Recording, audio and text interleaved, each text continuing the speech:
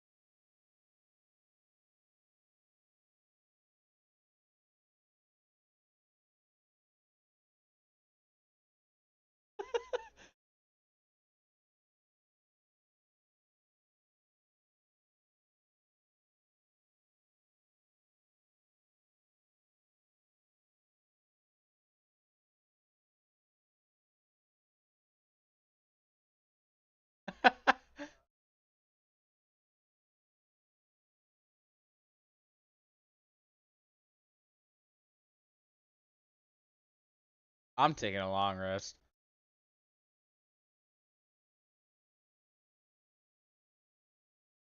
I don't even know what you're talking about.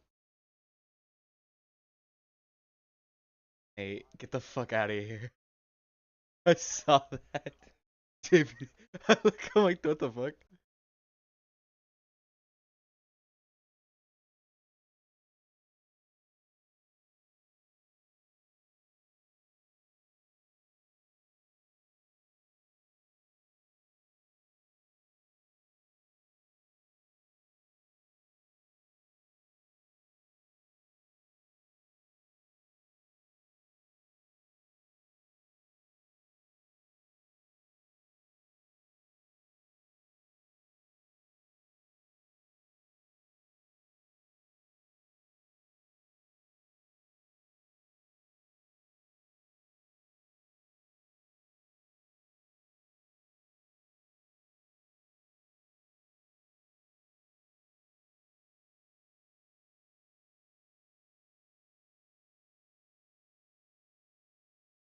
Do what you gotta do.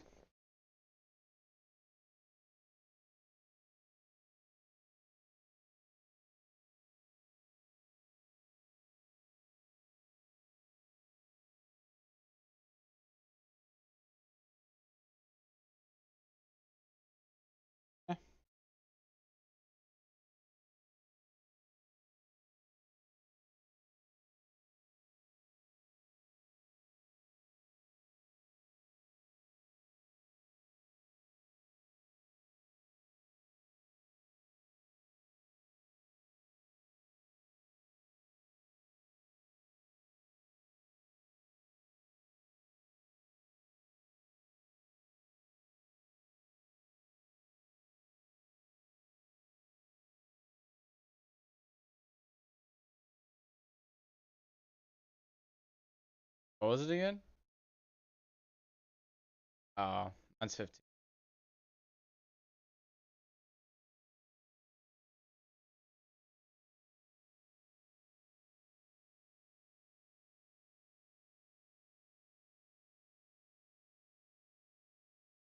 Hold on, brother.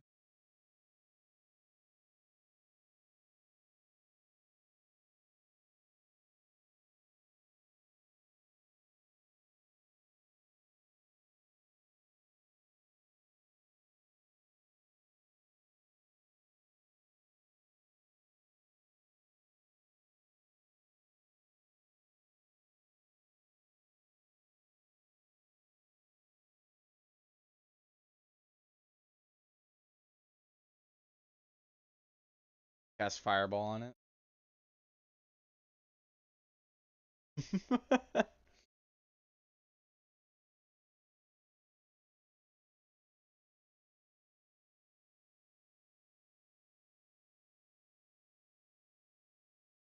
Oh, perfect.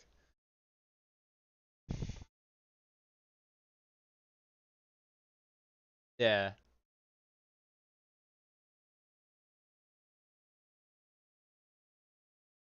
Kabu Nate.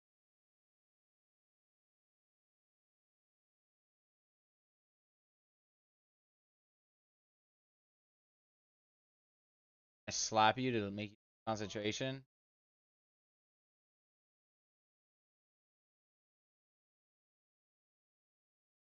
I'm pretty much. Don't talk. While you're outside the pub.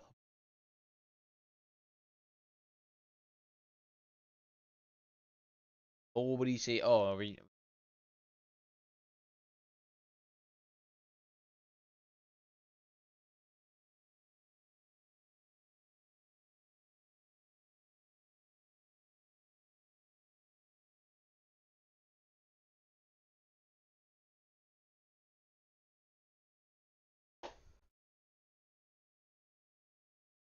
so good.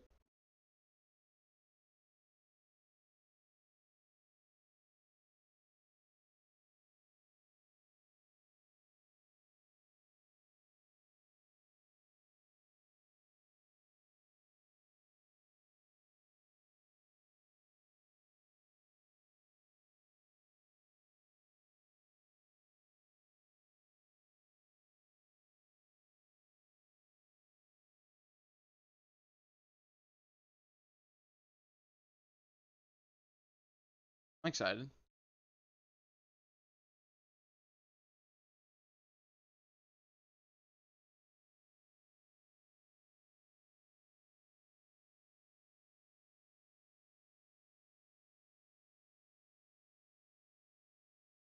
Kabu?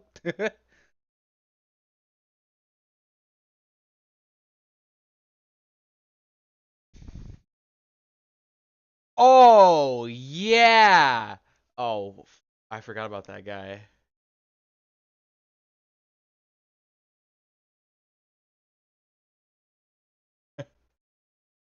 I remember what. Wait, I can't remember what.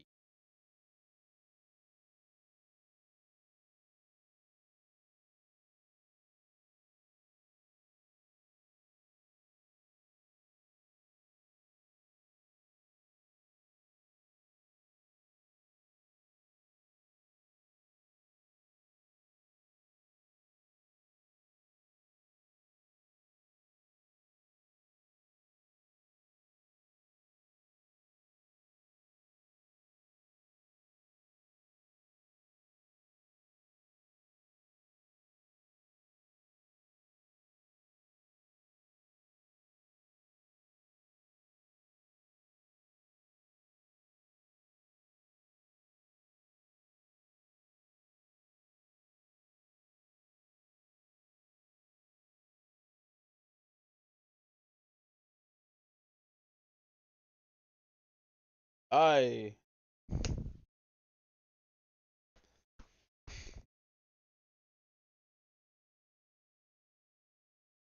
Gr- gr-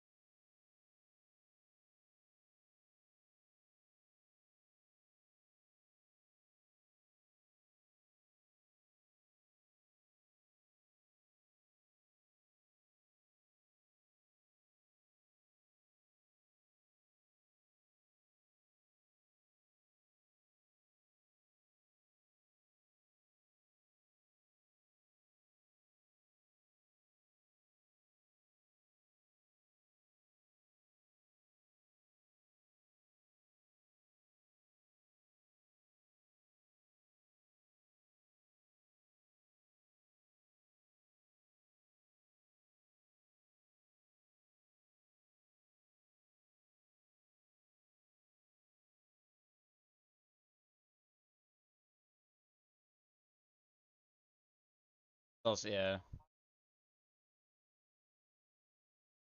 For his armor, yeah. To notice.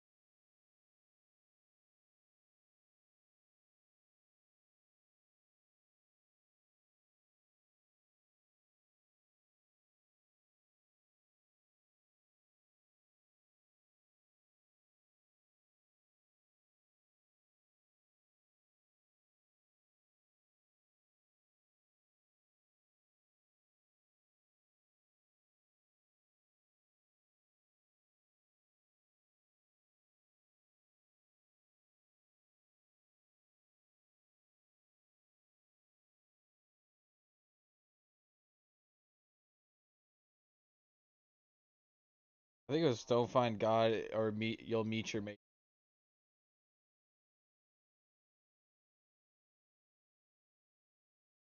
Throw cold at it.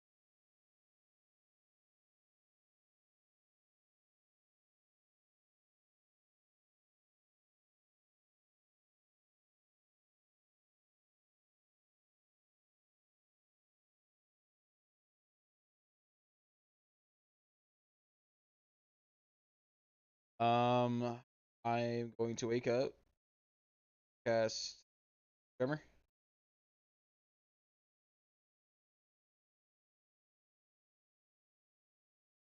Uh,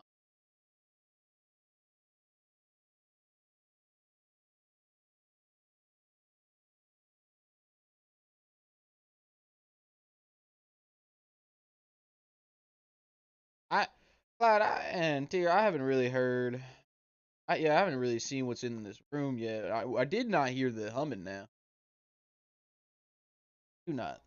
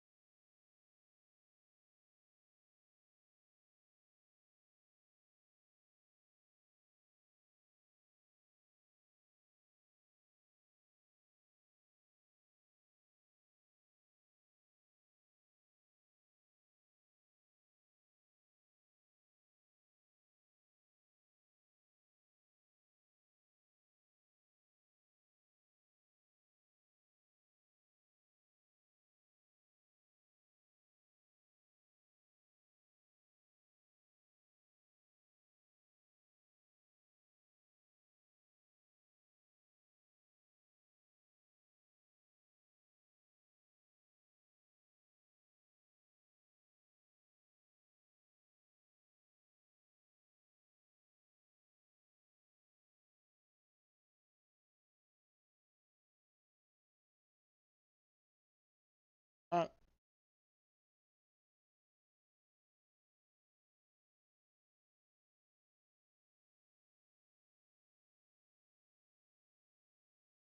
the fuck is a what's a diamond drill?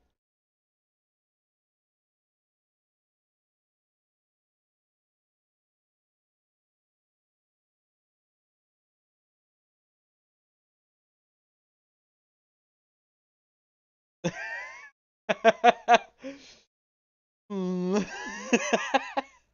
Cops and yeah, cops and robbers, wizards and guards. Yeah.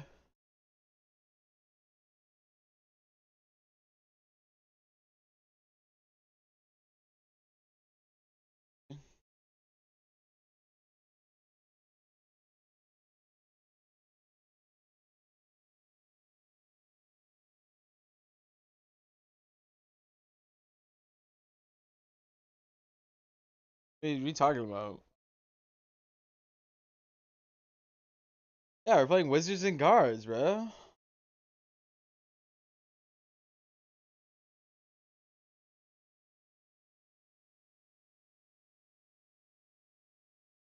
Never.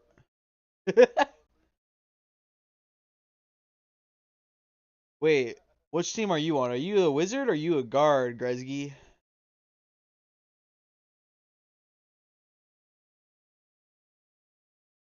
Yeah, that makes sense.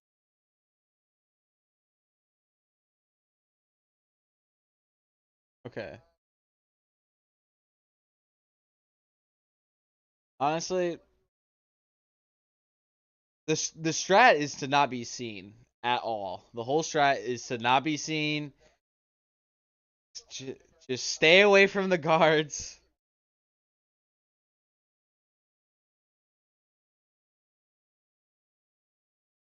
Yeah, they're like humming mermaids.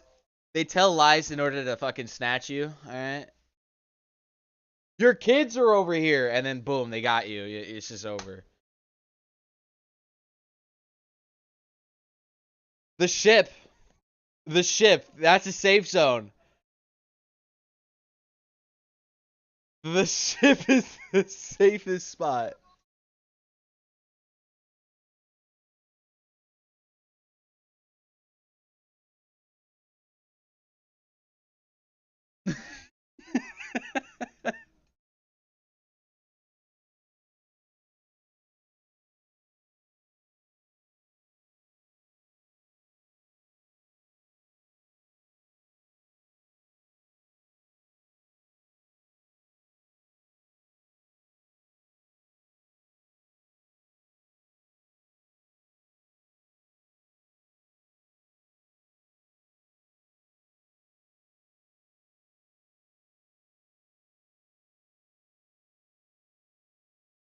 Bro.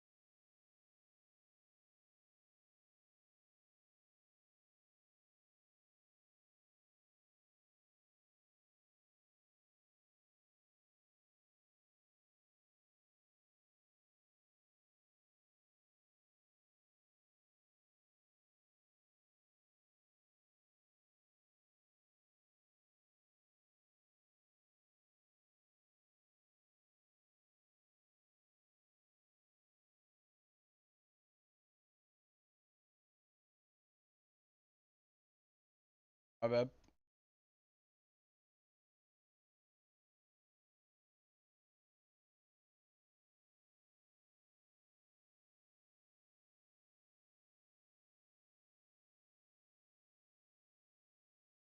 Oh, that's my bad.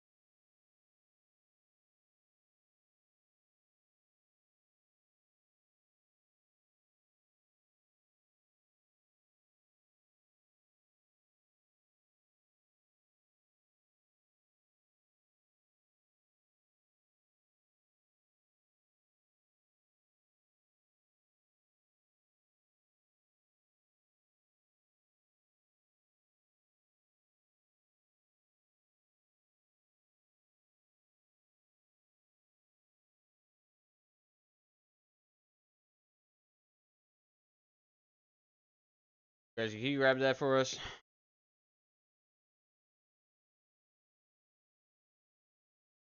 Intelligent. Just out of curiosity. Yeah, just out of curiosity.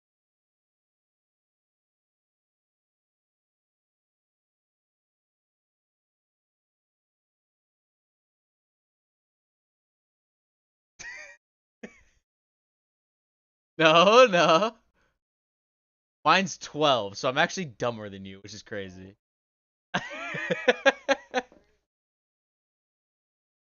uh, whoa, I'm a sorcerer, okay? I'm not like this nerd over here.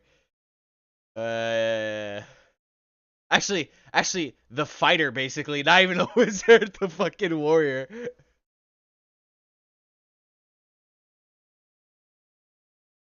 Yeah, I'm basically him.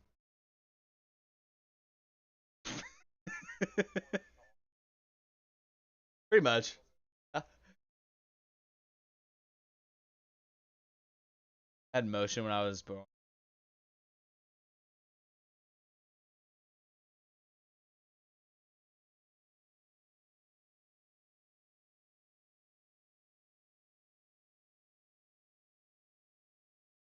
God did.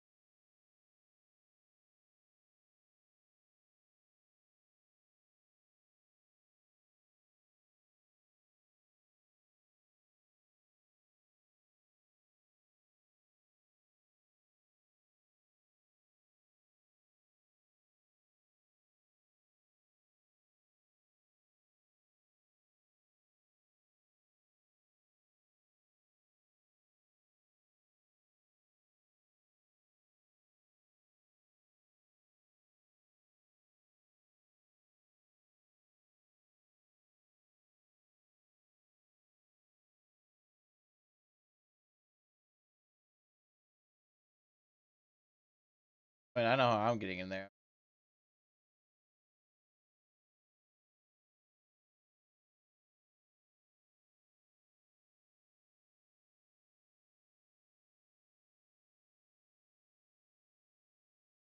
I can. I think, yeah, we all can, actually. Just higher. I could do it 2 ways. You can do it.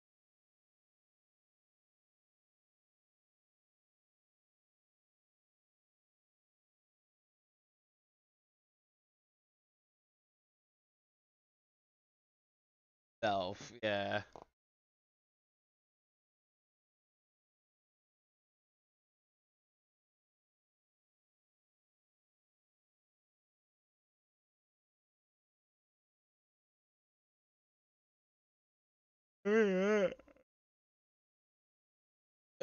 We'll just do that.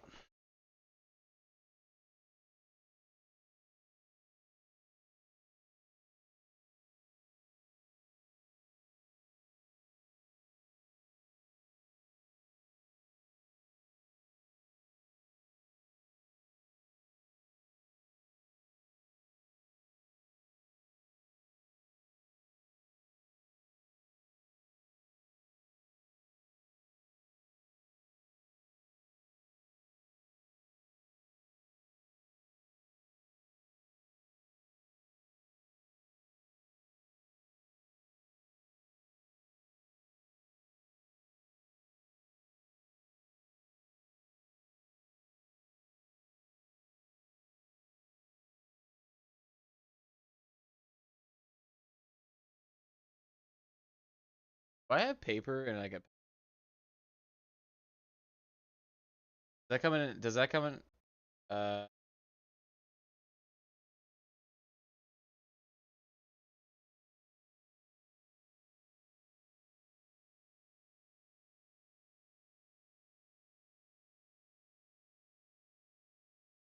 yeah, I'm gonna accolade.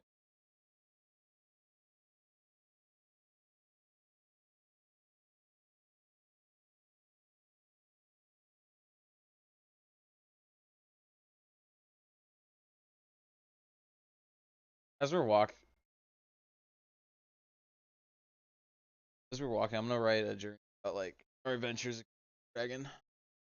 Write to my parents.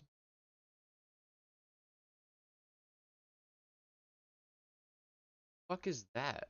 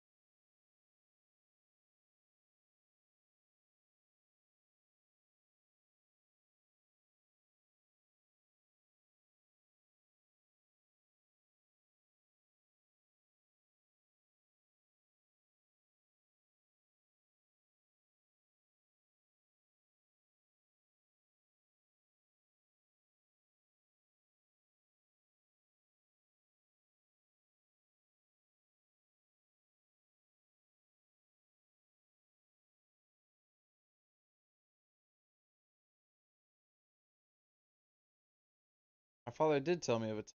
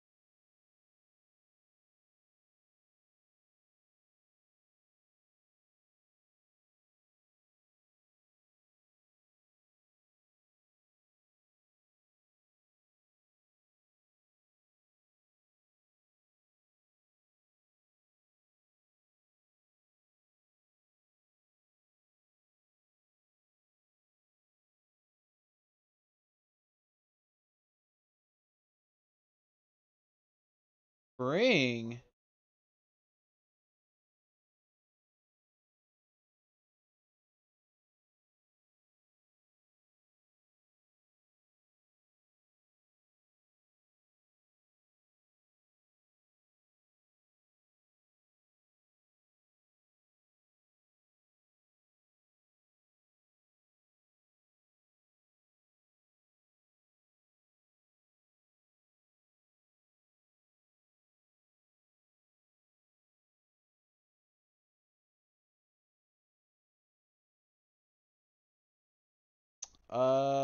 Wait, are we both in?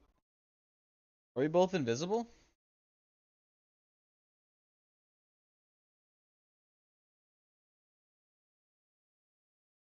Uh, no, I didn't.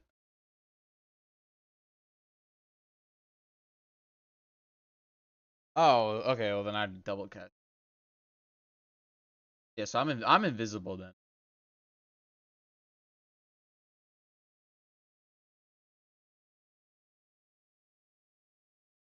Yeah, or because go back into the. If I cast it on him, then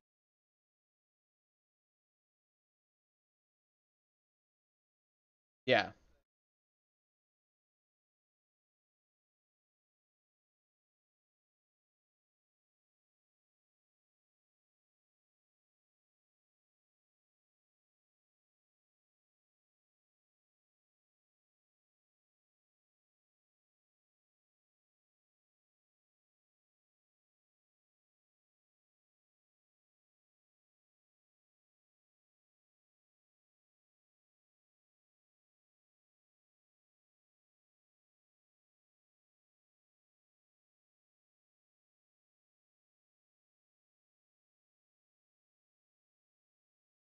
The win.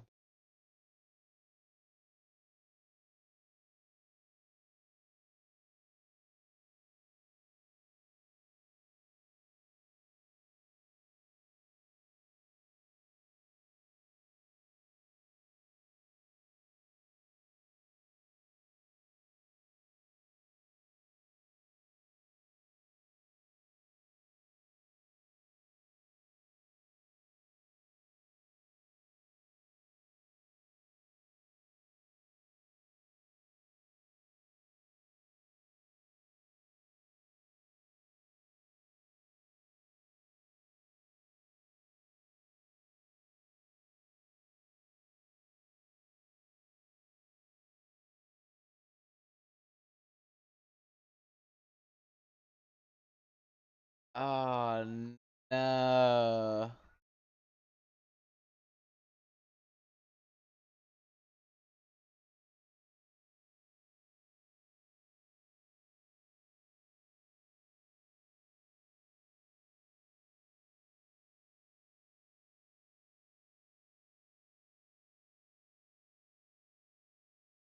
Chocolate?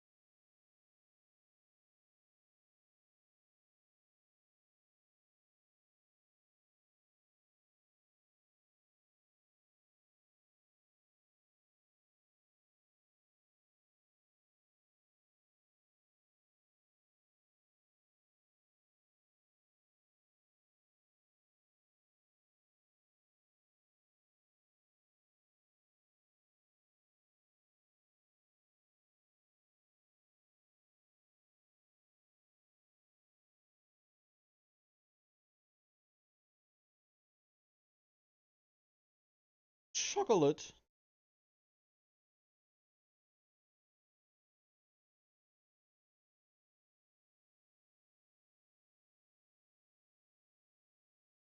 Yeah, we got money.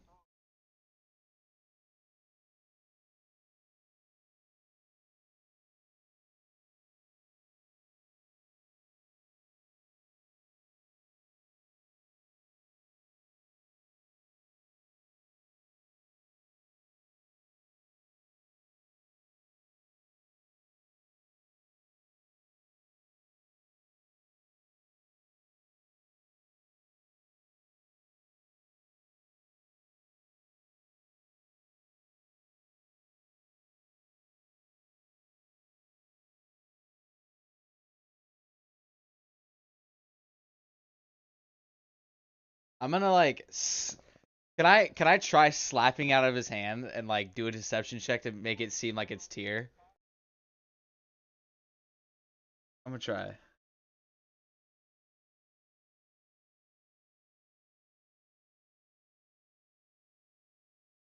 Nope.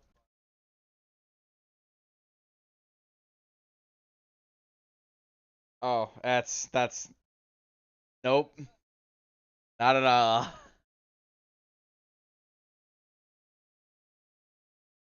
I'm gonna use Tide of Chaos. Do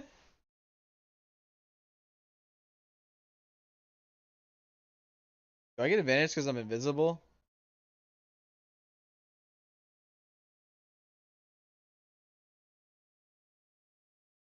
That's not hitting. Your armor class is too crazy. Oh, yeah, right. I got a 16.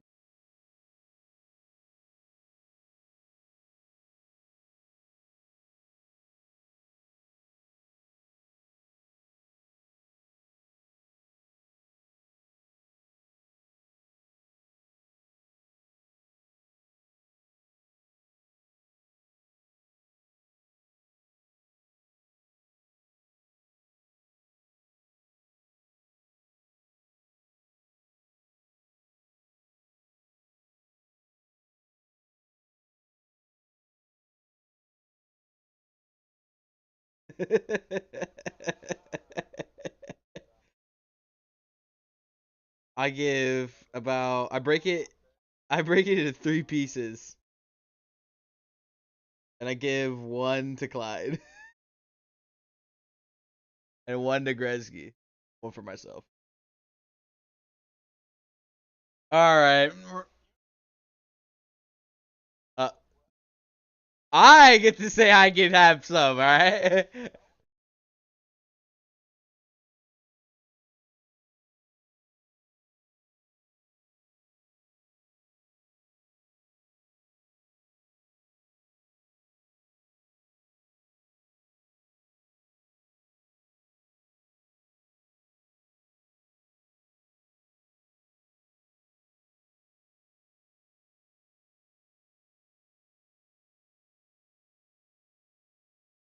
Ooh.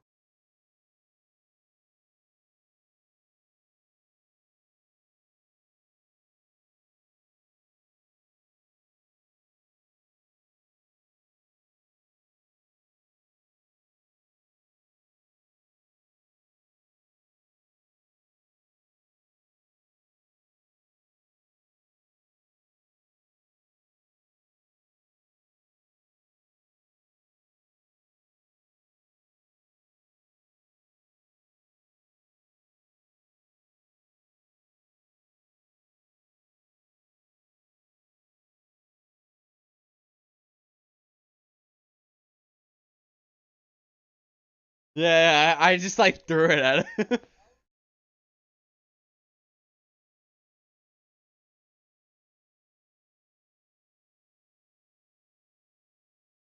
I,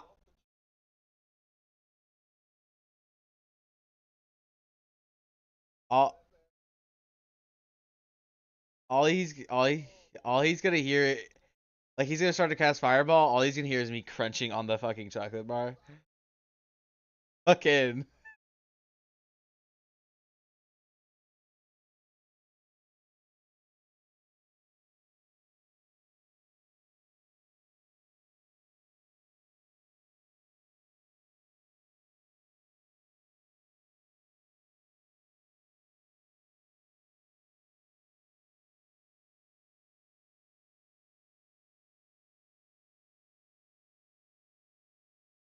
That's bad.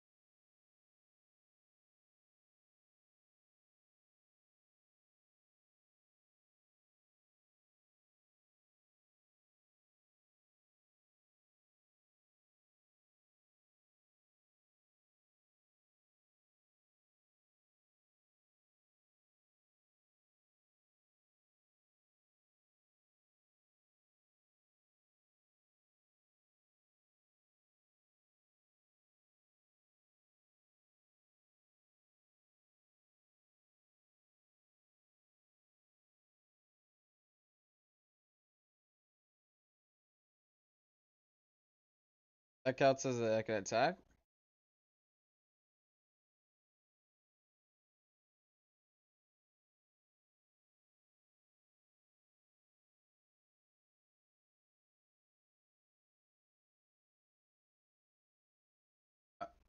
I thought it was because it says if you attack or cast a spell.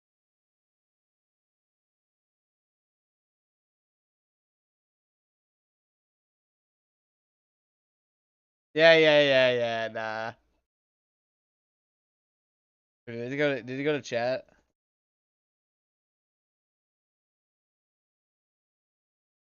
Oh, there we go. Jesus.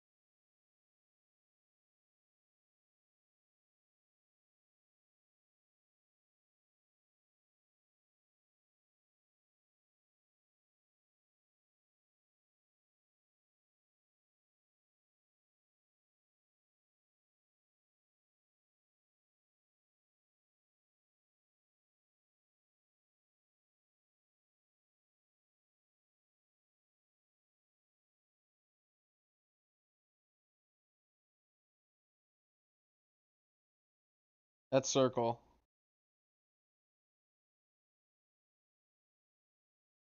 That's that whole.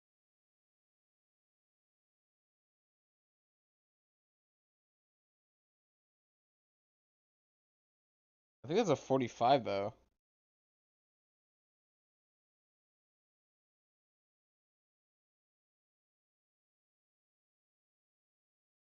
That makes math.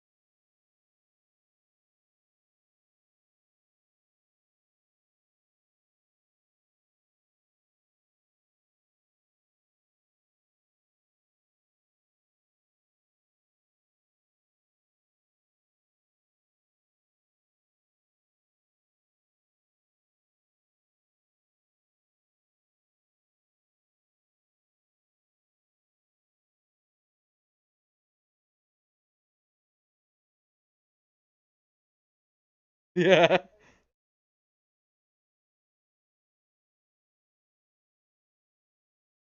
No, I get it. Yeah.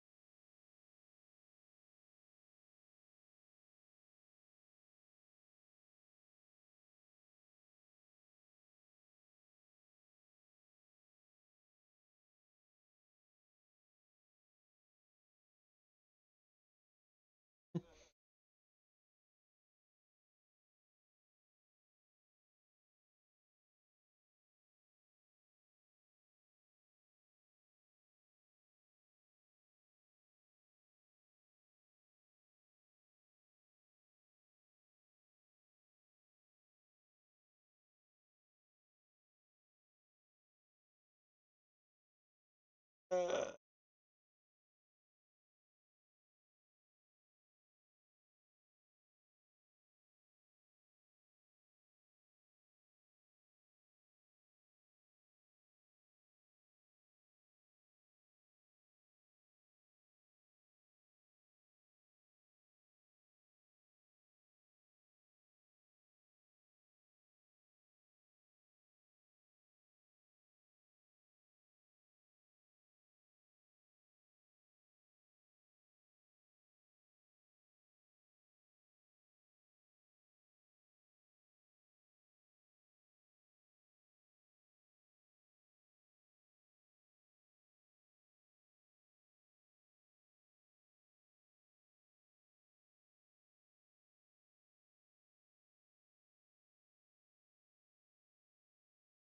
So do I make a deck save?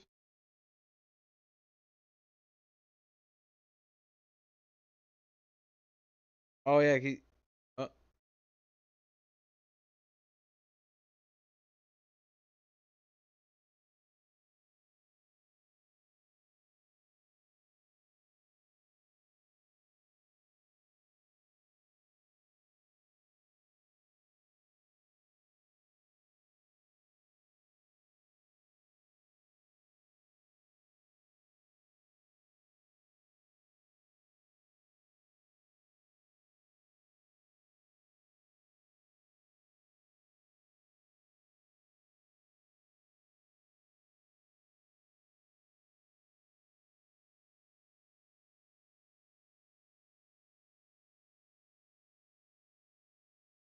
ooh. So now, four.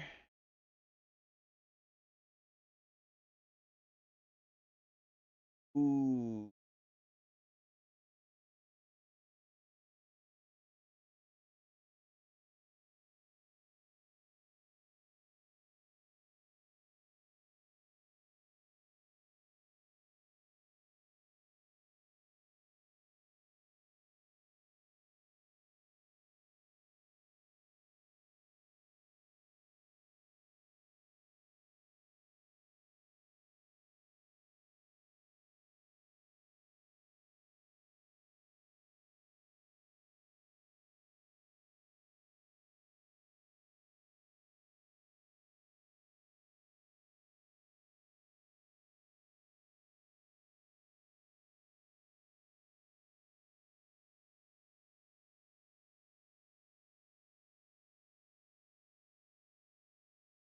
Oh, damn.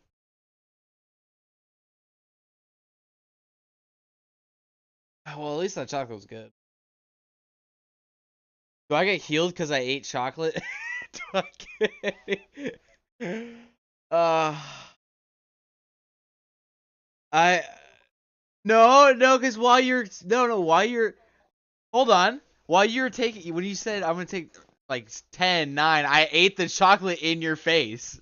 You heard a crunch. Remember that? Yeah, I invisibly ate the chocolate. I had the bar. Uh,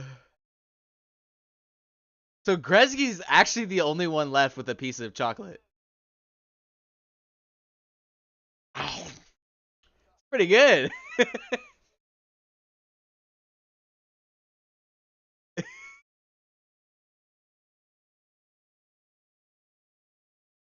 Oh shit. Fucking.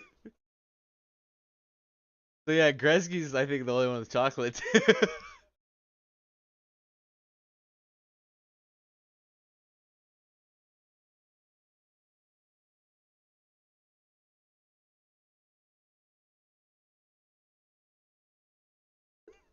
I don't think it matters about the chocolate. I don't think it matters anymore.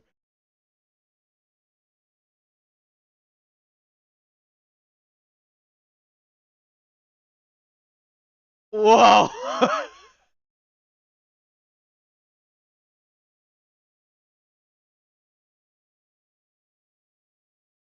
Yeah, I just kind of appear with like chocolate on my hands.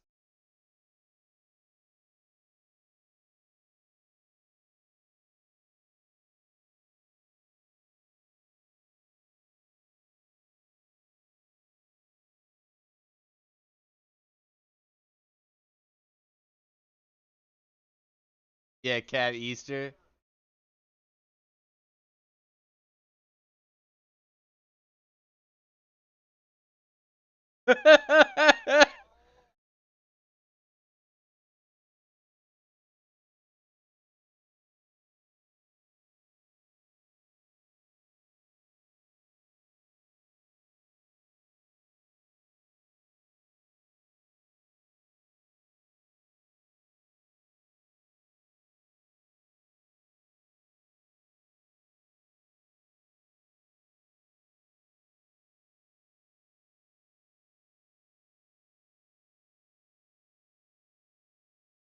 Heard, brother.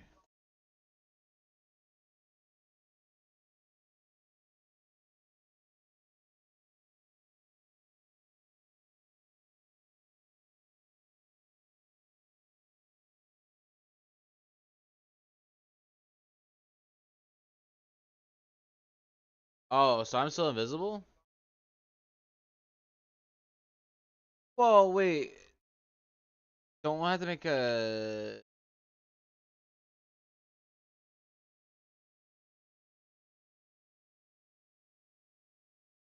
near?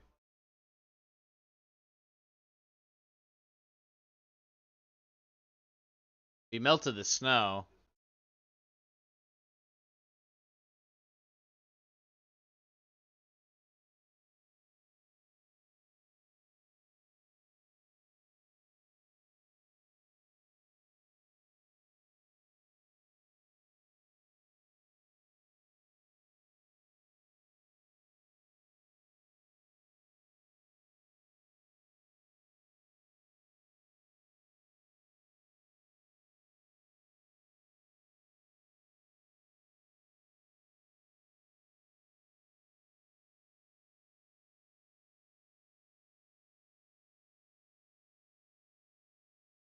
It gets rid of my invisibility.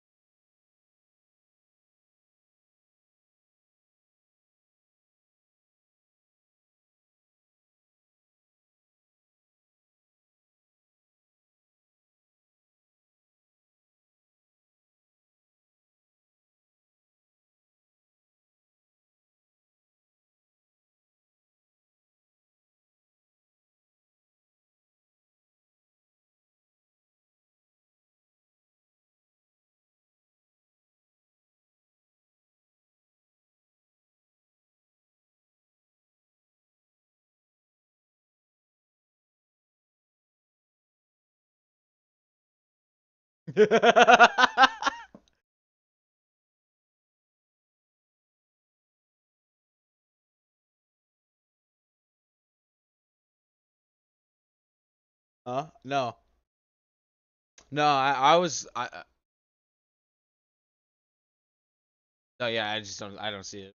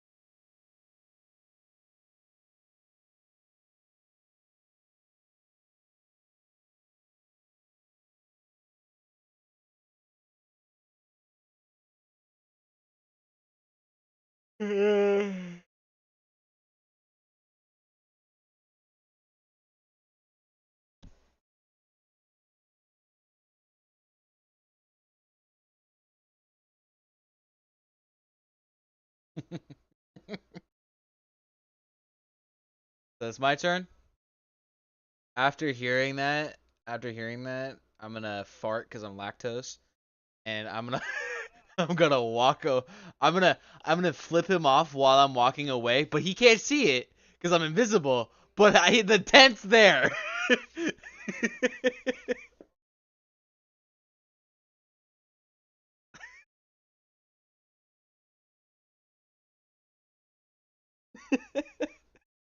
And I'm just gonna walk away. I'm just gonna go where tier was or not where tier Gretzky went, or how far is Gretzky actually?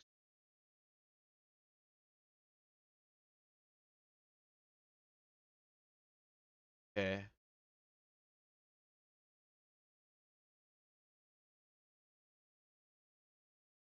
Okay, so I have a okay.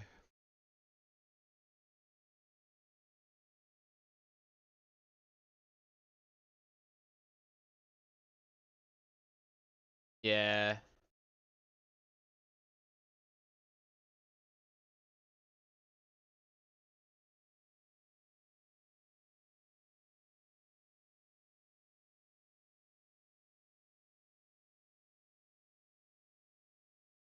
Yeah, can I? Okay, I don't know if this would count, but can I fucking like hold on to fucking Gretzky's shoulder and would I not be invisible? Like, would I stay invisible? But since he's feel like,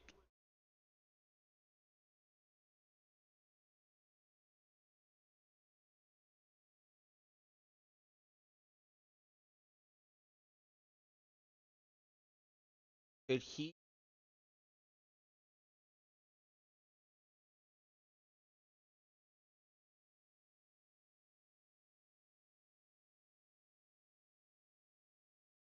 Oh yeah, but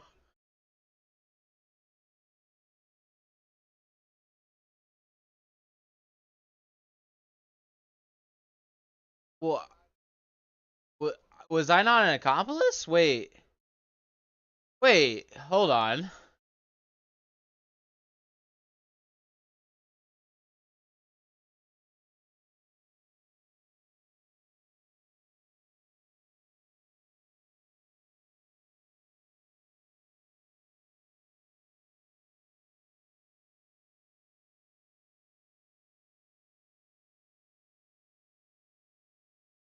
Yeah, I can't. No, no, remember. Yeah, because remember, you guys. So I can't. No, I casted it on you two, on you and Tier, and then I distracted the guards because I knew them. Remember, because I was part of the city. Yeah.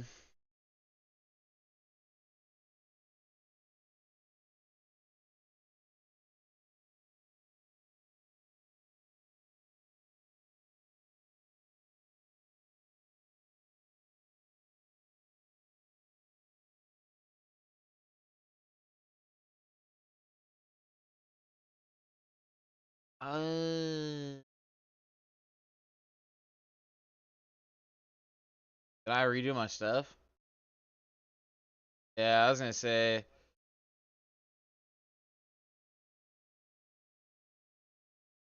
It's whatever.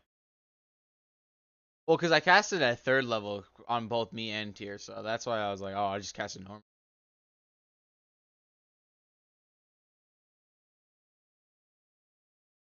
I thought it was. I thought I was part of the game. I thought I was playing Wizards and Guards. We're playing Wizards and Guards. We're playing. Right, Gretzky? Yeah.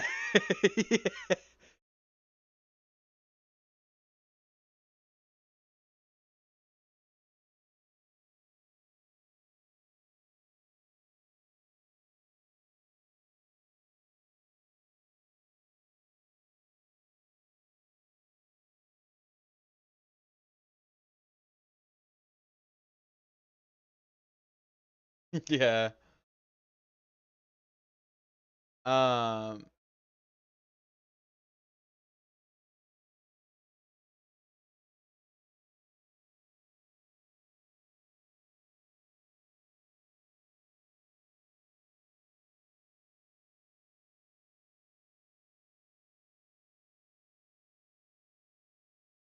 Is there a way to make like to let him? Well, I guess.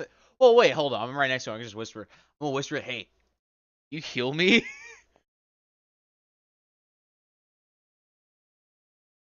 Yeah. Don't tell Clyde though. Don't tell Clyde. I got you personally a piece of chocolate and delivered. No, I gave it to you. Remember? Okay, I broke it up because he was counting. I gave it to Clyde and I gave it to you, and I ate it.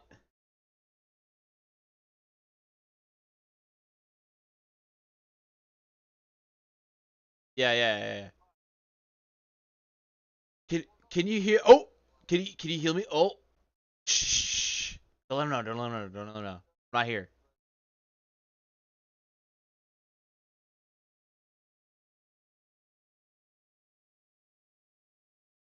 Tell him it's a ritual.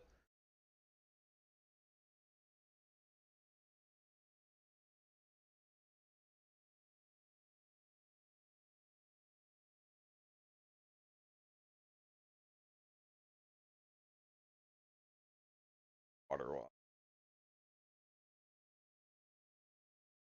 It's a ritual. Just tell him it's a ritual. You're praying to God. It's Easter. It's Easter. You should have advantage today.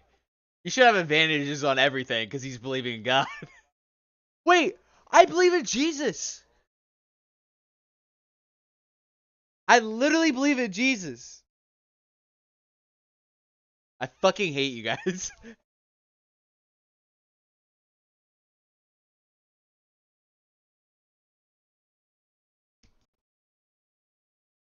I fucking won't help. Huh? Must must have been the wind. I'll be right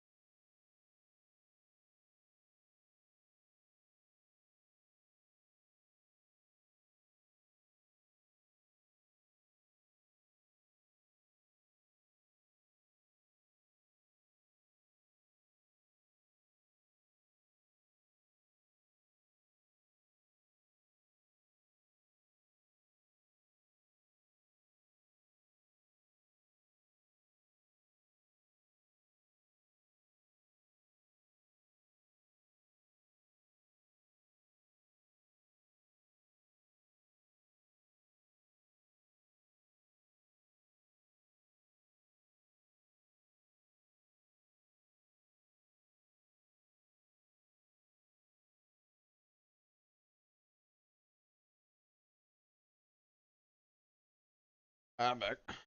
Water.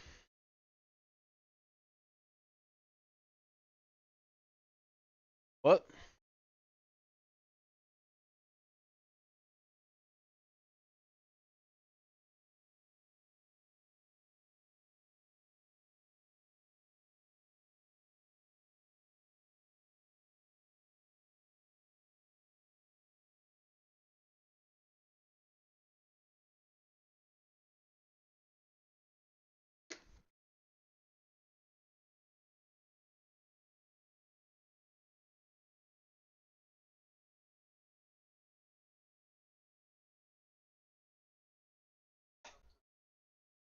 So no healing. I'm invisible. No, I don't. I was whispering. No, I said so no healing. I was asking out game. Yeah. I whispered it. I whispered it while you were walking up, didn't I?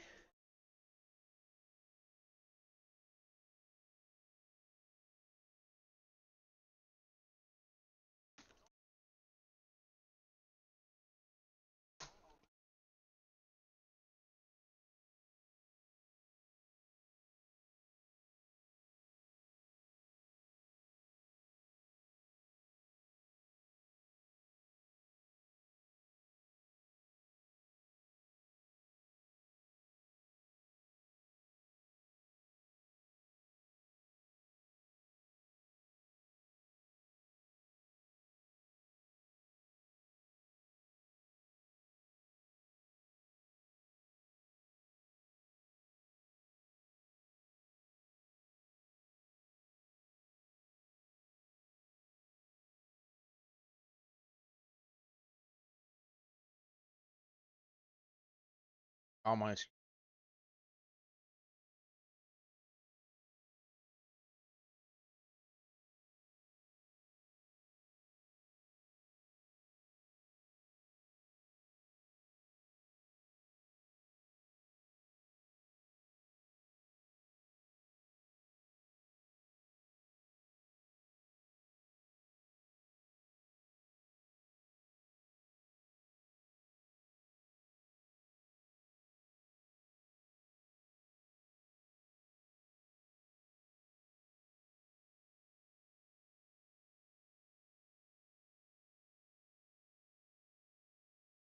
You can't give me not the spell. You can just use some lay on hands.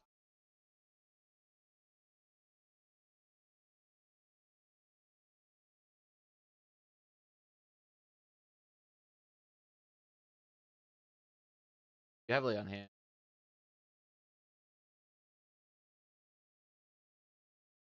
Wasn't I touching him? Or is that?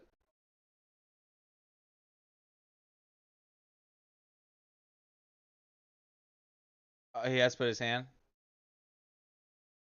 Like one of those. Oh, babe. Babe.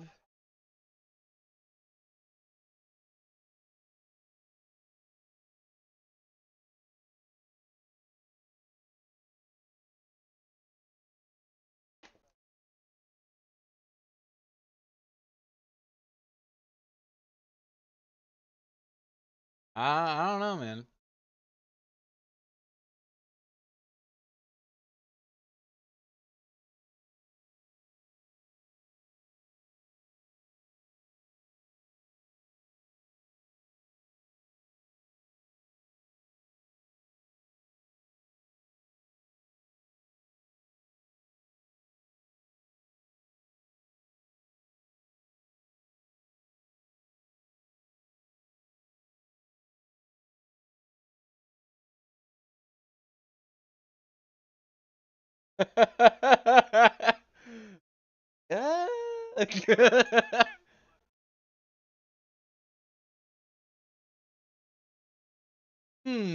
I found a way to acquire a rod of absorption.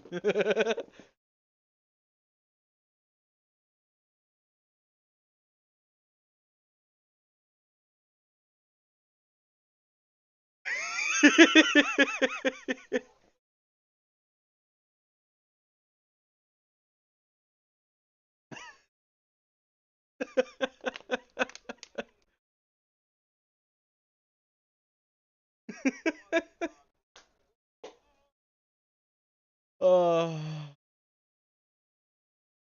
Hey, I'm lactose and I eat chocolate, so. Yeah, that's what this character is me. That's.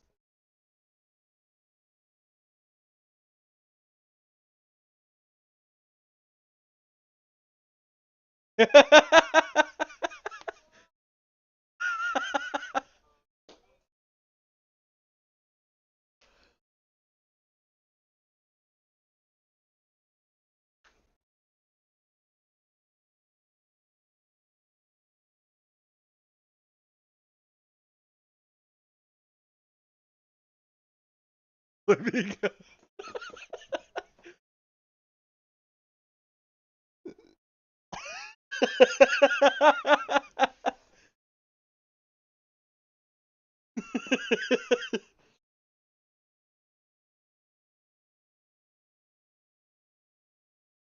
Oh, that's great.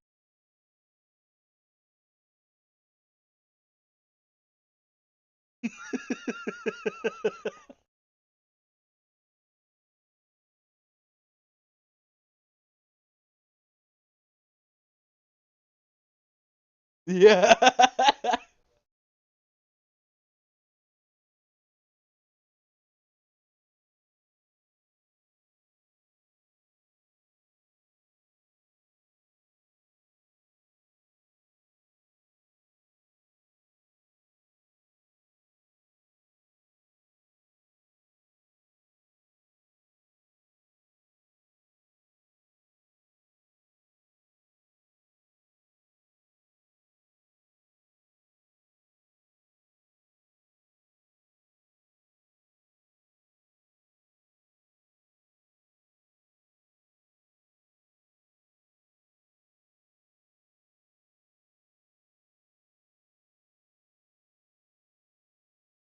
I don't care what you guys do.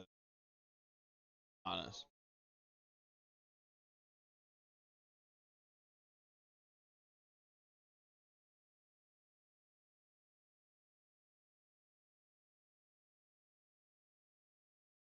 The potion? No, like either you want to use lay on hands or you want to use the potion.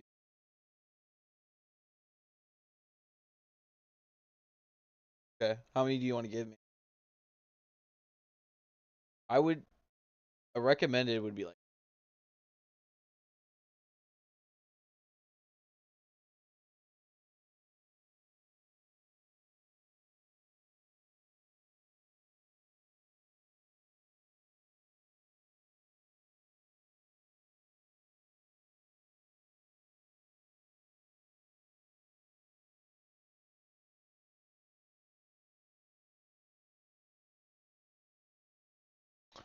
oh yeah.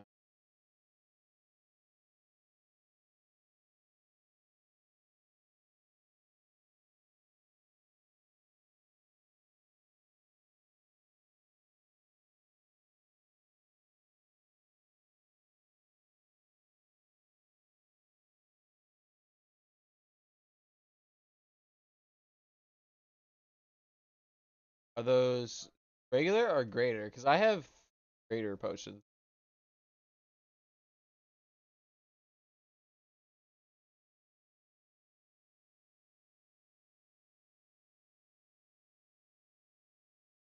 $100 gold. Yeah, I'll just use the. You want to just give me two of those? So you're just gonna hold them like this?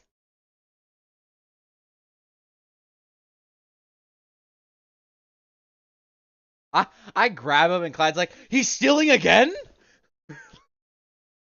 Fireball! How many? How much is the?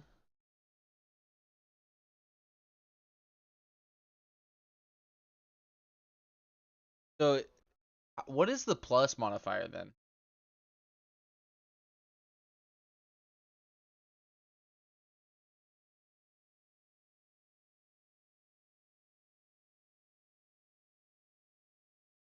Oh. Cause oh.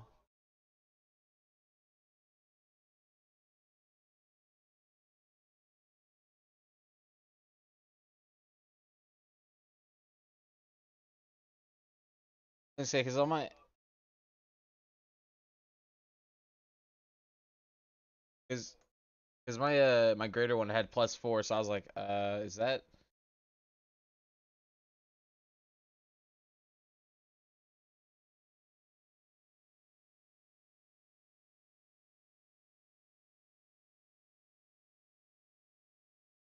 I was gonna say my greater one's +4. That's why I was confused.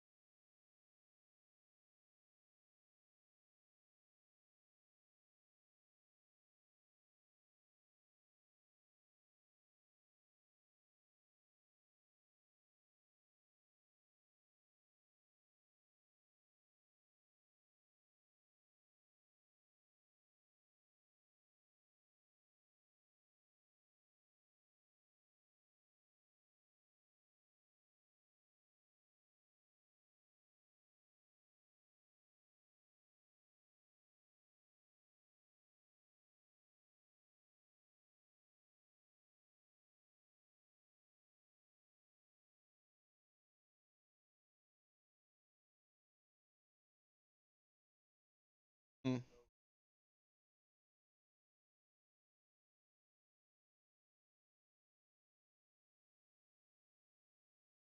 What the?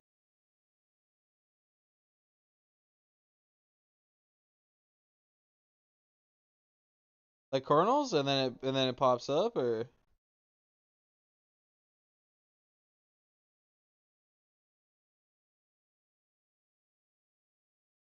oh, it's like one of the. Oh, okay.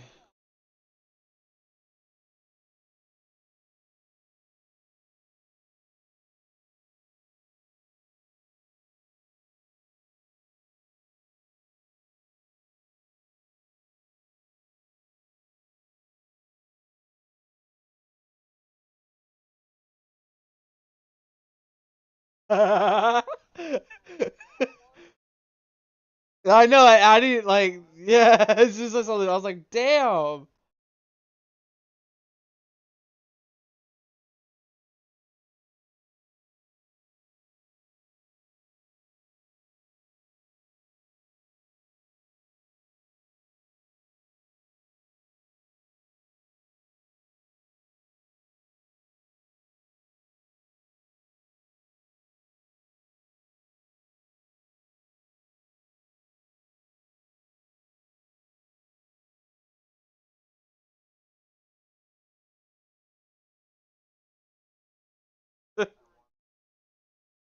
Yeah.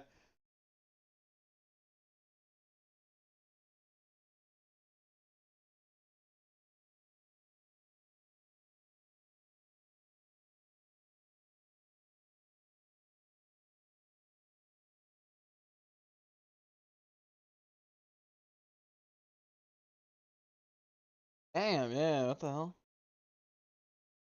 Huh. Respect the game. I respect that game, yeah. Looks.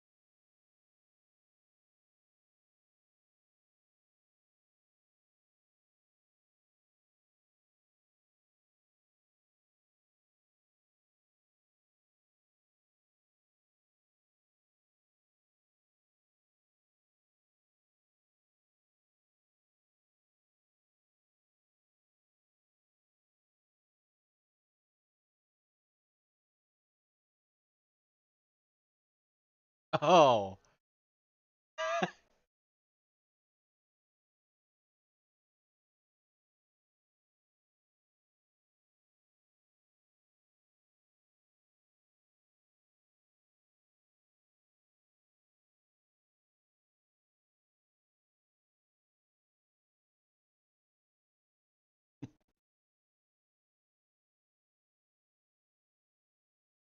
Alright.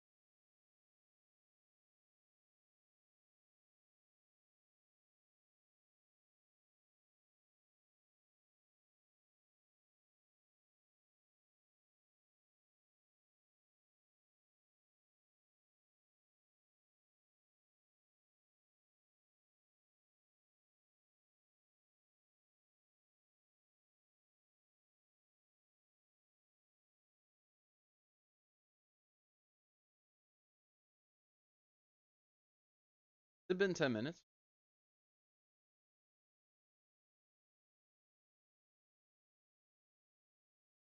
Oh,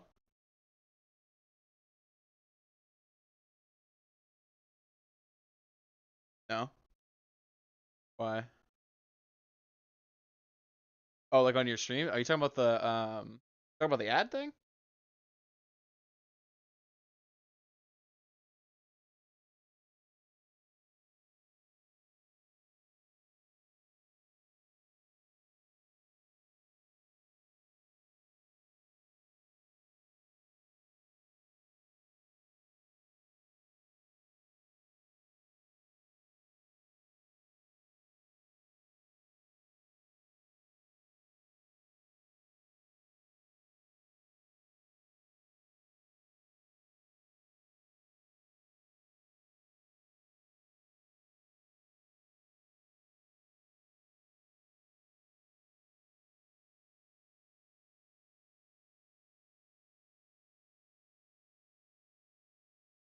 Bro, don't say that to me.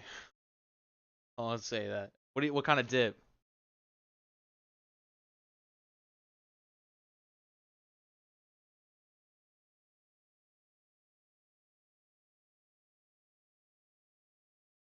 Do you make your own glaze?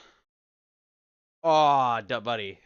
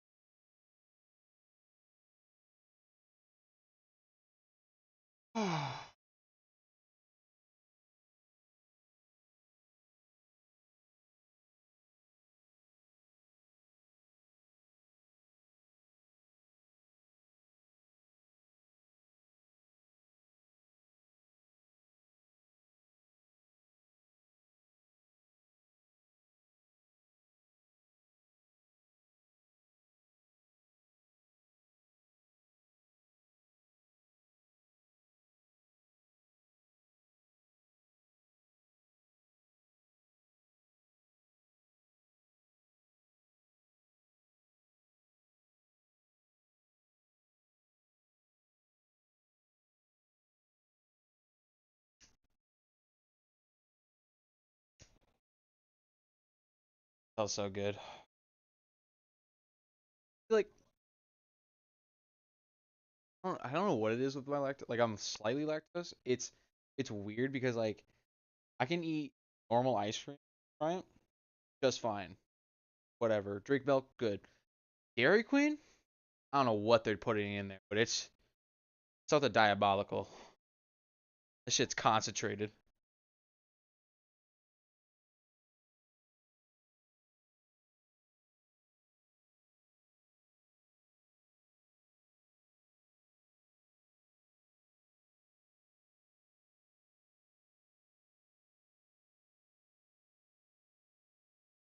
Hmm.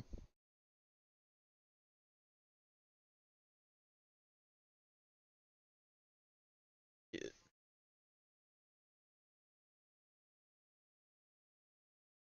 I think honestly I gotta get that dip.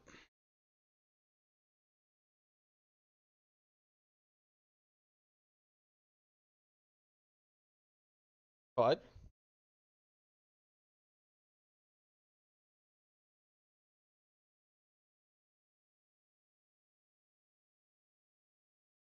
uh,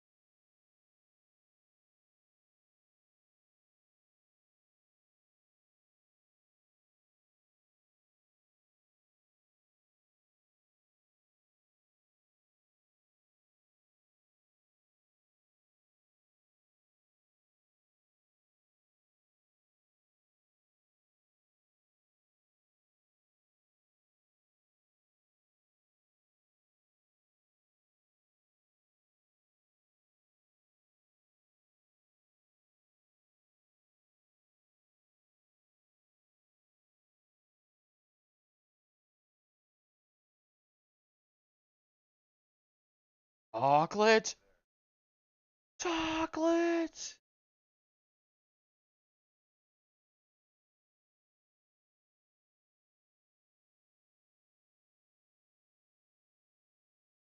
Perception.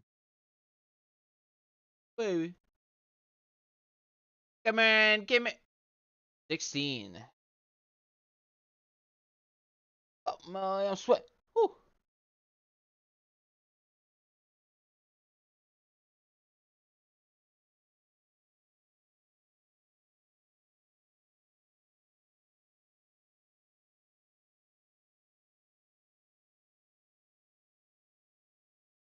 I don't like this.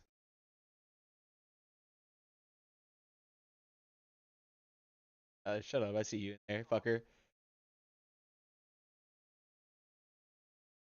Uh-oh.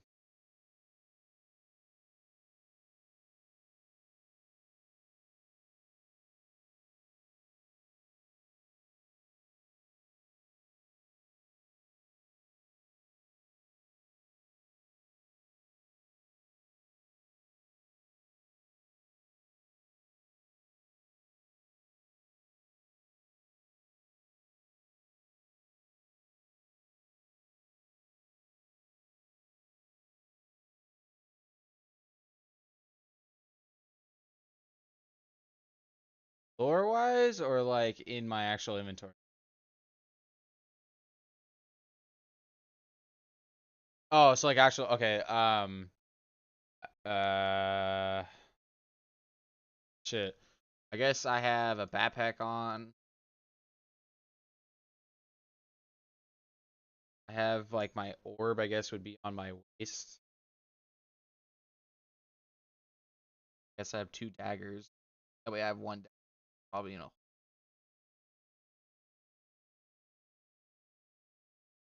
my traveler's kit's in my backpack. Most of my stuff is probably in my backpack. My stone though, I think I just keep that like I don't have it. It's not a necklace, it's straight up a stone. I guess I keep that like in my precious pocket that I will always feel at all times, 24/7, 100%. Um, yeah, it's just it's in my trousers. I try to keep it close to me at all times. Yeah. No one will know. No.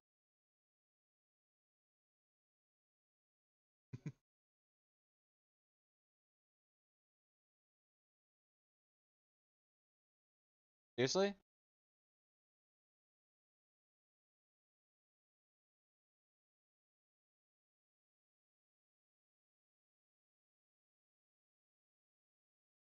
Oh. Do I have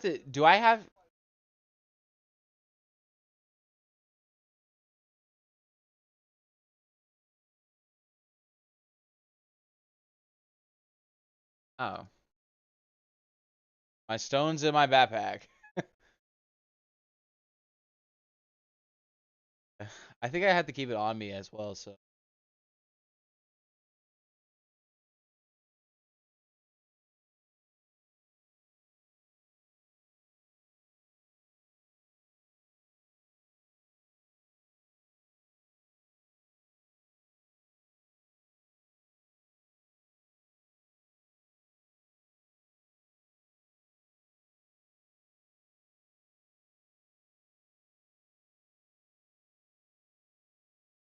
then I wouldn't be able to get pickpocketed. But maybe I see somebody.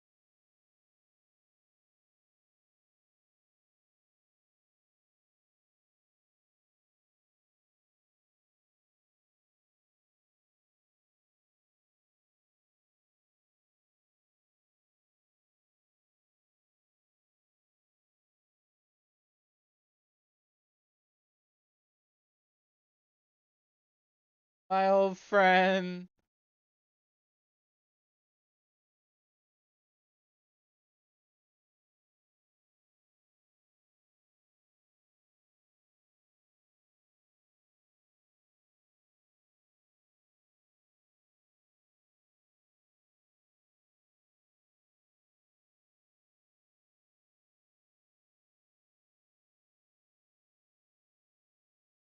Uh,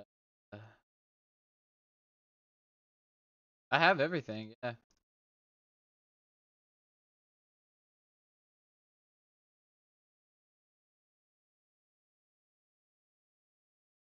Like that answer. I don't like that.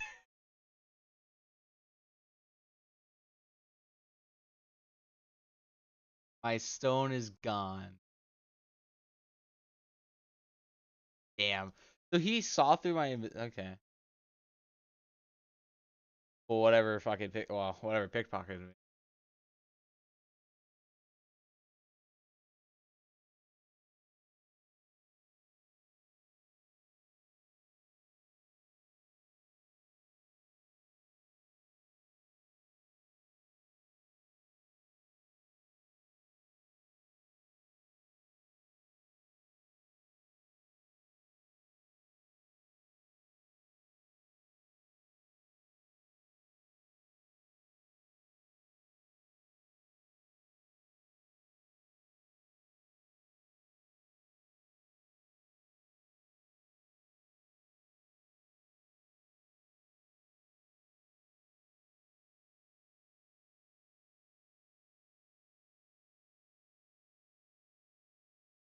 Could I hold on? I hum to it every night. Could I sing a melody that might help me look?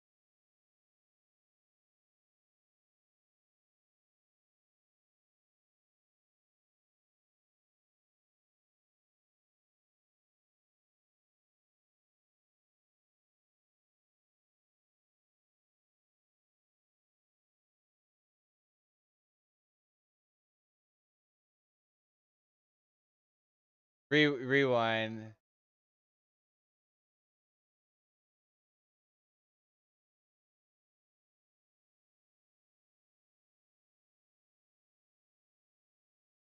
19. Humming to see if I can like. 'Cause I hum to it. I hum. Yeah, I hum. Well, I hum to my stone every night, so for it to be taken away from me after I don't know how I'm 19. I might just fireball straight in the fucking center to make sure I get whoever took it. It doesn't matter. It's my stone. All I see is bodies. All I see is potential threats. I don't need to know who. I'll find out.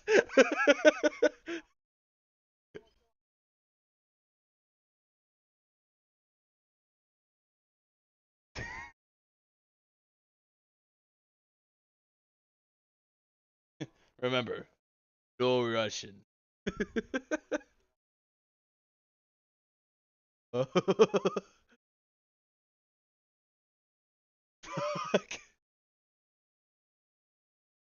Oh yeah, I guess I'll like hum for it.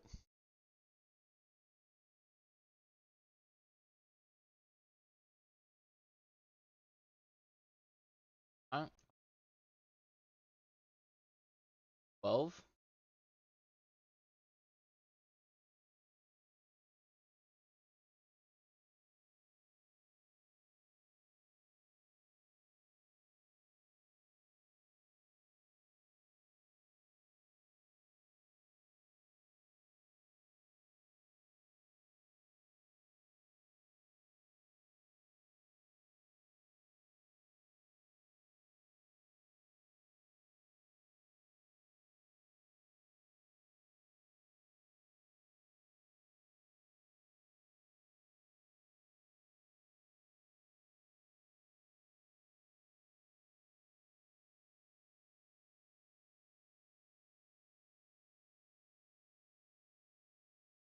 No, there's two suspects here. There's the guy.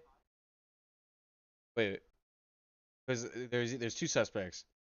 One of them I'm more suspicious of than the other. There was fucking the guy who was walking around, and there's fucking Clyde. Yeah, either one of them. But I think I know. Yeah. So I know that that guy also had bumped into me, and wasn't he like a? He looked like a looked kind of like a deep. Oh, he was a gnome. Okay.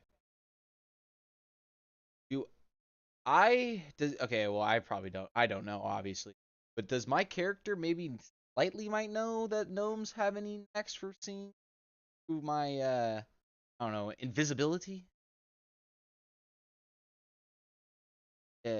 History.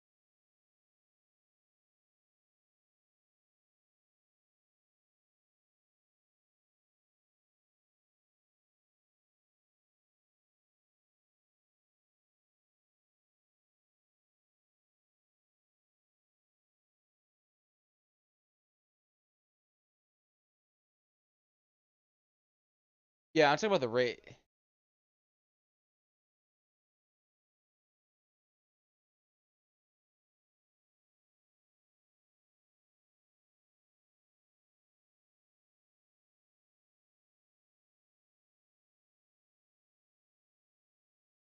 Got, got 13.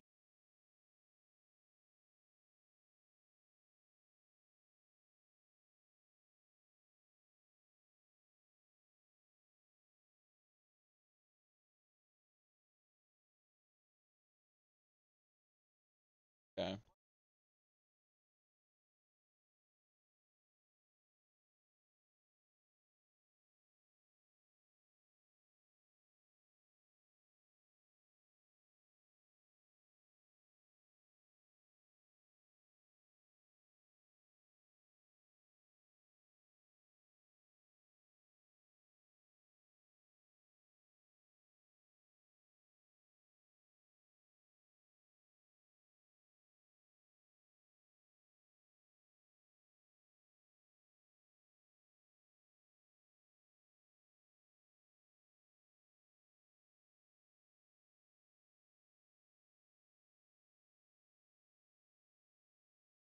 Yeah, that's what. Yeah.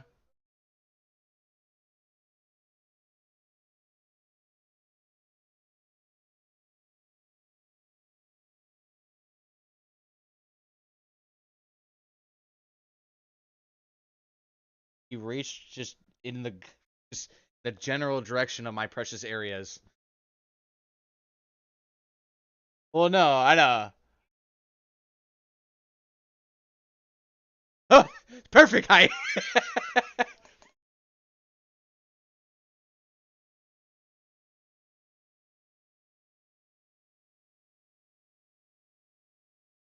Wait, he punched me in the dick.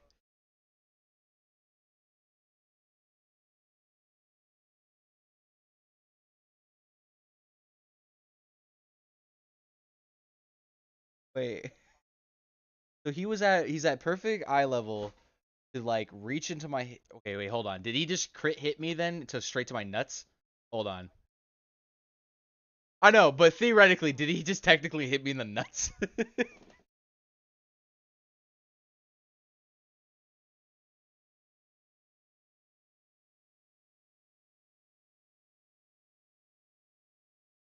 Yeah, yeah. Oh yeah. No, I get that. I get that. I'm just saying as a joke. Yeah. Well, cause my stone's in my precious fucking area, and then he's at that perfect height. Yeah. Grabbed a different type of stone, man. Anyway,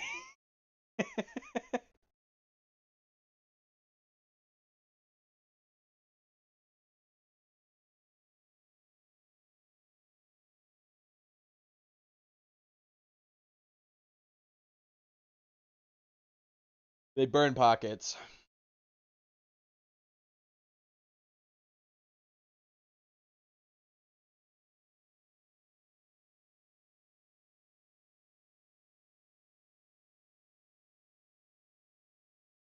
Or an ice dragon egg also.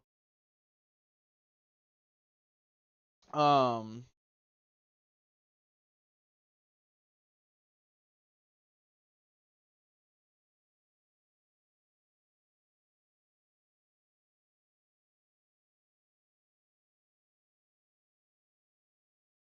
Oh my.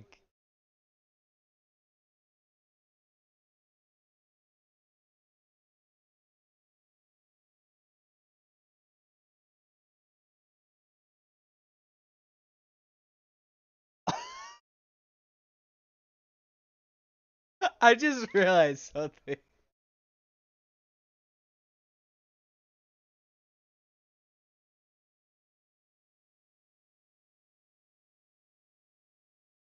Okay. So, uh,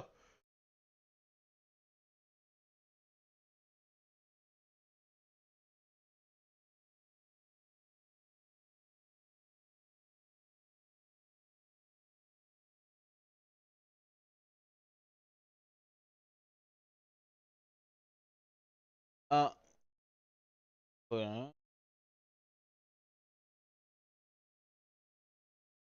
oh yeah.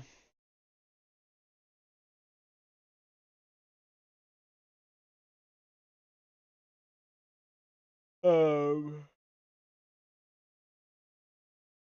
So I'm going to basically fucking like pat my pockets. Fuck. And when like realize that, and so they don't see me, but all they hear is just fuck, and so they like turn around probably, and then I'm going to basically like tap Bresky on the shoulder, saying, "Please tell me you haven't eaten the last piece of chocolate that you have. That's all I have. I need that piece of chocolate because you ate it. Fuck. Cause yeah, we broke it apart. I ate it. He ate it, and you and well, no, I ate it, and then Kapu ate it, but you melted yours. Where wasn't there like a? Didn't he have like a location or like an imp of like store and where? Oh, it was on the foil. Oh, I'm gonna whip out the wrapper like this. I'm gonna do it like I'm Naruto or some shit, you know. Shing.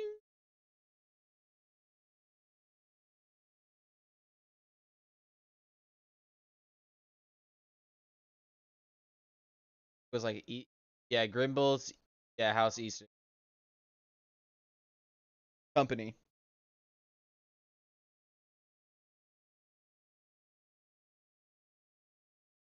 chocolate tea.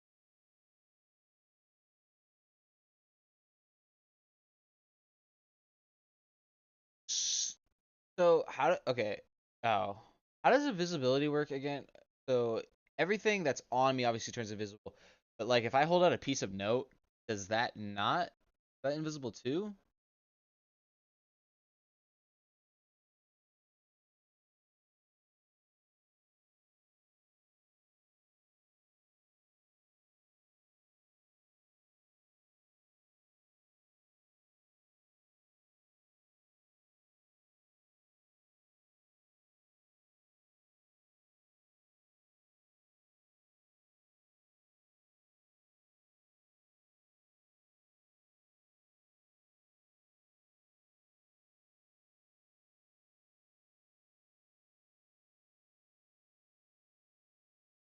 Okay, so your ass is never being here. Okay. I'm going to um I'm gonna be like, I'm gonna be like, yo, Gretzky, get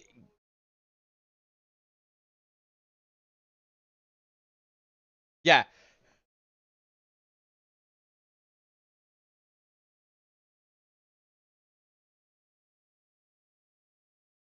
piggyback ride.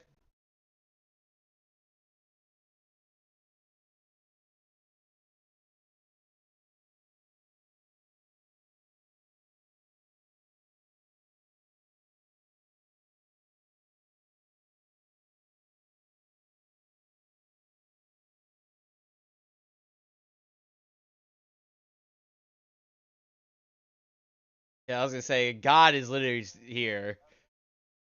Um yeah, I'm gonna tell I'm gonna tell Gretzky. Oh,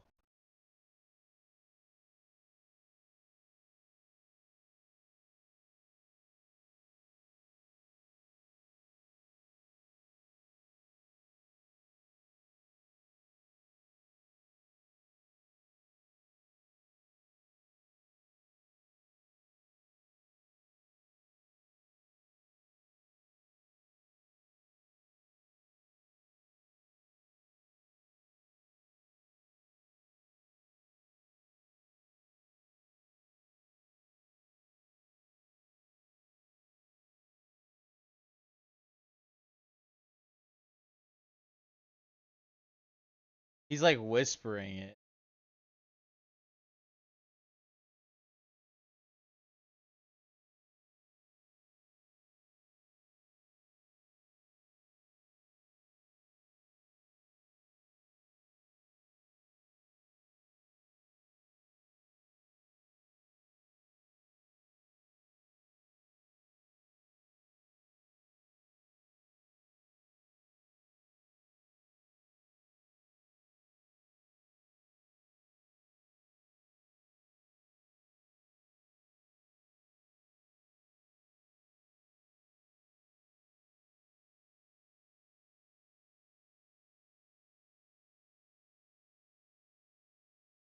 Fuck.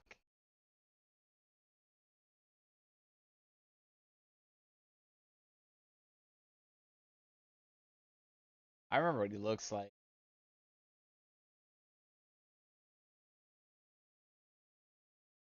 Really gonna have to play fucking cards.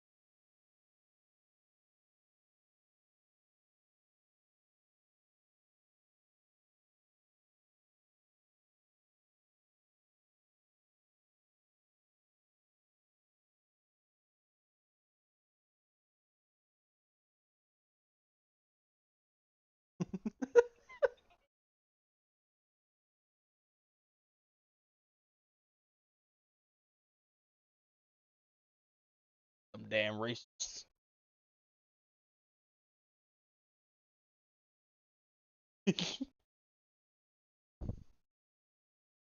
The evil tree.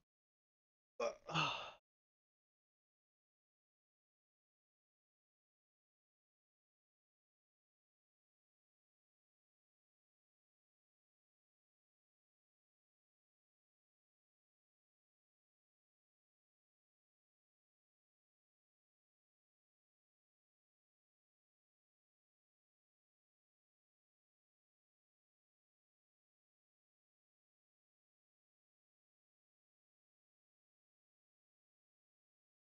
think I know what he's going in for, yeah.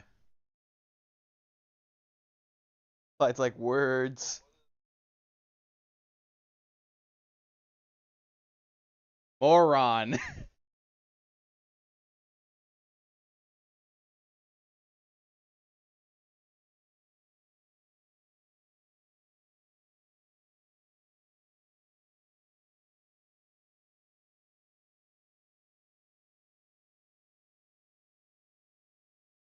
I'm here.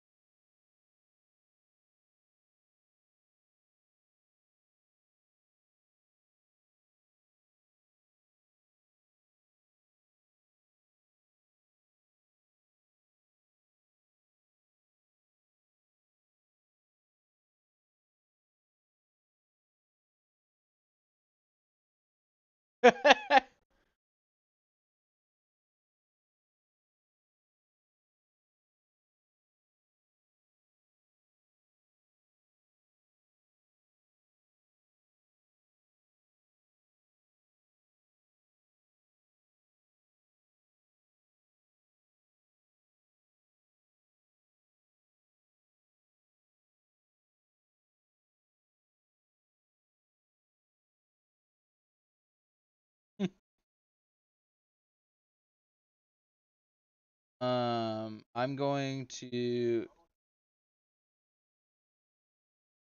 So I'm gonna say we should use that arrow. I'm going. I'm gonna look at the chocolate wrapper and kind of memorize where the cult. So I'm just gonna memorize basically where the fucking thing is, on the golden ticket, because I kind of know that like the city. Like I'm like, oh, I'm like, oh.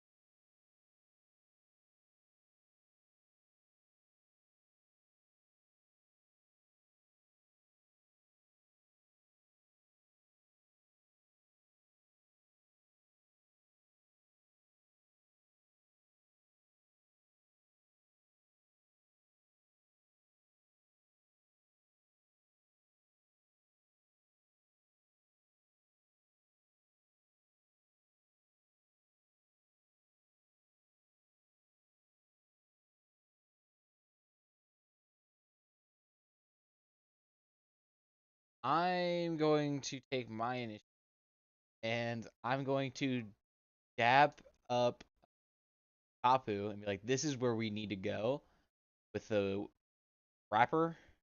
Like, kind of. No, I know. No, I know. So I'm like dapping him up, and then it's in my hand, and then as he like, I like, obviously pull away. He's gonna see that it's in his hand. He's like, oh, in an hour, and then I'm gonna go in that direction where the chocolatier. I'm going there, brother.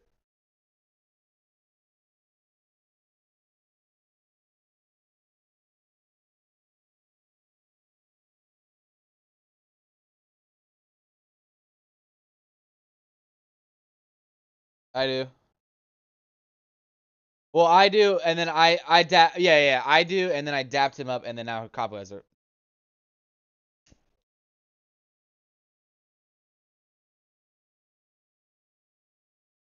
Uh, so it's a handshake. So like okay.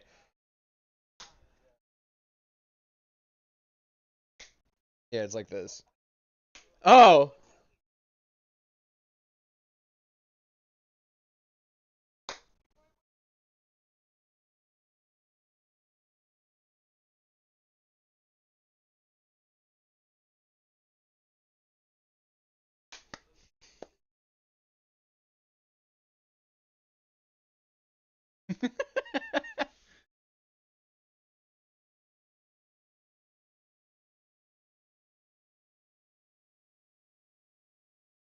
Clyde.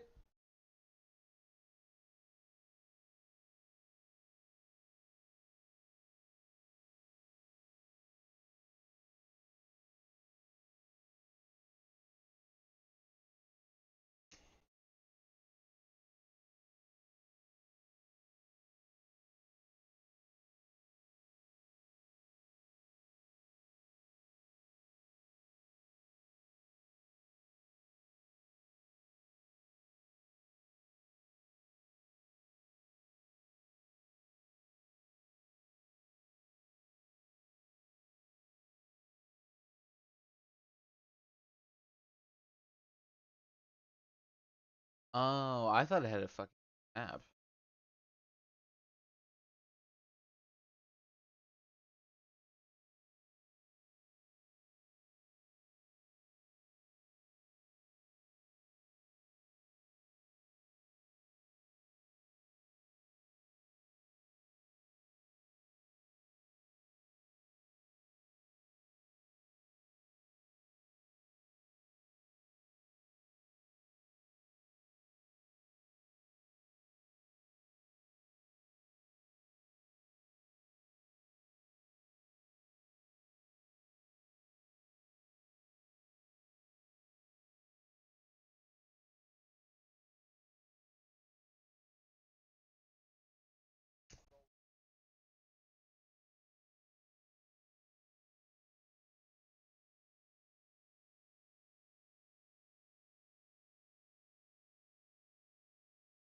Well, I did. Well, hold on, because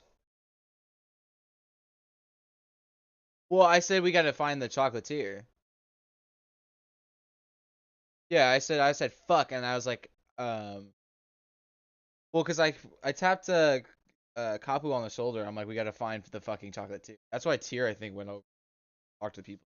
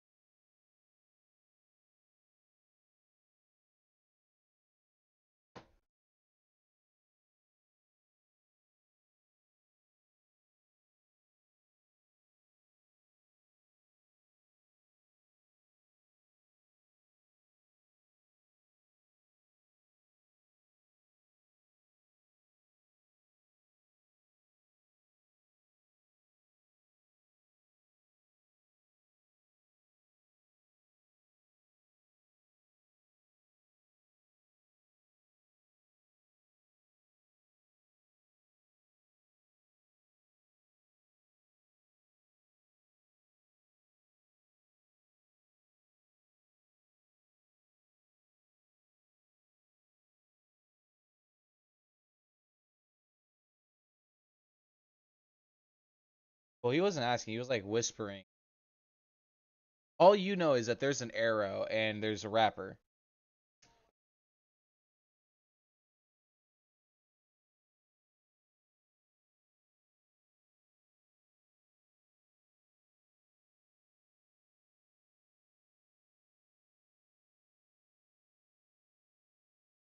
I have.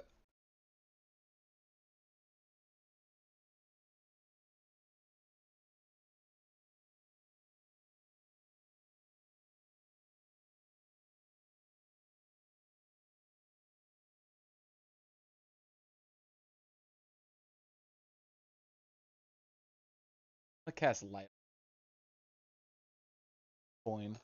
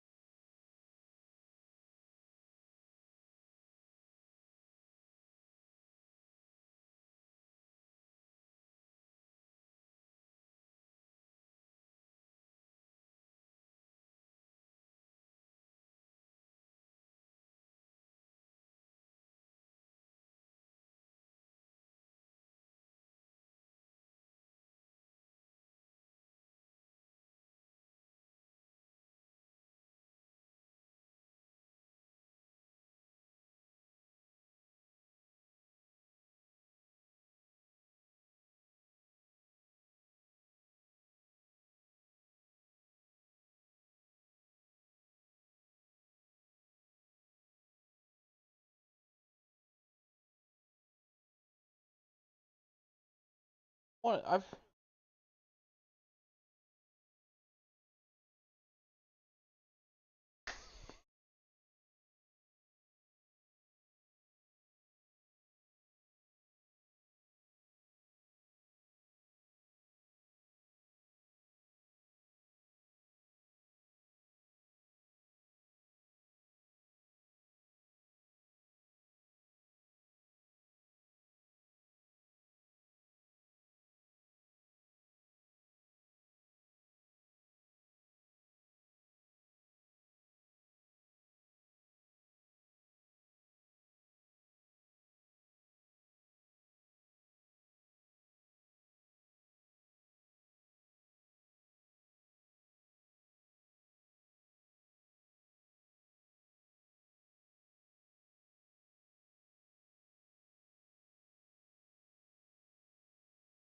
Well, yeah.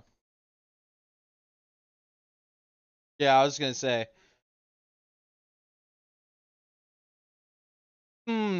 Clyde picks up a chocolate bar. I wonder what's gonna happen. I'm also invisible still.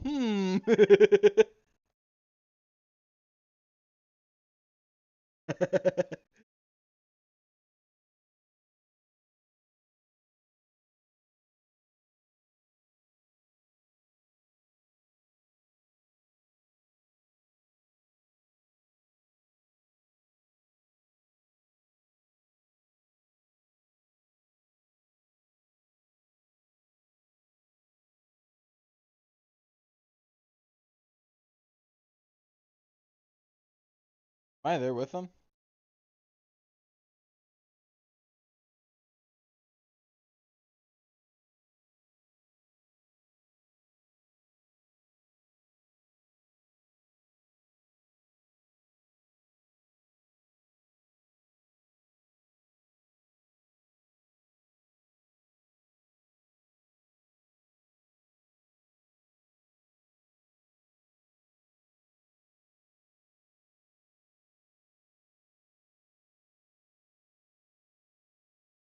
Your 600-pound fucking big ass. There's no. Who the fuck is dragging this 6 foot, this old lady?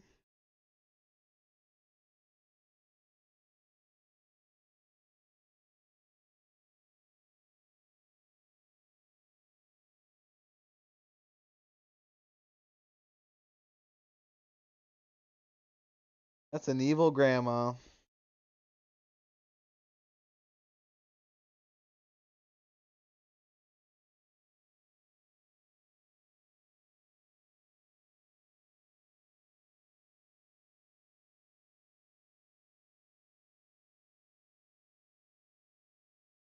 I want to be just dragged Sure. into a building by some old woman saying, "Here's some free chocolate." Yeah. Oh, Just step into this big white van. Sure, you'll be fine. You'll be fine. No, this person like Part of the that. bad dog. porno. dude. What the heck? Hello? Fucking 2? Jeez. It's early in the evening and the sun hangs low in the sky. The last of winter snows cover the There ground. we go. Ashley, and your boots are damp with melt water. You stood in the archway of a tall, narrow, 5-story tower. Next to you, a discreet brass sign advertises Happy Joy Toy Tobacco and Confectionery Company, North Region Headquarters, Frosthold. Yeah, same as well. I'm going in for the chocolate. Okay. So as you guys enter the reception area, there's a bustle of activity going on. There's several gnomes in gray jumpsuits, and they're moving crates and boxes from the entranceway into a service chute, which appears to lead downstairs. A giant advertisement for the addictively good, brand new Happy Joy candy bar fills the wall to your left. A wired-looking receptionist is staring intently at the wall, chewing on a piece of toffee. Am I there with them or? Well, if you chose to follow them, yes, you are. Okay.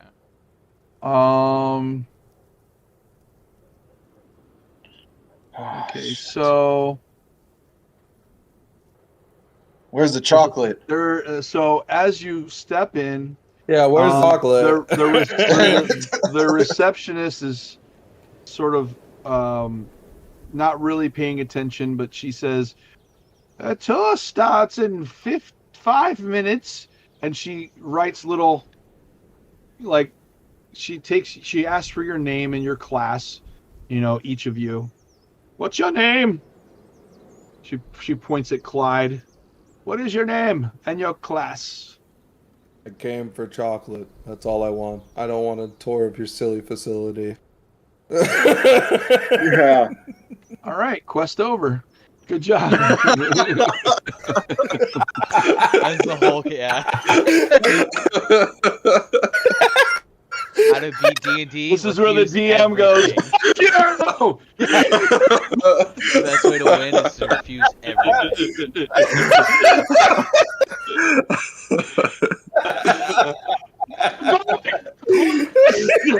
I spent 2 days.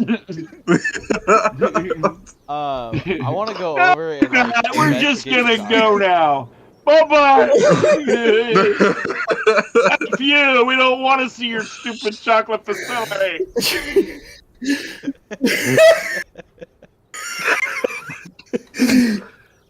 Well, I guess I'll see you guys next week. This was a good session. All right, so that's all we have time for this evening. Oh, Whatever. Okay. I mean, honestly, I'm gonna stop right here. Just a time out of game for just a second. You guys are on page 1. There's 9 pages. There's 9 pages. You're on page 1. It is 10 o'clock. Yeah, it's gonna be a 3-shot, boys. no, 9. It's 9 shots. We know 1 page. We're just trying to get to the fucking place. We were supposed to be here 2 hours ago.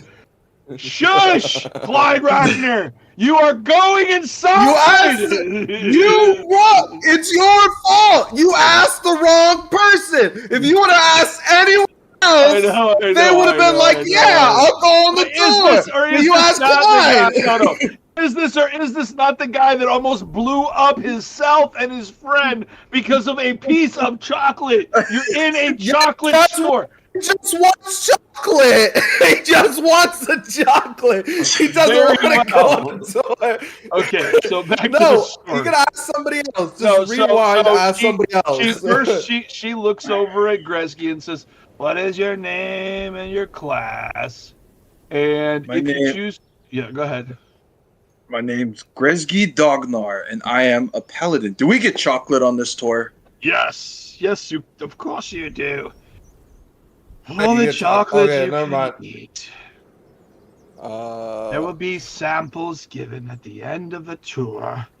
We at the Happy Joy Toy Tobacco and Confectionery Company strive to provide the very best chocolate, and you will see for yourself, after speaking to the President Quentin Happy Joy Sr., why you should choose Happy Joy over House Easter.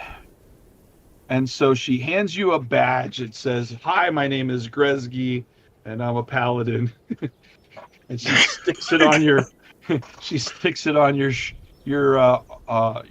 like your breastplate. And then she looks at Clyde and says, "Name and class." All right, my class obviously is a gunslinger, and my name is Clyde Rockner.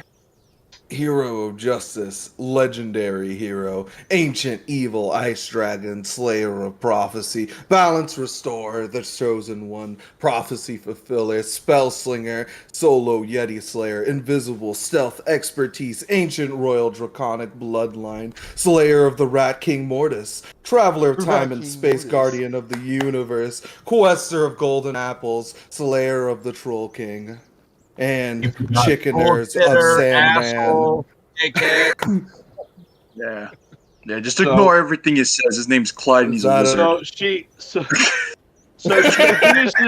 finishes writing, and she literally hands you 4 name badges that say on it and sticks them to your chest. And they're like literally like one after the other. No way. Ignore him. Yes, Clyde. Clyde is so happy right now that she included all of that. He is so pleased. She points over at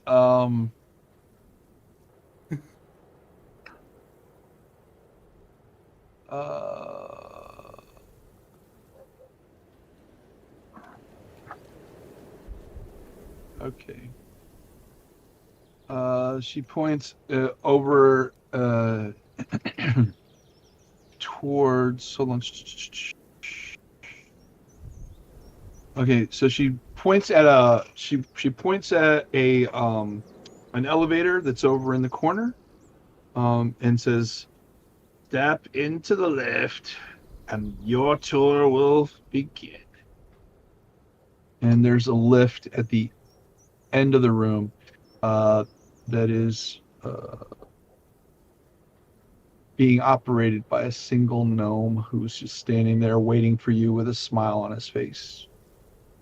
How big is the lift? Is it big enough for me to fit in?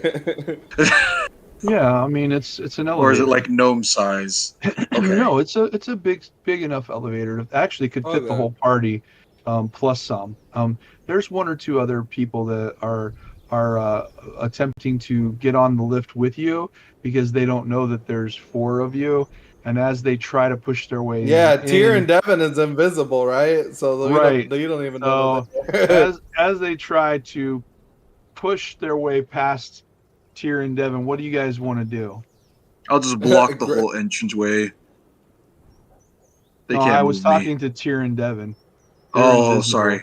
You're already on the lift with Clyde, and you're standing next to the little gnome who's about to, and he's sort of ushering the other people on board. What are you going to do, Tyr? I'm going to get by the people really fast, and then I'm going to climb up on Gretzky's shoulders. Okay. He can carry up to like 2 people. You feel the weight. You feel the weight of a familiar body upon your shoulders. Seems as if you've been in this position once before. Devin, what about you? I'm going to quickly steal a small piece of chocolate. Yeah. And then hop in the elevator. Well, there's samples everywhere, so just walking by any random crate and just grabbing a piece of chocolate is very, very easy to do. No one notices. Just so you know, Clyde has not eaten any of the chocolate. He is hoarding all of it in his backpack. That's fine. He's taking samples and he's putting it in his backpack later. So as you guys enter inside the elevator, the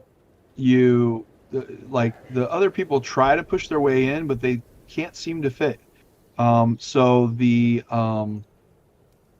gnome shuts the door and he starts basically pulling a rope that sort of lifts you guys up as you're going upstairs. As you get upstairs, you see a large painted portrait of a man in a purple suit holding a bunch of colorful balloons, and it takes up most of the right wall, and a small plaque underneath reads Quentin Happy Joy Sr., founder, Happy Joy Family Toy Company. The far wall of the room is entirely taken up by a large window through which you can see the tops of nearby buildings, several small birds flitting about in the blue sky. The only item of furniture is a dark mahogany desk holding a neat stack of parchment and a magical Newton's cradle at the slate tablet in front of you. There's the grayest man you've ever seen.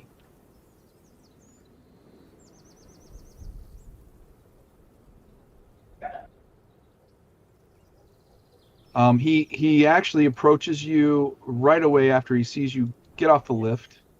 Let me see if I can find him. We're going to use this little guy for now because I don't have that token ready.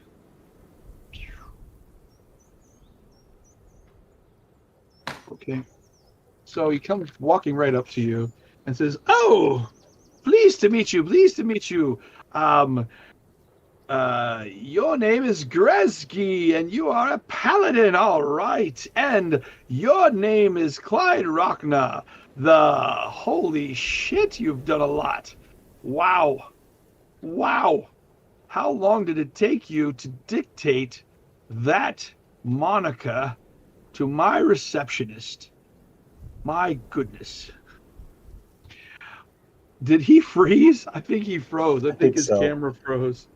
Fine. So then he says, "Well, just the two of you for the tour then. I was expecting 6. Very well, very well. You'll have to excuse me. I'm very, very busy.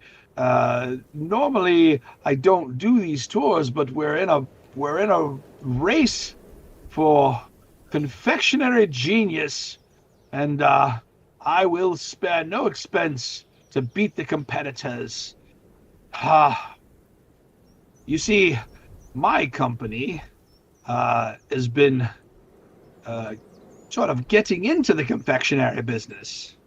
You know, there's great money in fat kids, especially if your toffee is 80% nicotine. Ha! Yeah. My main competitor, though, is House Easter. Well, they've pretty much they've cornered the market with their chocolate ovids. House Easter, notoriously ruthless moneylenders who also make some damn fine chocolate.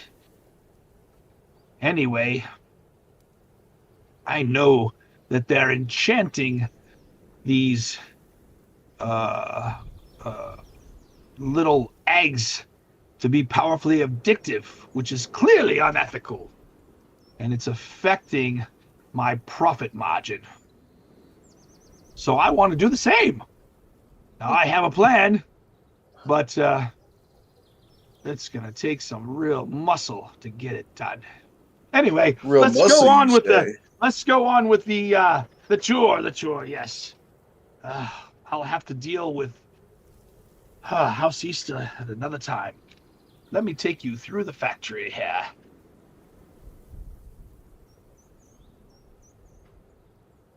I lost somebody.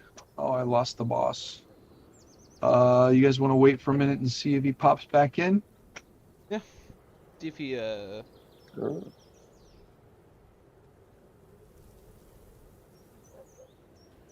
Devin, who had your phone? what? Hey, Ron, Yeah, Who had your check phone? your phone. Oh, my phone. Security had it. Oh, okay. Okay, some Pretty text. Shh.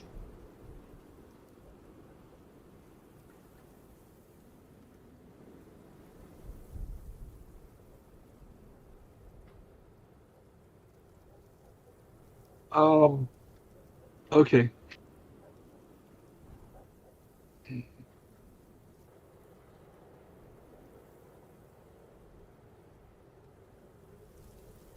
Did he disconnect or?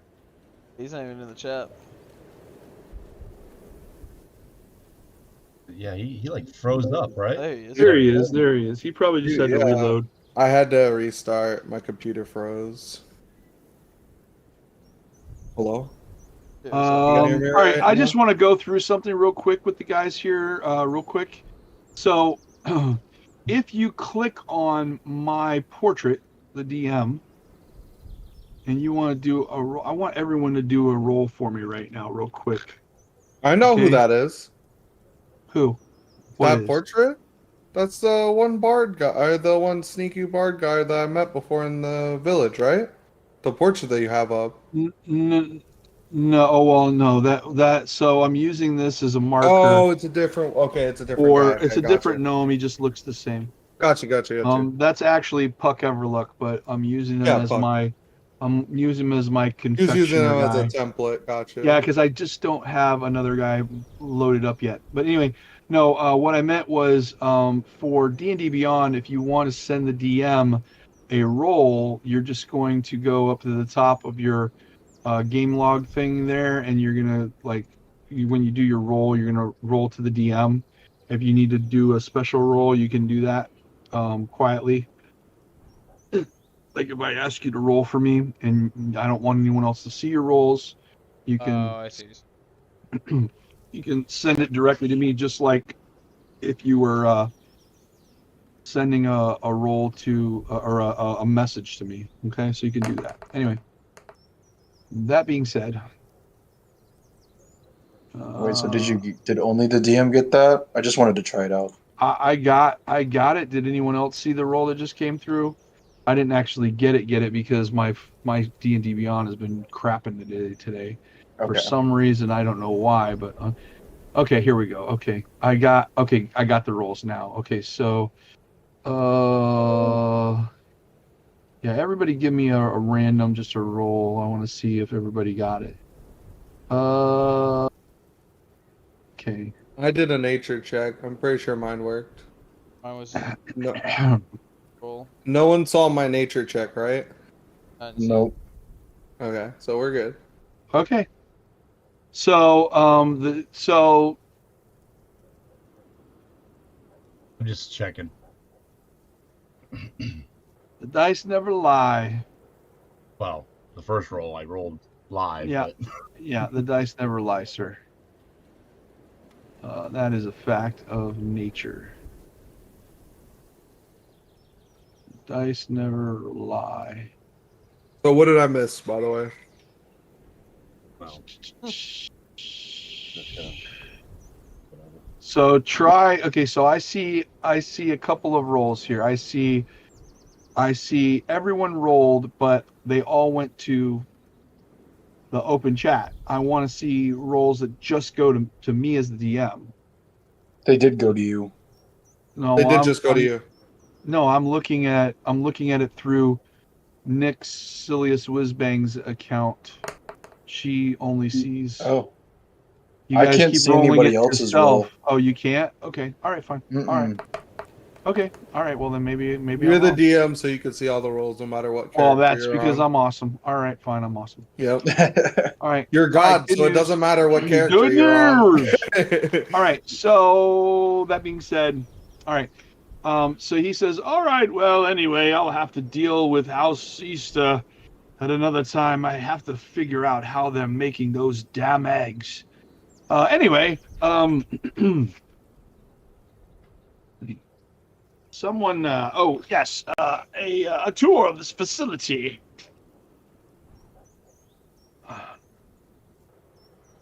Does anyone want to say anything to him before he takes you on the tour? You guys are just about as like I don't know how to like spoon feed this to you. It sucks.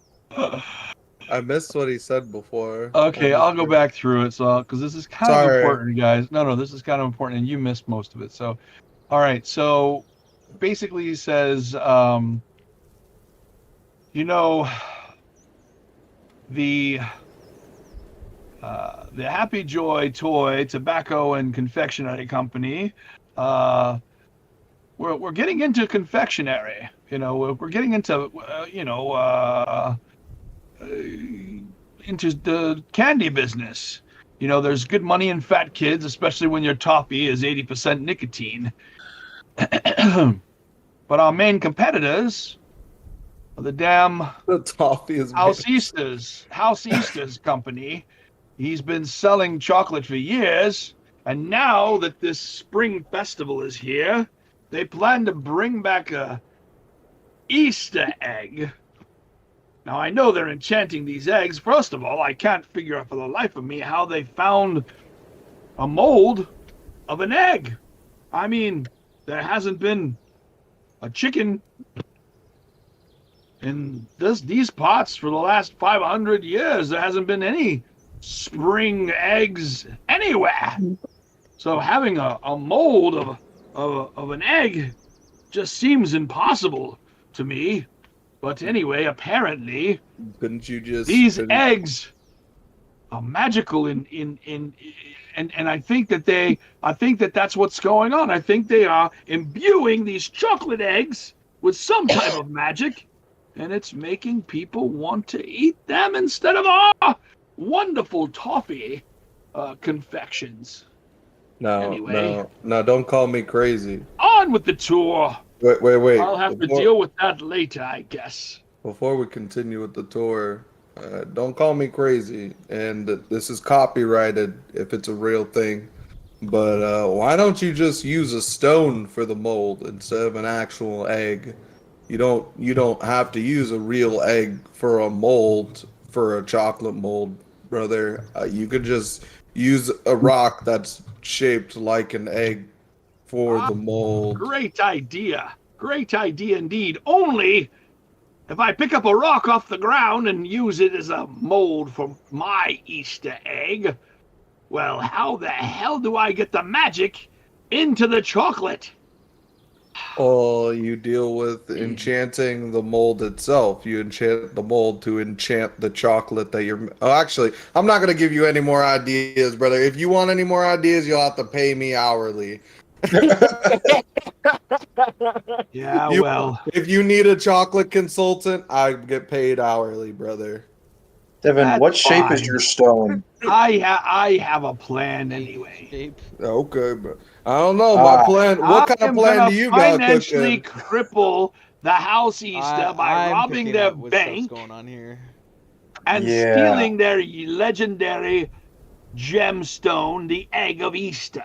But will that be good enough, brother? That's just what because they're using to enchant the chocolate eggs. If you're trying to destroy competition, you have to crush them completely, brother. Taking away their secret recipe doesn't do anything. They've been in years in the business, brother. You don't understand. They just came up with this idea today. Oh, okay. How much would you pay for? He's just gonna hear this. How much would you pay for someone to steal this egg for you? Are you still invisible, or are you? Who is that? Don't worry about who it is. How much would you pay for someone to steal? Okay, so as you say that, he rings a bell. Yeah. Goes over to his desk, rings a bell, and as he does so, the sound reverberates through the room, and both Devin and Tyr rematerialize. Intruders! Spies! Get up here! And so you guys hear a clamoring from downstairs, and up through the elevator comes 6 or 7 gnomes armed with giant freaking chocolate batons, and they are with and like chocolate shields as well, and they're it's not I'm sorry, not chocolate, toffee batons and chocolate shields, and they come swinging at you. Can I go? So, can I still go on the tour? Are there still being samples? Intruders? What? Yeah, where are the intruders at? You! What are you doing sneaking into my office? You work for House Easter, don't you? I'm friends with Gretzky. I was in his backpack taking a nap. Yeah, you work for House Easter, don't roll you? Deception. Roll deception. Roll deception. Hell yeah. Oh. You're with these fellows. Yeah. I was taking a nap. You say. A nap, you say.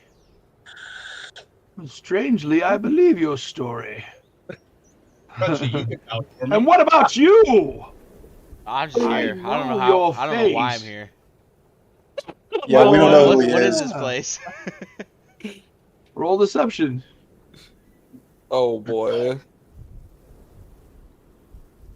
Mine's a +7. 23. Oh my god. Strangely, I believe you too. I'm just here so I don't get fined. I don't know. You must I have wonder why been you're getting killed in the candy company. I was here the whole time, I think, actually. Must be the chocolate going to my head. Must have I'm been just the wind. stressed out. I am seriously stressed out about this whole House Easter business.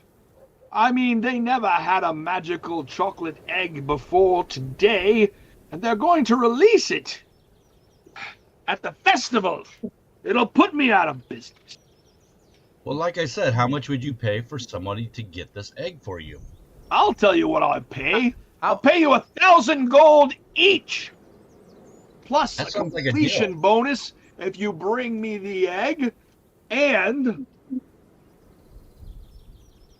you can take whatever else you can find while you're in that vault. Instead of gold, I'd like a random Can magical we get item. funded? Wait, can we get, like, funding? Yeah, chocolate for life. Chocolate for life. Can I? I want. Can we get a 10% diamond of so we can revenue. build two birds with one Guys, stone? we're kind of on a time crunch. We got to hurry up because Tink's gonna leave Yeah. us. Oh yeah. I So we forgot got to about hurry that. up and get this done. Well, What are we even technically getting done, speaking, brother? in game, it's only been about an hour or so. Out of game, also, we still don't know that Devin Singh got stolen, so we don't know. Yeah. I still don't know why I'm looking for this chocolatier. Devin just said we need to find the chocolatier, so I don't, like, we're still, like, So, you know yeah, what I they mean? don't know. We What don't know they're that waiting we're on a this time egg. crunch or whatever, like, you know what I mean? No, you know on the time crunch because of the fact that Tink is trying to leave. We only have like 12 hours. I We forgot just what go she get a even diamond. sent us to go do. Oh, yeah, the diamond. diamond. drill. Drill. You got to get a diamond drill bit, but what I'm saying is this guy has a problem, and I'm like, well, I'm thinking we got to go find the guy anyway. So let's just Can I kill two birds with one persuade? stone. Can I persuade You- this Yeah. guy to give us a reward of a diamond head? Well, if you 'Cause guys then we can want, keep you the can use mithril. the 1,000 gold pieces that you are given each to buy whatever the hell you want. I say we do that. We can keep the mithril for Gretzky, and he can make his armor out of 100-pound freaking mithril block. Or I don't whatever know, bro. First of all, let's see what's going on with the other factory before we go up and steal their mystical egg. Okay, I'm going to go back over this one more time without the funny voice because it's killing me. The guy sells toys and tobacco. He wants to sell chocolate. The other Oh, got Yeah, you. It's a competition. We gotta go. The other guy's been selling chocolate for years, and now he's going to be unveiling a brand new confectionery item called the magical chocolate egg or whatever have you. And apparently this magical or this chocolate that he's selling is imbued with some type of magic that makes people crave it even more. And he has no clue as to how the other guy has come about getting his hands on such a wonderful recipe. And from what his spies have told him, he was only able to crack the recipe today. Okay. Yeah, I say we just go and kill the other guy. Okay.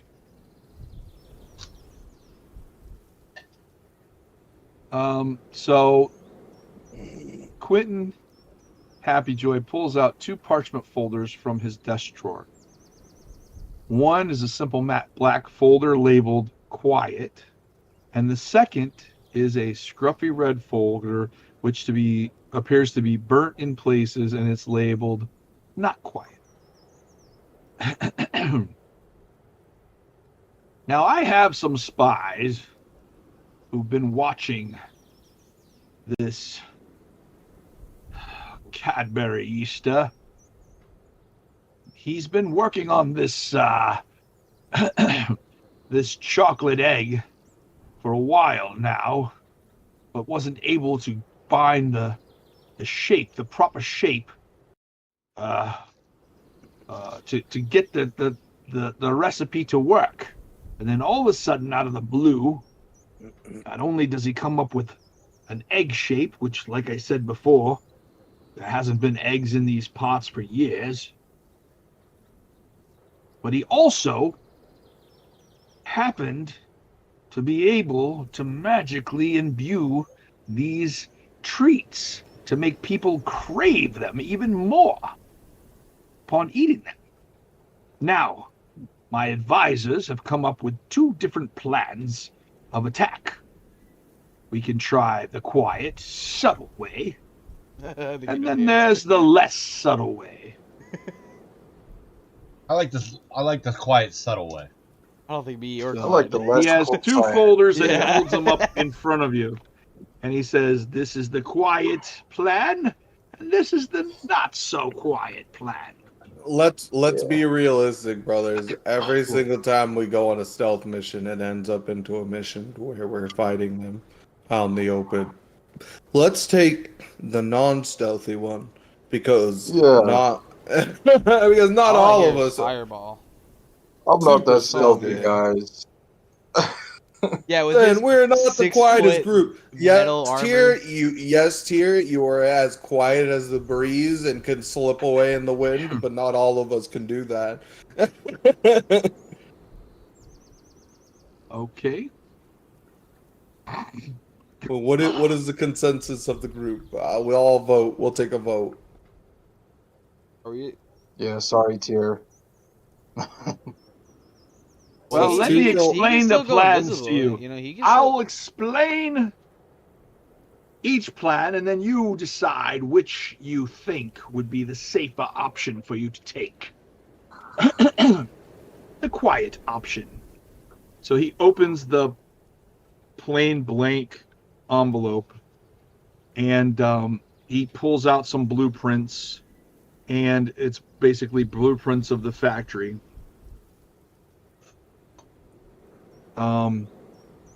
And a map of what appears to be a cleaning company next to the chocolate building, okay? Inside the front cover is neatly written list of steps to complete the heist. It reads, number 1, infiltrate Miss Miggin's cleaning company. Number 2, steal uniforms and a branded wagon. Number 3, enter the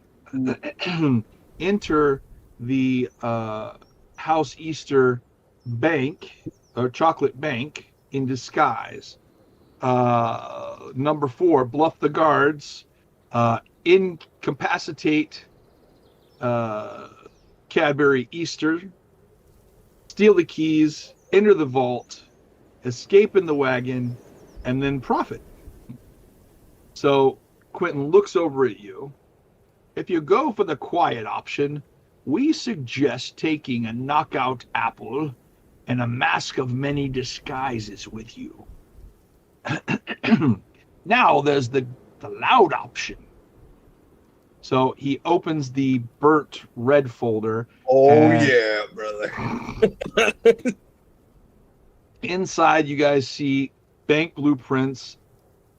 There's a safe house on the other side of the bank, opposite the cleaning company. And then there's a map.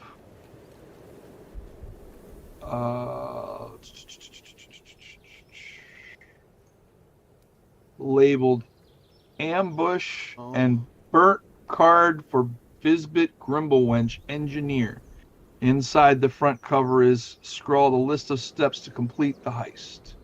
It reads: arrange an ambush to steal Lord Percy's heavy wagon, get Fizbit to fit it with armor and ram, tow battering wagon to the top of Barongate Hill, ram the front doors of the bank, kill the remaining guards, blow up in the vault doors, escape in the wagon, and then profit. Brothers, I think we know what plan we want to. So Quentin raises an eyebrow as you read the contents, and he says, if you go for the not so quiet option, we suggest you take the Thunder Rune and a repeating wand of magic missile. Fuck yeah. I think this is if we do the loud, we'll have the guards basically. Yeah, probably. The whole city, yeah. Just gotta play the game again. Yeah, we just got. Well, we've been playing the game, honestly. So first of all, we need to leave our store with the tavern master before we have to vacate the city again. We'll just do that on the way. Yeah, that's what I was gonna say. So. Well, can he give us? Well, if we do like the loud way, can he give us like half of the profit now and then half the profit later? Because if we do the loud option, then we won't be able to get back inside. We won't be able to get back. The suggested items to bring with us. Would you happen to have those on hand for us to use? Of course. Wouldn't be a good plan if I wasn't prepared to have it executed. All right. Well, we'll take both of the prepared items for both plans, and then we'll be on our way. Oh no, you'll just take one or the other. Wait, can I make a persuasion check? Yeah, you can go ahead and try that shit. Oh, go on. Go ahead, try it. I don't care. I'm not very you can try to deceive or persuade. You want to take all the goodies and just go. Good job. I'll do the persuasion check. Hey, I mean, realistically, I wanted to get the mask for tier. If we're not doing the other option, I wanted the mask of many faces would be super cool to get. You can only pick one option. You can either go the quiet route or the loud route. No, you're not gonna persuade him. He's not that great. I don't care. I'm pretty good at persuading. You can try. Yeah, try. Go ahead. Persuade. What are you trying to persuade him to do? Yeah, you have to say what you're trying to persuade. Yeah. So hey, man. This guy, right? He is the other half of your freaking business, right? He takes all 50% of your profit. 50%. 80%. 80%. Man, you are in a snake right now. I'm not gonna lie. 80%. Yeah. Now, see, there's reasons why you need to hire guys like us. If I could get my hands on this chocolate egg recipe, you could do that. Oh my god! You could. I would corner the market. And you would. But you I can't. Flip the script. So hear me out. You could give us a 50% Devin, tell him chance. about what type of party we're at. We killed that ancient dragon. Tell him about that. See, me, my friends, and I. All right. I am the dragon slayer, troll hunter, like thing. Brother, just I read my brought name this- tags. Just read my name tags. He just shows them the 12 name tags Oh, that yeah, he's on. No, that's me. That's me. I don't know what this guy is on. He was there. He thinks he did stuff. But this All guy, right. his name's Clyde. He Those was are help. fighting words, brother. He was help. And then my guy Gretzky, bro, he threw a fucking boulder at the dragon and knocked it out. I'm not gonna lie. Like, that guy is crazy. But you could give us a 50% chance with sending us with one item, or you could double our chances with both items for both scenarios. Now, I think that's a better idea than, Right. giving me only a 50% chance. If it works, I then have you two profit 80%. folders. Pick this folder or this folder. There's two plans. The quiet way or the loud way. You pick one, and if you fail, I'll give the other folder to the next group of idiots that come through here. Valid. Okay. I guess I'll just take we're going for the loud one then? Well, here's the thing. We can Well, let we can Tears do say what he wants. we can do the quiet way. Tell him we're doing the quiet way, since we already know what the loud way is. Take the items for the quiet way, use the loud way that they expressed, and then somehow I'll use the disguise and poison the fucking dude, get the keys, you guys bash down the door, we get the ball. Well, I mean, also, that wand of magic missile would be really good for Devin, too, so. It's whatever. Either way. It's just magic missile. You say it's just, but magic missile Well, is. he did mention that there is a bonus at the end based upon certain things. Let's see here. What is the bonus?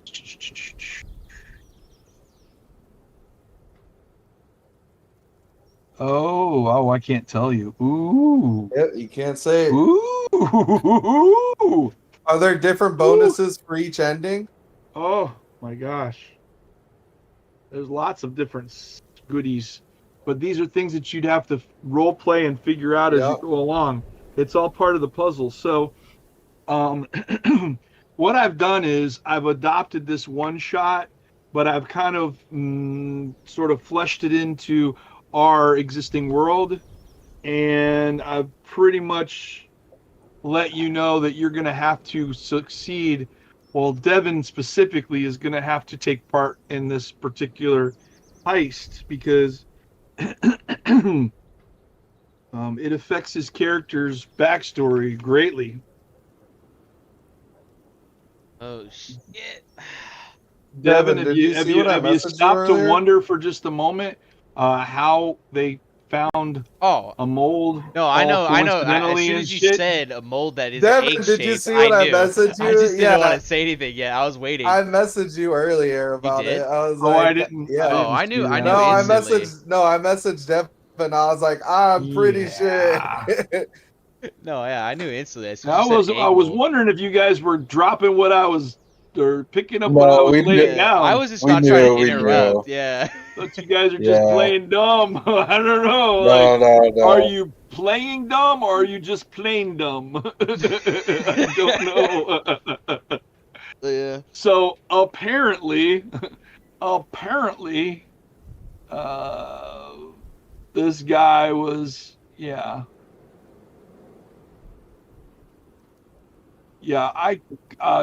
So, yeah. So I'm going to just stop real quick and let Tyr know that your deception caused you to trip just as you were uttering, what about this or that, and you forgot about your side plan, and basically it wouldn't have worked anyway. So you did yourself a favor by moving on to something else. FYI. But funny, try something like that in the near future. I will definitely award you for ingenuity. Keep going, guys. So what are we doing? I don't know. As far as I know, me and Gregski, like we don't know about like the item thing or whatever, but we wanted to go with the loud plan and the item thing or I whatever. can tell you right now, yeah. I will not be. I would struggle if we do the quiet way.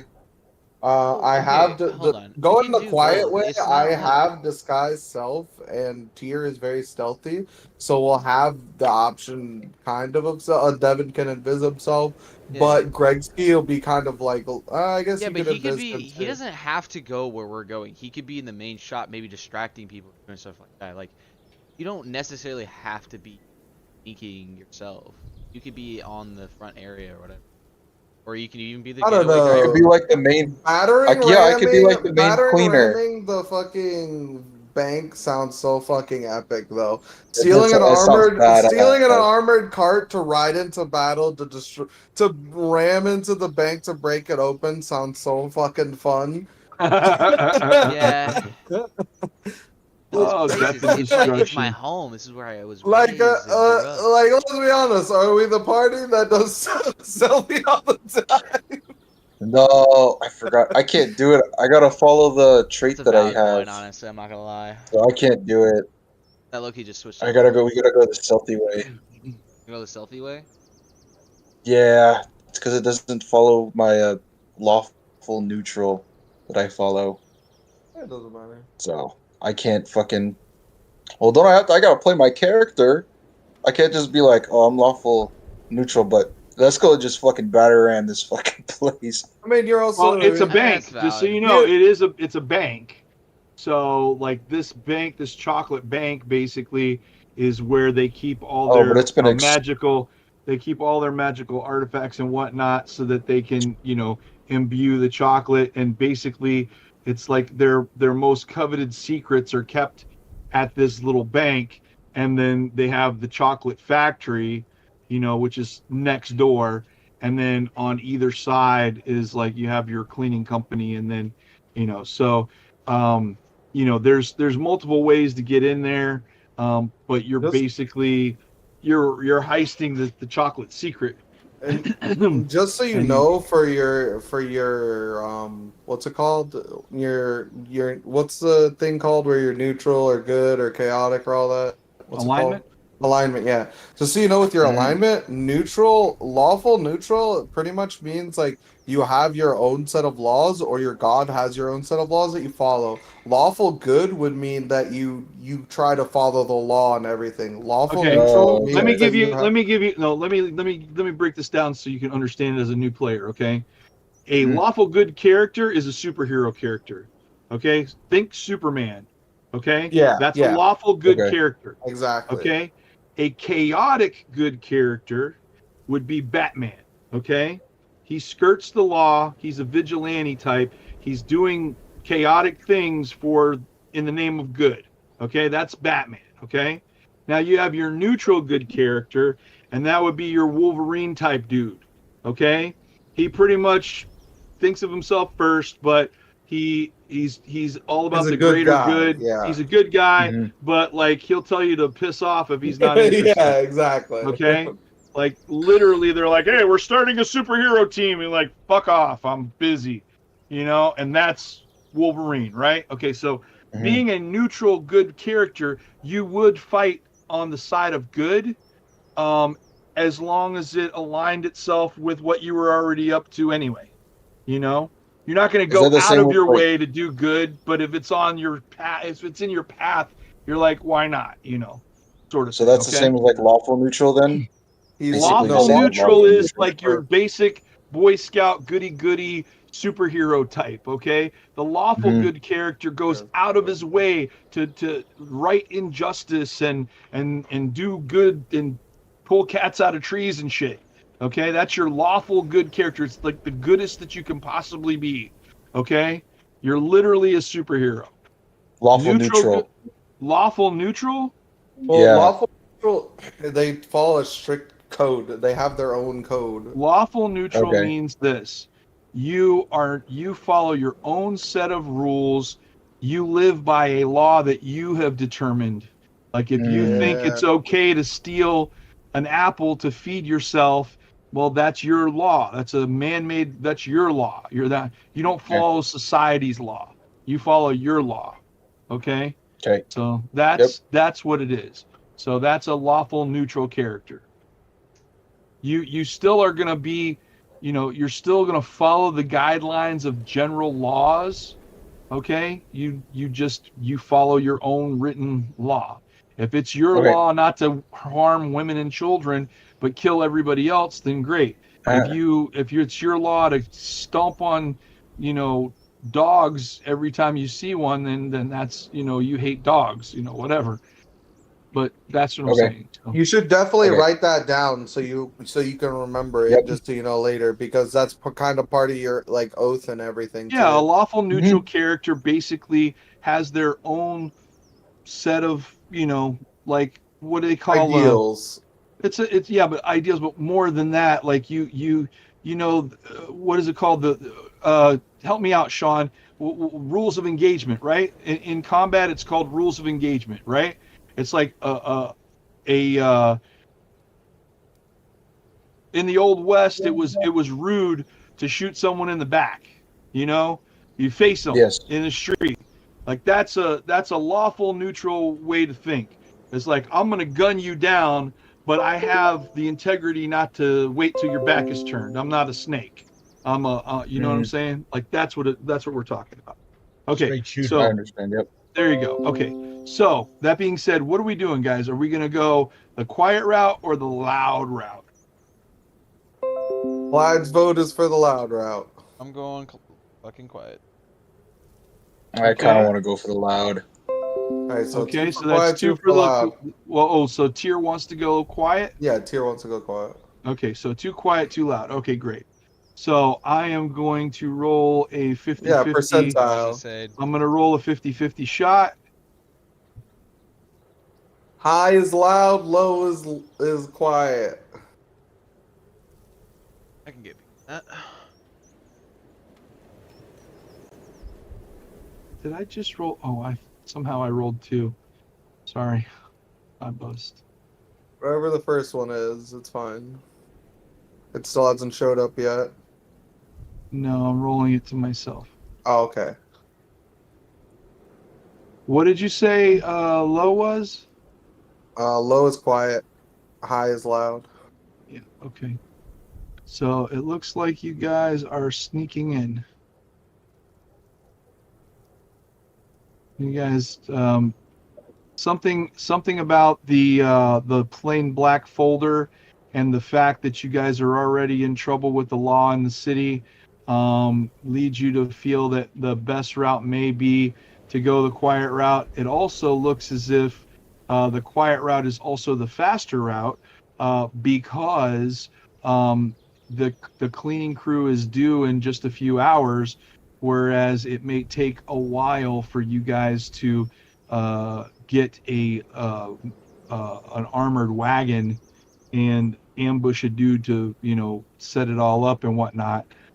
So looking at the 2 folders, the obvious choice seems to be the quiet choice.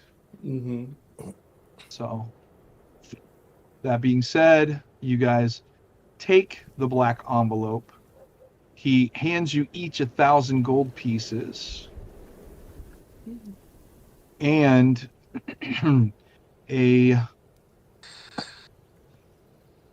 trinket of sorts.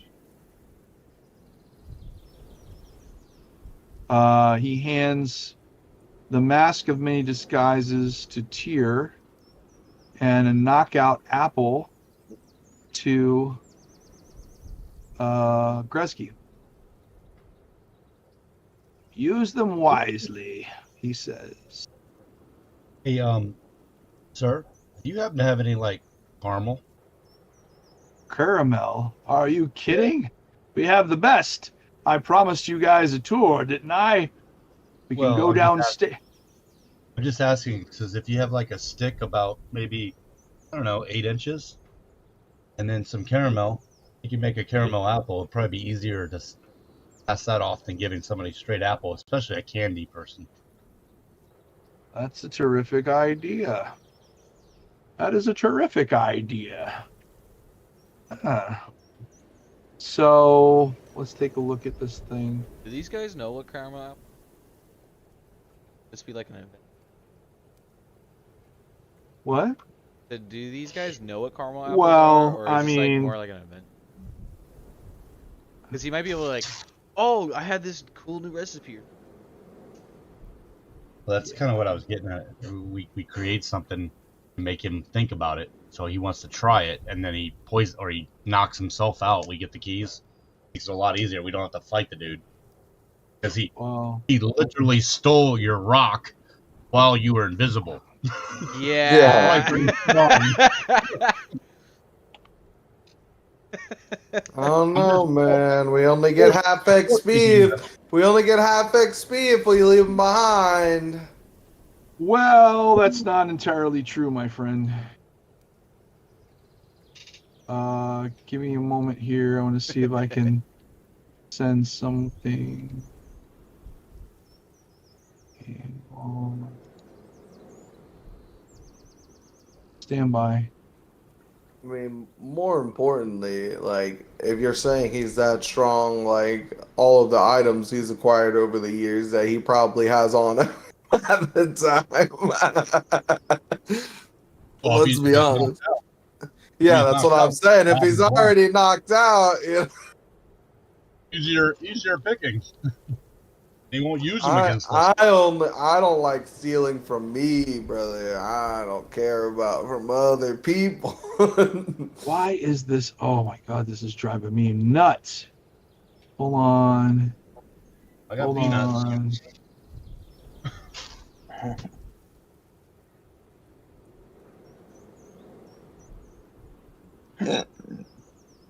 It won't let me do it, bastards. Oh man. I wish I knew how to do this the right way. I'm trying to add something. You know what I'm going to do? I'll tell you what I'm going to do. I'm going to add it to our game log. So you guys, I'll send it to chat for general chat. I'm going to send it to the general chat in Discord. Oh, and you guys will have, if you want to check out the general chat of Discord. Where are you? Where is my? It's going to basically have a. Here it is. There it is. Okay. All right. There you go. Send. There you go. Now you know what the equipment does that he's giving you. Okay. All right. That being said, you guys make it to Mrs. Miggin's cleaning company. Now, Mrs. Miggins is okay.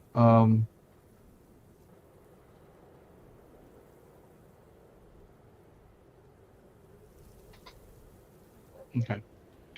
So, as far as you know, the new candy is going to be introduced at the festival tomorrow evening. So if you want to steal the chocolate egg and the mold and everything, you guys have to do it this evening. Now there's a note, so there's a map of the cleaning company with the blueprints, and the map contains notes which details that the shop will be shut in the evening at sundown, and that the cleaners are due at the bank in the evening to clean the bank while it's closed or whatever have you, and they will be finishing mid-morning before the bank opens again.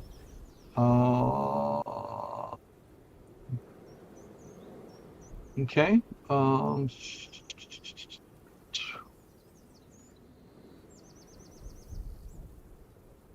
So, as you guys, so is there anything else I can get for you while you're here? Because and then he actually goes over to his desk and he rings another bell, and up the stair or up the elevator comes a little dude. He's wearing an overcoat and sort of like a cockeyed cap, and he says, "Yes, sir. What can I do for you?" And he says, "I'll need you to open a door to Mrs. Megan's cleaning company for these fellows."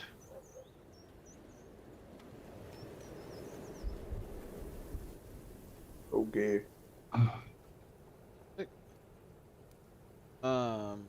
Does this guy? Can I fucking sell diamond thing? Do what? This guy able to talk with me? Disregard the. Well, anything you want to ask, you can ask in game. Like he Yeah, might you have can a ask. You can draw. ask the character anything you like, or you can ask me if you like. It doesn't matter. But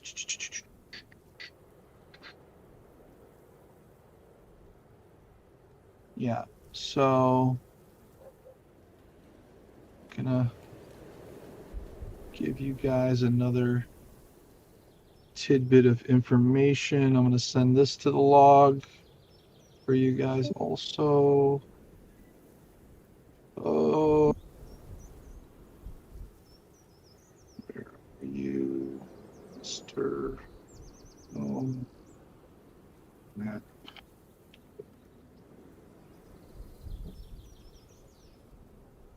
Okay. Let's give you this just so you guys have everything you need. Okay.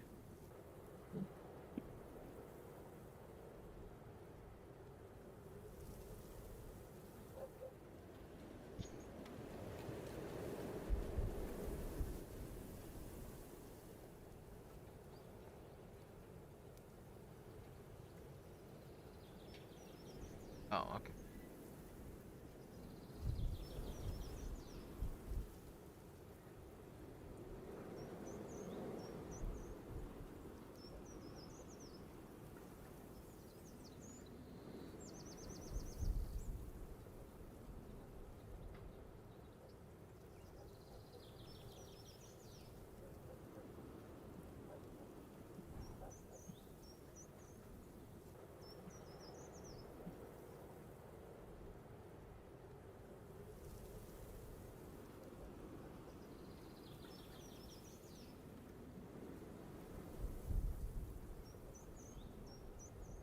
Okay.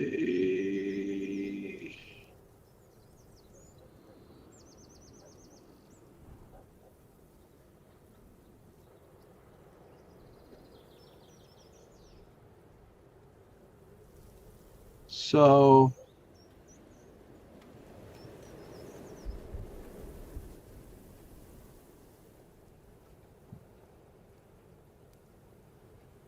yeah.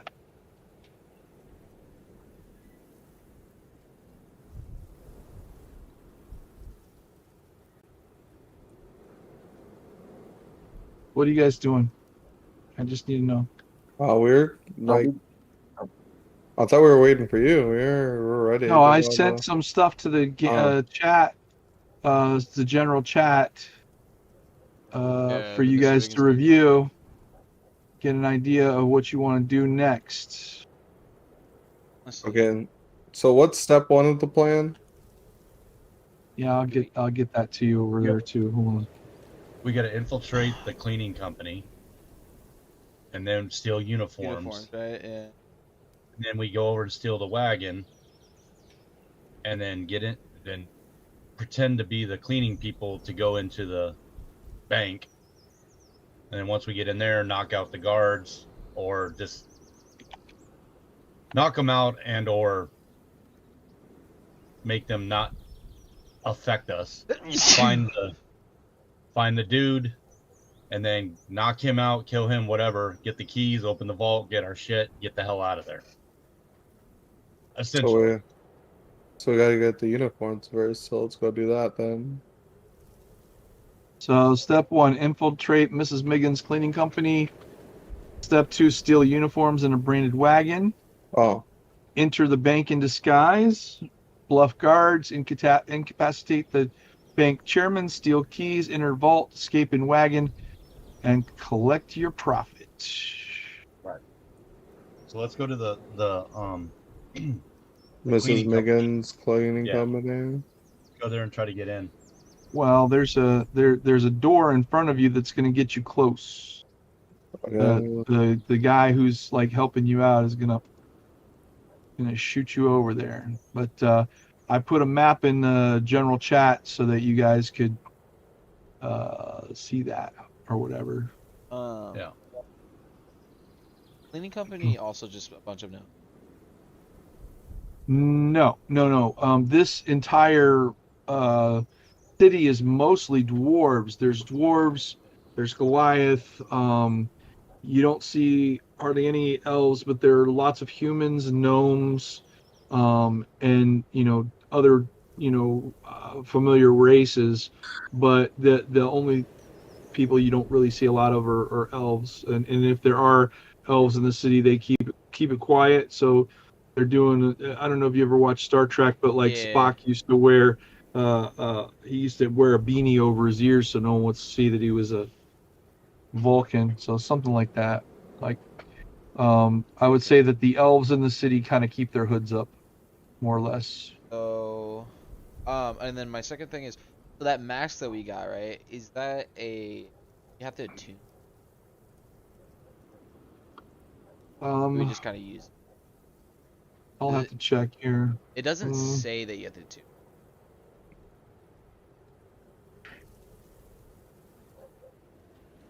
It'll say if you have to attune to it or not. If it doesn't say, then you don't have to attune to it.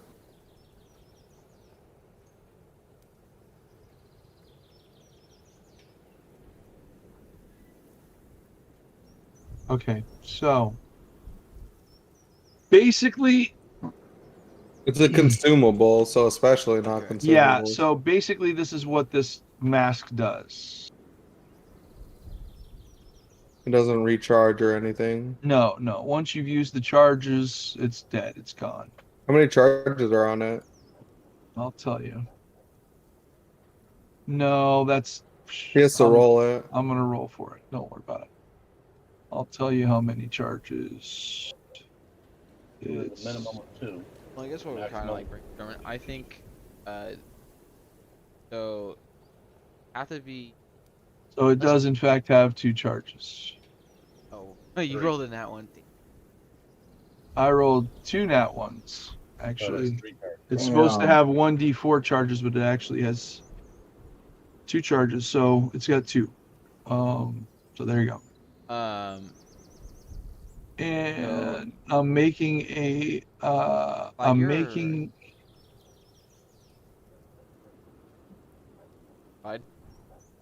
What's up? You human? What? As far as you know, I'm half elf. Half elf? Well, actually, Clyde, I hate to tell you this, but Devin is in fact half elf, and so he would know right away if you were also a half elf. He would have to break through my disguise, which is. Are you disguised? Yes, I have a disguise. It's part of my daily routine is to put on the disguise every day. No shit. I don't remember you mentioning that. I guess I have to read up about your character. I can resend you. I sent you what my routine stuff was. I'll look at it. It should be in your notes, right? It should be in your notes. It's not on my notes though. I sent it to you before. Not? No. Oh, okay. Well, put it in your other section. I'll put it in the other section. That'd be good. Didn't know. Where did you send it? Where did you send it? Hold on, really. I'll have to find it again. No, I mean, like, did you send it to Discord or where did you send it? I'm pretty sure it was Discord because it was when we were talking about. Remember I was talking about I hold my book to every night with try to keep it in the heat and Yeah, daily everything. Like my rituals. Like we talked about this daily, like yeah. in And then session daily, the one. other thing was like I'm pretending to be somebody else. I'm not just like not just saying I'm somebody else. Like I have I put Does your on character makeup or believe whatever. he's someone else? He doesn't believe he is. He is pretending to be somebody else because he's pretending to be a whole different person because of what happened in his backstory. Okay. All right. Fine. Do me a favor and cut and paste it into your other section of your notes so that I can Yeah. refer to it whenever it comes up. So Sure. that way I'm not confused. Gotcha. Because I looking through the DMs that you sent me and I don't see anything. I'm pretty good about that stuff. So it's fine. No big deal.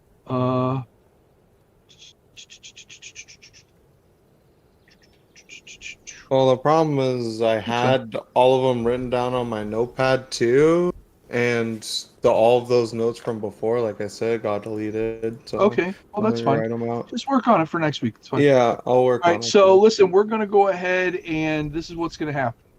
I'm going to say, you guys have a chance here to get any equipment that you might need, while in the city, and then come back to the convectioner's shop to be teleported to where you need to be. Or you can go now. It's up to you. What do you need? What do you want? What do you want to do? I'm going. We should go grab the diamond before we do You each anything. have 1,000 gold pieces in your pocket. Yeah, You we should also have probably buy 2 the items that diamond. are magical that will be able to be used during the heist. So, I'm going to the tavern. okay. The one with dwarf guy. Yeah, me as Yes. well. Okay. Okay. Is everyone going there? Are we sticking I'm- together? I'm staying. I'm Tier? not leaving the place. You I what? said I'm not going anywhere. I'm staying right here in the convection place because That's fine. Okay, I so don't need Tier's gonna anybody stick to- around. You guys might want to go check the marketplace, see if you can find a diamond. I'll go get a diamond. If you guys are heading over there, I kind of want to get that diamond before we do anything else. Okay. We I'll gotta give make you sure the innkeeper knows. You know what? Didn't I get diamonds in the last one? I give you those five diamonds I got from the last. Yes, loot. but you understand that You have to get them when turned she into described something. what she was looking for, she's looking for something that looks about this big. Right. Okay. But what I'm saying is, I give it to him so that he finds a diamond merchant. He can use those as trade along with the gold to Oh, get the yeah, big sure, diamond. absolutely. So I'll give You have some mithril to trade. It's pretty rare in this area, so that's why Tink gave you the mithril to trade for the Oh diamond drill yeah, we have bit upsell because stuff. yeah, she gave you the mithril to trade for the diamond drill bit because she knows how rare it is in the area, based upon how hard it was for you guys to get that. So probably trade worth more than actual gold pieces, but Yeah, who for knows? sure. She needs a diamond about the size of a grapefruit. So it's definitely going to be pretty costly. So she figured 100 pounds of mithril should do it. Okay. But I mean, that's just a guess. I mean, we're talking about a brick here of, like an ingot. So like it's just one ingot. So anyway, I mean, you could forge a sword out of that, or maybe a breastplate. I don't know. Depends on how good your smith is. Might actually could forge more than just a sword out of it. It's 100 pounds. So I would say most swords don't weigh more than 30 pounds, maybe 20, 30 pounds. So, I mean, you could make some cool mithril weapons, or you could do a couple of mithril chain shirts. I mean, I know that the dwarvish handiwork for armor is pretty cool. They make light shit. So tell me what you want to do.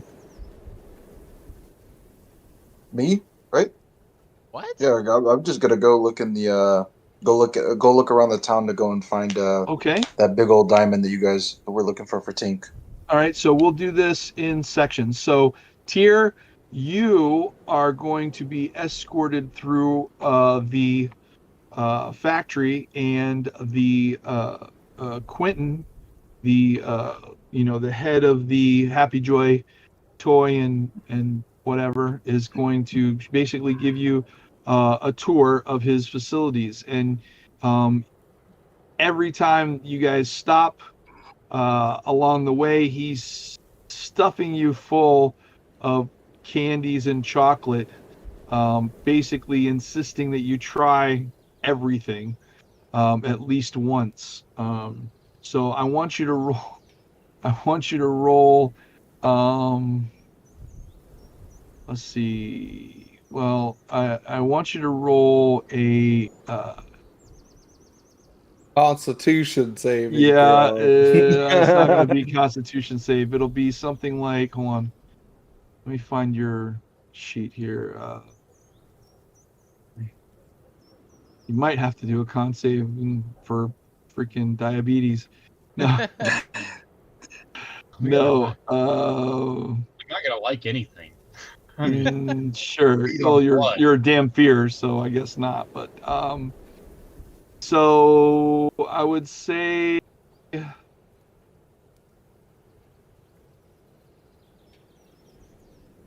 yeah.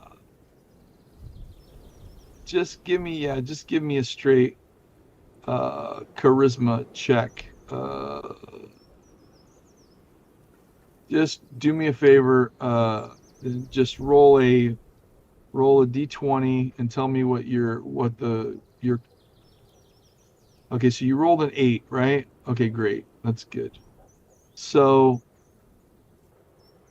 his charisma is way higher than yours at for this check, and you just, for some reason, you feel just elated by being around the guy. He has such energy and such charisma that you feel as though no matter what he offers you, you can't say no.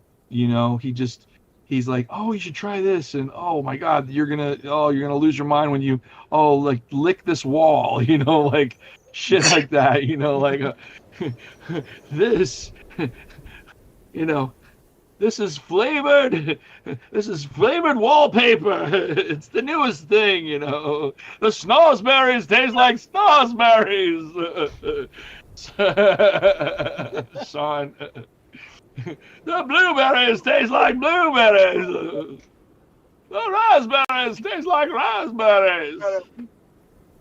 Anyway, stay away from the blackberries. You don't want to know.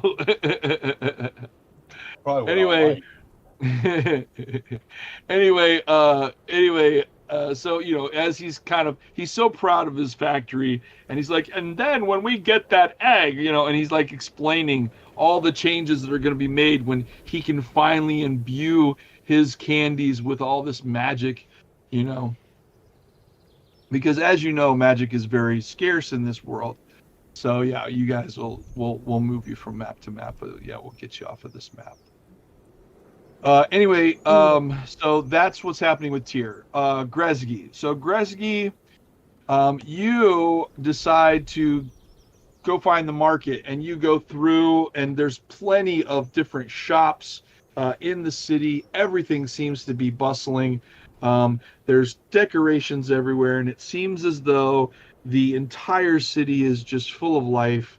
And you pass by several shops. There's shops to buy, clothing, and there's shops to buy, toys, and there's shops to buy armor and weapons, and you finally find yourself at the door of a shop that is 2 stories. 1 story, bottom story, being an alchemical shop, and then the top story is a loft where it's like there's stairs that kind of go up to the top story, so you can enter both shops from outside. You don't have to go through one shop to get to the other. So there's a door in front of you for the alchemical shop, and you look up and you see a window above you with another sign that says jeweler.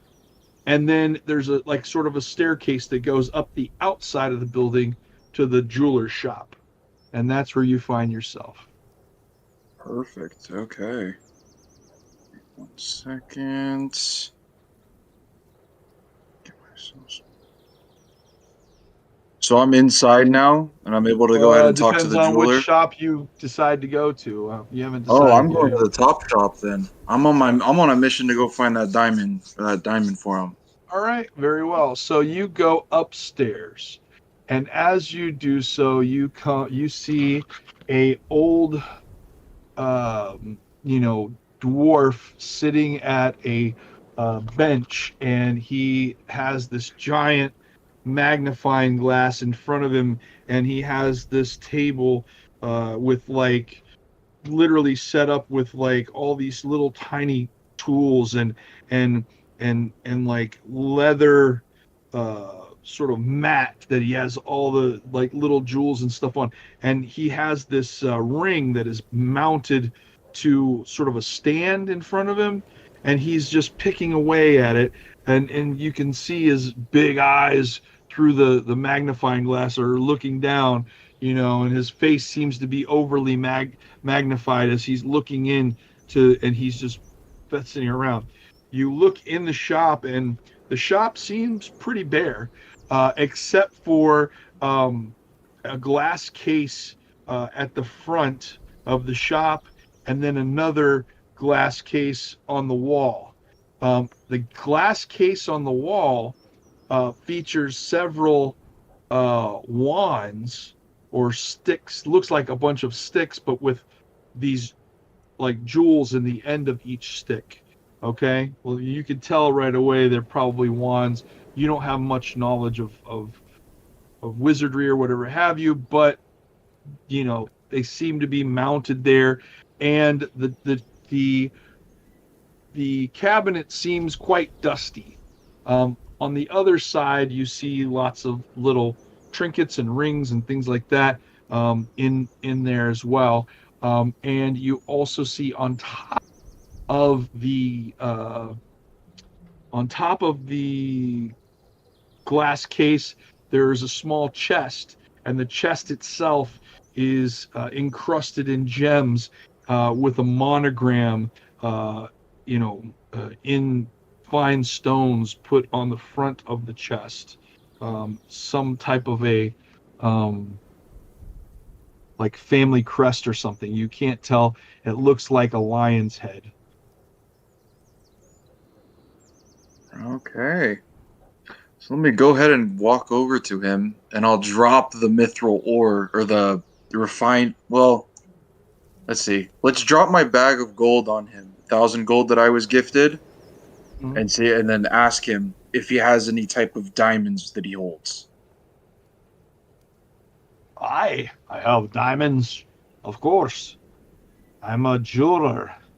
How many diamonds would you like? Only one. Specifically one the size of about a grapefruit of some sort. Oh my lord. Why on earth could you need such a large diamond? I was just getting it for my friend, just trying to make a diamond drill for her. Drill, you say? Diamond drill. Ooh, I've never heard of that. Ooh, it sounds like you should be talking to an artificer. Diamond, that size. I mean, I have some raw stones that haven't been cut yet. I'll have to go in the back and see. I can trust you out here alone, can I? Oh yeah, 100%. Very well. I'm holy. So he stands up from what he's doing, and he goes in the back, and you hear some rummaging, and he brings out another chest, and he sets it down in front of him on the glass case, and he says, "A grapefruit, you say?"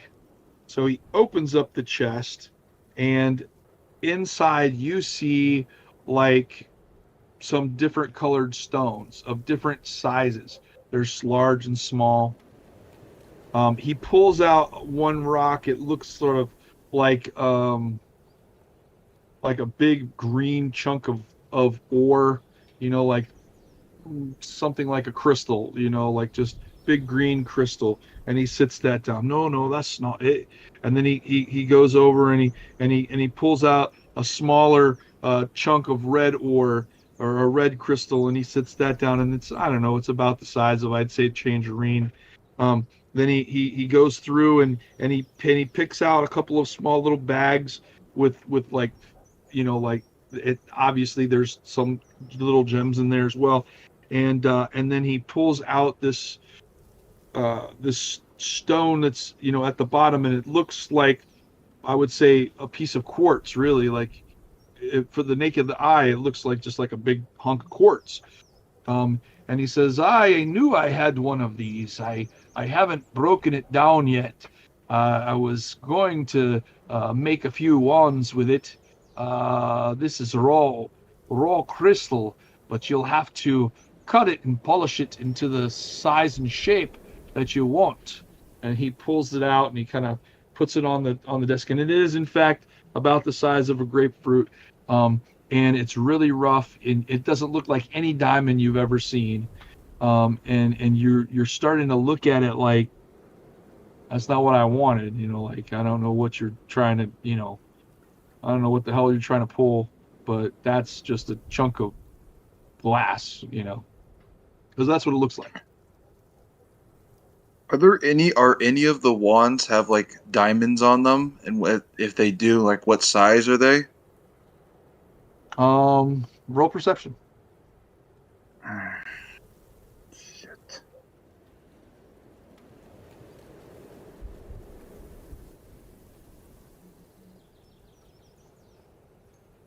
Okay. There's about 10 wands, and they're all in that case. Like I said, the case is quite dusty. You see a few with red stones, a few with green stones. There are one or two that look like they could have diamond stones in them, yes. And then there's a few, a couple blue ones as well. So there's 10 in all.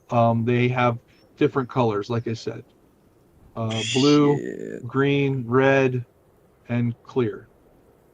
And he isn't able to tell me exactly that this stone that he showed me is diamond? Or is he telling me it is, and I just don't know exactly? Well, He said you it's crystal. think it looks like a giant hunk of glass, you know, but he's telling you, here it is. Like, here's your diamond. I want you to roll wisdom for me. Or Arcana. You could use Arcana, I think. Or if you have any crafting ability, you could use that as well. He's a smither. Smithing wouldn't help you here. Oh, they don't work with any gems or anything? Gems No. and gear they would work with. Yeah, but that's more like a jewel.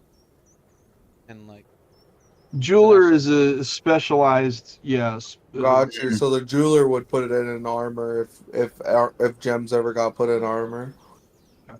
Okay. I'll roll a wisdom. Okay. Destroyed. Hey, you got inspiration. You can try to reroll if you really want to. You don't need inspiration. Yeah. You're fine. I didn't tell you. I didn't tell you this, Kapu, but sometimes a wisdom roll is not not trying to score the highest number. You're trying to score the lowest number sometimes. Oh yeah. Oh, okay. So in this case, you're trying to score a roll lower than your actual wisdom score. So your wisdom score, I believe, is like a 12 or something. 13. It's a 13. So you rolled a 5, which is under your wisdom score. The higher your wisdom score is, the easier it is to roll the number underneath it, right? Yeah. Mhm. So in this situation, your wisdom tells you that this is just an uncut stone, and you realize this because you were just mining for a couple hours uncut ore from a cave, and you realize that the ore you were mining was in fact mithril, but it didn't look like anything you had come across before because it hadn't yet been refined. And your wisdom tells you, well, maybe this is the same thing. It sort of looks like a really big hunk of rocky stone, like sort of crystal, but maybe this is what a diamond looks like when it comes out of the ground, you know? Okay. And so you take it at face value.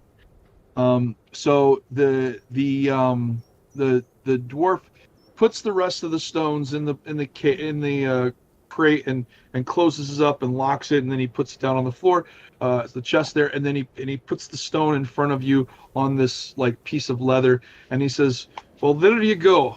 I have to weigh it, and I'll let you know exactly how much it's gonna cost you." And so he weighs the stone, and he says to you, "That's 10 pounds, 2 ounces. So that'll be about 10,000 gold pieces." Holy shit. Well, Unless you have something else you can trade. well, I do. Let me drop him. How many pounds did you say it was? 100. Well, you have an ingot that's 100 pounds. I don't want to trade that ingot because it's already refined. I have raw mithril ore. Let's see. I have 850 pounds. 800? No, 17 pounds. Oh, but that only costs. Fuck, that isn't enough. Shit. Clyde, Okay. I think you wrote down. Don't look at the value of mithril, because the value of mithril in this city is not the value of mithril according to the DMG. Nope. Mithril is very scarce, and like it's like think about it. Supply and demand, baby. Supply and demand. That's yes, right. exactly. I'll drop him my last 17 pounds. You want to ask the raw price mithril of ore. mithril first. Here's the best thing Oh. I will tell every single D&D person, because Devin made the same mistake and he like gave away like 1,000 That was epic. 1,000 gold That was worth, epic. Yeah, that worth was of epic. potions. You can always ask the innkeeper or the person that you're selling how much what you have is worth before trying to just trade away whatever you have. Because yeah, you might get a deal or whatever, but also like if you don't know the price of something, you're always gonna get scammed. Okay. Okay. How much is the price of just raw mithril ore? Oh, raw mithril ore. Well, that's very hard to come by, but I'd say about 100 gold pieces a pound of raw ore. But if it was refined, I'd give you about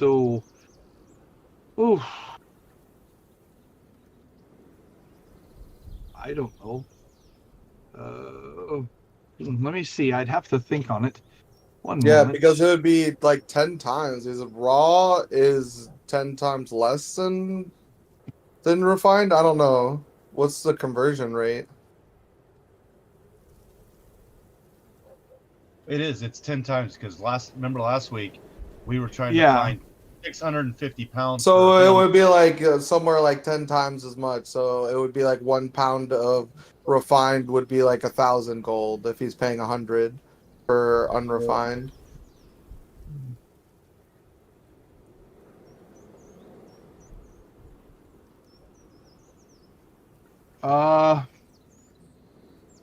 Let's see.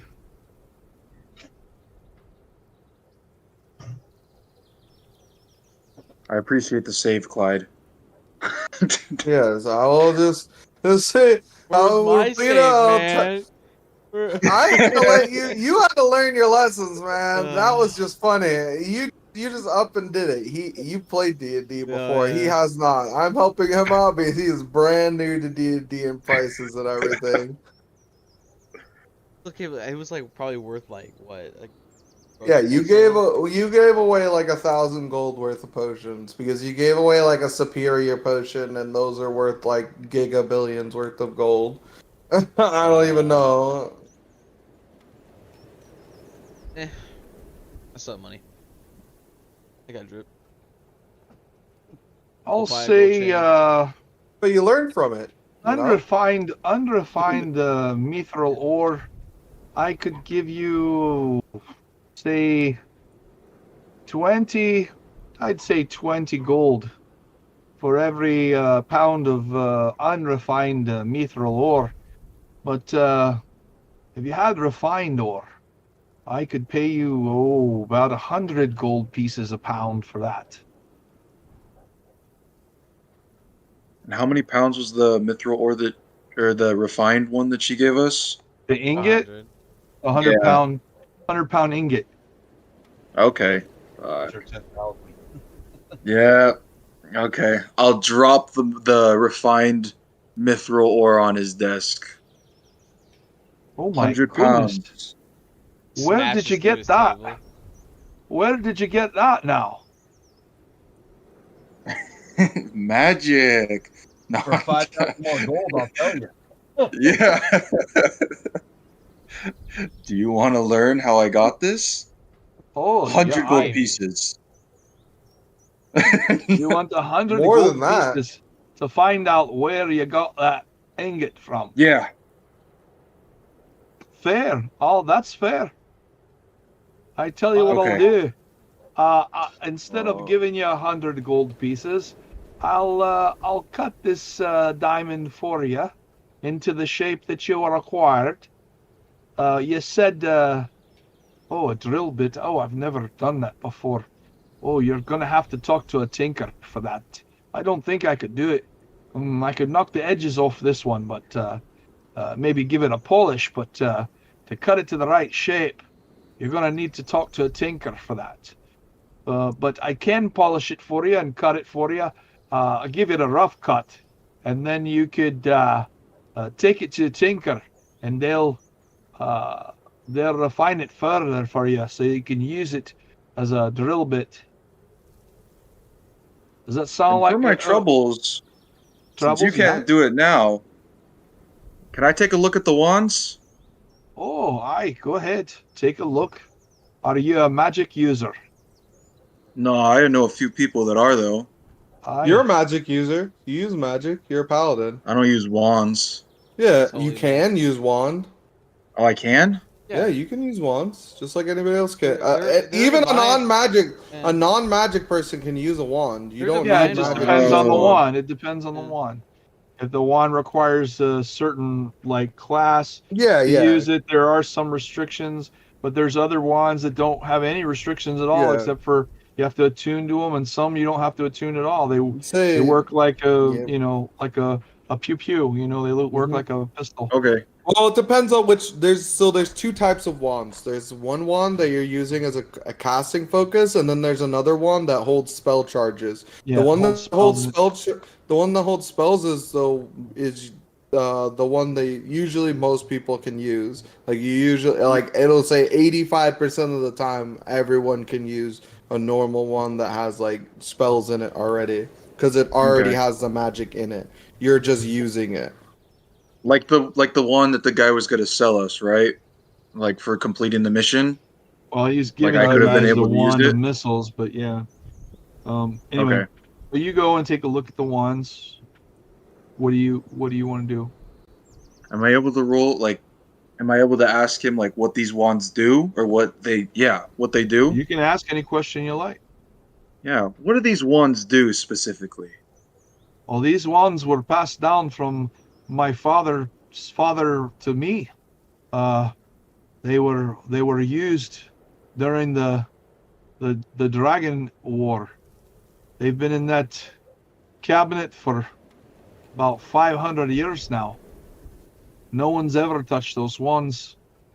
Well, not anyone living anyway. So I'm guessing that you don't need them very much then? Oh, they're not for sale. Those are relics of a time long gone. There's not much magic in the world now, and what little bit of magic is in those wands, I wouldn't give them up for anything. Not much mithril either. Yeah. You hear a So voice you said you want to know the coming way. from the chocolate factory. Yeah, I hear the There's tear. I so hear much tear. So about I'm the just directions playing, about the directions for the mithril, right? You said mithril's pretty rare over here. Aye. The mines that used to provide the mithril for this city, they dried up. There was no one there to take care of them, and the city was destroyed. So there hasn't been mithril on this side of the mountain for 500 years. 500 years. Aye. Wow. So, if I tell mean, you there's still exactly where bits it and is, bobs. There's still bits and bobs around. We take the mithril armor and weapons that we have, melt them down, and make things new. I mean, mithril is nearly indestructible. I lived on the Mithril Mountain Caves. Really? Yeah. Do you want to know exactly where they are? Oh, I know where they are. I just don't know how to get there. No one does. The Oh, caves okay. have been closed for ages. Well, these wands look pretty nice, and I know exactly how to get there. You do? Wait a Yeah. second. You said you've lived there. How did you Yep. get to this side of the mountain? Well, you got to give me the wands, or so I can let you know about them. You want me to give you all 10 of my wands? Not all of tell them. you- Not all of them. Just one. Really? I tell you what. You tell me a story on how I can get over there. Show me a way through. I'll give you a wand. Out of actual thing, did we only take Tink's teleporter to get over here? Like, do I have? Okay. Hey, I mean, technically, that's not a lie if you take him with the portal to the Tink and then show him over there. Yeah, but the problem You think here, Tink would allow- Gretzky, is this. You don't know Tink. You've only met her briefly. Yeah. And you're basically following the other party members who are very well, that know Tink very well. All you saw was a portal open, and you went through. You don't know how it works, number one. And number two, I mean, like you're not in exact. I mean, you're not exactly like buddy with Tink at this point because you just basically briefly met her. So, I mean, technically speaking, you know about as much about how you got there as like a baby would know how he got from the stroller into the back seat of the car. Like he knows he's there. But, he doesn't know how to work the clips and shit. Mom does that for him. So, that's all I'm saying. Like, tell me a story, but Did you just it call might not Cheer be. Mom? A Tink Fuck, is like a man. mom, I guess, for you fools. Yeah. Yeah, basically. Damn, that sucks ass. I mean, you Okay. can roll deception and just- try to bullshit the guy. I mean, Fuck. you're a lawful neutral character, so you're not Let me like roll lying. deception. Lying isn't exactly breaking any laws. So Okay, let me roll deception. Oh boy. Oh boy. Ooh. Oh Not boy. bad. Not Oh bad at all. boy. Oh boy. So All right, concoct so your this is what's story going to of through the happen. mountain. This is what's going to happen. I'm going to roll an opposing insight check. But Okay. depending on your story will depend on if I roll my insight check with disadvantage or just regular. Okay? If you tell me a really believable story, I will roll my check against your 21 at disadvantage. But if you tell me a bullshit story that no one would possibly believe, then I'm just going to roll a straight insight check, and if I beat you, then your story won't work. Okay? So go ahead, spin your web. Oh fuck. Okay. Let's see how this goes. So I actually came from the Brother Mountains at the top of the peaks. I was the guardian of the miners. I remember taking carriages, going through the mountain to the other side and watching as traders came to trade for the mithril, refined mithril ore, which you guys have not seen before. I remember traveling with them back to this. Oh wait, I haven't gone to this town, have I? Fuck, there's so many things. Just break it up as This you go. Go Kapu, when ahead. you're telling your story, remember this. That Yeah. castle died how many years ago? 500 years ago, didn't it? And how many generations of paladin have been watching over those ruins? A lot. Your father and his father and his father before him. So to start off your story saying I was there I went there. is kind of right off the rip, like hurting you, okay? Because Yeah. Goliaths don't live that long. So I you're would say frozen in the Goliaths ice. live about twice You're- as long as a You were frozen human. in the ice. That's how you live so long. Yeah. I was Well, that's a good way to start your story. I was frozen in the ice. Sure. Goliaths are resistant to cold. You understand that, right? Yeah. Okay. So I know that. That's why I was. I mean, it's still Shit. possible, but Let me unlikely. let me just go back. We'll get in back to time. you. I'll let you. Yeah. I'll let you. Yeah, I go on, appreciate give a that. story, and we're gonna move to Devin and Clyde real quick. Okay. So Devin I'm and just- Clyde, you guys decide to go. I'll come back to you. Don't worry, Kapu. Think about what you want to say. Write down a couple little notes, and then give me some bullet points, and then we'll go from there. We'll put that. I'll come right back to you. Okay. So meanwhile, I need Tier to roll a con save for chocolate coma. You need to get a DC 12 minimum. You're good. Okay. Starting to get sick, but you're able to hold down your lunch. At one point, you decide you don't want to continue the tour, and so you decide to wait in the guy's office where the little gnome who has the door, he's holding the door ready to open it, and you just kind of sit down there and try to calm your stomach. But How many other everything people there, are in there? you know everything there is to know about chocolatiering at this point. And I mean, like, how they make all of the ingredients and stuff. And you noticed right away that they're putting things in the chocolate that don't typically go into chocolate and candies, things that are definitely addictive. Like, you think you may have seen a bag of cocaine at some point go into a batch, there's definitely some, other illicit substances going into the chocolate, anything to make it addictive, apparently.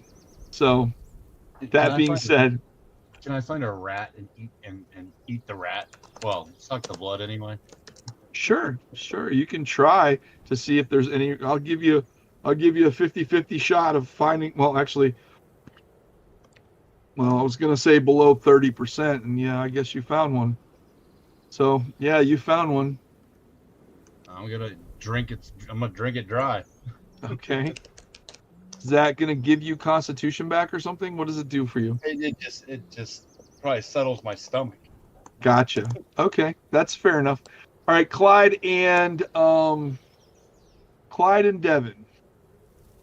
All right. Back to the tavern. Yo, and now Devin, we don't know anything about what's happening over there with. I'm taking this out of you. I'm like, we don't know anything what's happening over there with Kreisky. So, I'm thinking we sell the mining rights to the tavern master, and then years in the future, those two guys will be fighting about it. Ancient, like, the two mining mithrils companies start fighting. They were both sold mining rights to the mining facility by two assholes. Find yourself back at the tavern, and there's a hustle and bustle going on. Lots and lots of patrons inside the tavern, all excited about the upcoming festival that's supposed to happen on the morrow. Meanwhile, you hear a bard singing on stage about the wonderful frost that's been lifted, balance been restored, uh, all hail to the high lord, etc., etc. Lots of rhyming and lots of storytelling going on. Uh, they are really confused as to how it all happened. They just know that it's good. Well, Clyde's going up to the tavern master. He needs to tell him what's going on. Sure. Well, Come on, Devin. Devin, you coming? I'm also gonna walk over. I'm gonna walk over and then like as he I can't see your token. I can only see mine right now. right on me. Off of me, boy. Oh, okay. But I still can't see you for some reason. Really? No. He's right to the You left. just reconnected to the server. You were Well, I'm you were refreshing disconnected. it. Oh, okay. I'm Yeah. refreshing it. So Okay. let's see here. Where's my boy? I can't see the tavern master either or anything. You can't? Nope. I can't see any tokens right now, only mine. I saw you move me.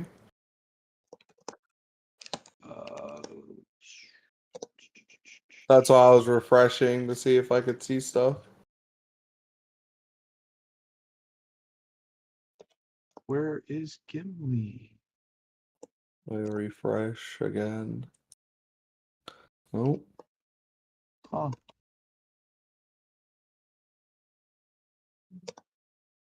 It's fine. I know where he is in my mind. I'll need to be able to actually see him. Well, if this isn't the hero of old, the legend returns. Which worlds have you been on since we last spoke? What are you talking about, brother? I saved yours. Don't you see the snow has been going away? Ah, yeah, you're here to tell me another tall tale. Tall tale, brother. All my stories have been true. Have I ever lied to you? Well, I couldn't know if I knew, could I?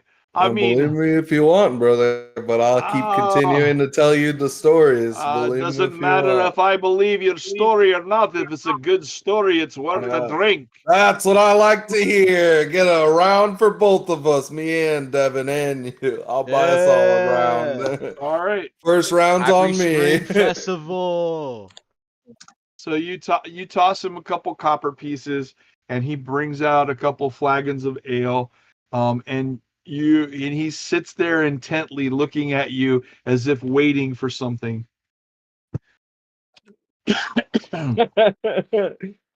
So, Devin, do you want to start off the tale, or would you like How do me we to? start it off? Do we start about the Well, Yeti encounter, us defeating the well, let's ginormous start Yeti? from the tavern. He has to hear the whole thing, you know. He I don't think I want to tell him that we snuck out after almost getting. No. All right, I so mean, while you guys are no. while you guys are fabricating your story, we're gonna flash back to Kapu at the No, we're I'm gonna not done flash yet. back He's not to done Kapu, yet. who is I'm not with the done jeweler, yet. and he is standing there, and the jeweler is waiting to hear his story. Oh fuck! I'm not done. No, it's okay. Shit. It's all good. I'm good at making stuff up on the fly. I got this. Well, you can go ahead and take a minute. Meanwhile, the jeweler is standing there in front of Gresky, and he is awaiting your story. Fuck. All of I gotta these make it things up are now. happening simultaneously, and they actually have to happen simultaneously because of time. Specifically, you guys don't have a lot of it to get off this world.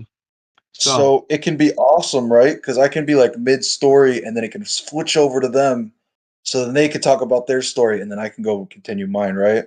Well, we'll see what happens. If you get stuck like those two clowns, then yeah, I have to stop it and move to the next guy in order to keep it moving because we only have a few minutes Okay. left in our session, and then I have to I call it. understand. So I let's try understand. to get through this part and then see what we can, how far we can go. So go for it.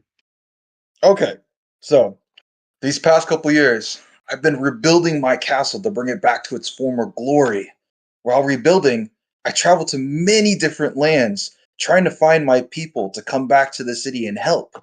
While traveling, I remember finding many broken down structures on my way to and from the city. Most notably, major battleground south of my city, and it looked like a giant battle took place with many dead bodies of different races. most notably a lot of dead elf races that were there. No clue how it got there, but I remember seeing it just about an hour away from my mountain. My mountain, from the looks from about an hour away, I remember seeing two twin cities, giant crest at the top, it has a big crater. Okay, that's as far as I got. So he looks at you and says, so that's where you're from. You're from the brother city of Stormhold. This is Frosthold, that's Stormhold, and you lived in Stormhold. Yes, right. Correct. So now explain to me how you got on this side of the mountain, because I gotta tell you, that mountain is impassable. Now, little backstory for your character. The reason why the dwarves cut tunnels through the under part of the mountain is twofold.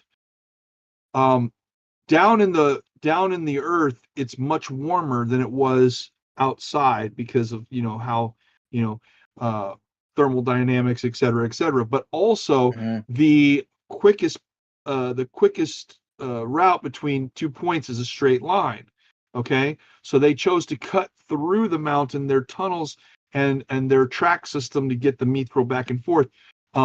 Now that being said, going over the mountain, impossible, because we're talking about like Mount Everest style freaking mountain peaks. We're hundreds of feet over, hundreds of feet over sea level type shit, where literally if you try to go over the mountain, you can't catch your breath. Like you would literally pass out at some points during there. And it's not just one mountain that goes straight up and straight down. We're talking about a bunch of mountains strung together.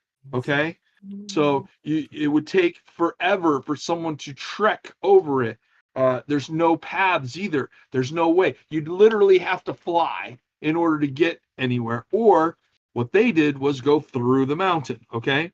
So that being said, the only way to get the ore from point A to point B was to cut a hole through the mountain. And like I said before, the mountain passes in between were all destroyed because of the war and the fact that the magic was out of balance and the earth shook, and there were tremors, there were earthquakes, things like that. And at that point in time, that's when all those city ruins came to pass. The cities literally shook themselves to rubble, and all those man-made tunnels and stuff were collapsed inside. Now, obviously, there's still areas that can be traversed, but we're talking about pinching off a bloodline, we're basically in the middle somewhere, no one knows where, and it's not just one pinch, it's several pinches along the way, okay, where the tunnels were the weakest. So just so you understand that. Okay. So how did you get here? Zip lines. Okay.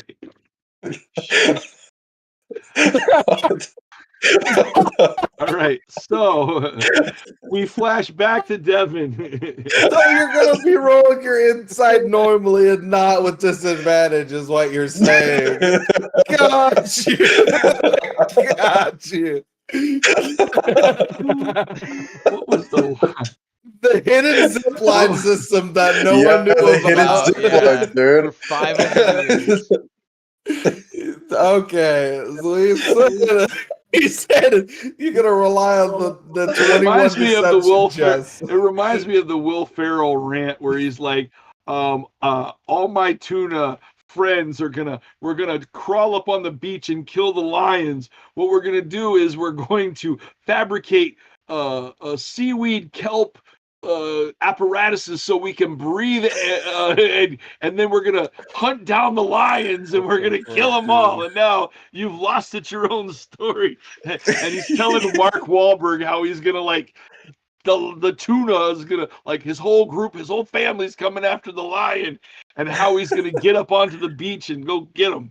He's like, we might not last for days, but like an hour 20, no problem. That's epic. Hey man, just trust me. Just trust me. We're gonna just go ahead and we're gonna call it right here, though, guys. I'm gonna give Devin and Clyde a chance to regale the dwarvish bartender with a story of their.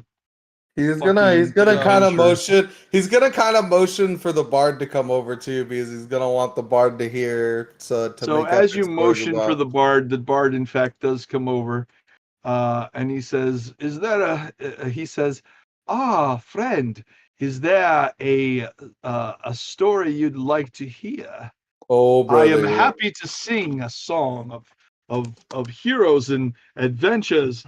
You must hear my latest story of how the world was saved by brother, a friend of mine named what? Excuse me? What's the problem? Yes, a friend of mine by the name of Valentine. He slew the dragon and restored the earth.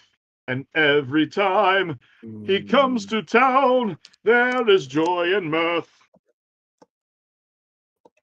Yes, the snow has thawed, the winds are light, and now we will drink tonight. La la la la la la la la. So brother, you've been told a bold-faced lie. I will tell you the actual story of what happened with the dragon, because I have proof of slaying the dragon. I don't know who this Valentine person, but he was not very truthful. And Valentine, the savior of our world. He is the liar and a thief. I don't like this song. Yeah, I would stop. Just so you know, I'm just trying to help you out for your reputation. I wouldn't sing that song anymore because it's gonna come out pretty soon here about what really happened and who the true heroes are, and you wouldn't want to tarnish your own reputation by singing about a liar, would you not? I heard about you. You are the man who. What did you do? Oh, you flew to another world and another universe, and you slayed. What else did you? I can't remember. Something about spiders. Something about demons. Something about I don't know. Brother, I have all the time. I have all the time to regale you about my adventures. I know very well. I know they might seem a little far-fetched for you because I've been on a lot of adventures and I've been to many places, but I tell you the truth, brother. I've been through a lot, and very well. So he gets out his book and he gets out his pen, and he does one of these numbers. He's like, "Do your worst. I will chronicle your story and turn it into a song of legend." So there I was in the middle of a fucking cave. No, thought everything was peaceful, right? Hold up. Thought everything was peaceful. And then two ginormous Yeti monkey guys came out of fucking nowhere and bashed me into the fucking ground. Luckily, I had a potion, and Clyde, this guy, then you take it over. Okay, so good job. So then there was these two guys. Okay, your turn. So my brother's a little excited. We had just gotten done with the mission. He was getting a little ahead of ourselves. We had left the tavern the other day to set out on our adventure to help restore balance from the world because I'd heard about your problem and your prophecy from the tavern master over here and how the balance was unrestored and I'd heard a bard singing about balance needing to be restored by reviving the last good dragon or something. So I'd already had an inkling and a clue of where to go and of his songs and the prophecy. So me, Devin, and Tyr set out with a couple of mercenaries who were from the tavern who knew the area better than we did. They were going to guide us to the cavern that we were in search of. On the way to the cavern, we found it, and then some Yeti creatures attacked us from the walls. They kind of sorted, melded out from the walls, and just instantly obliterated the two mercenary people who were guiding us to the cave. Unfortunately, God bless their hearts. I don't remember their names, but they were very important to someone, I'm sure. After that, we explored the cave a bit and we ran into I believe him to be some sort of ice giant or storm giant of some sorts. He was very big. Very powerful. Yes, he's very powerful. He granted us passage to the ice dragon's lair, because obviously, if there is an evil ice dragon, we must slay it. Me being a hero of justice, evil ice dragon, you destroy the evil, it would balance out the world, in my eyes at least. But so we went there, we met some sort of paladin person named what was your name in game? Gresky Gretzky. Yeah, Dognar. great. Yes, his name Good was guy. Greg Skigdognar, and he with our three companions, he or our other two companions, we slew the ice dragon. I finished it off with a firebolt that went straight through his neck and lopped it off. And then now we're here. So I Now don't it's know a who this siege of Valentine, and I weird. also I have the eye which is being fashioned into a weapon right now, so I can't show you that. But I do have a tooth that's just it's not magical or anything, but it's from the dragon that I kept as a souvenir. All right. If you would like to see it.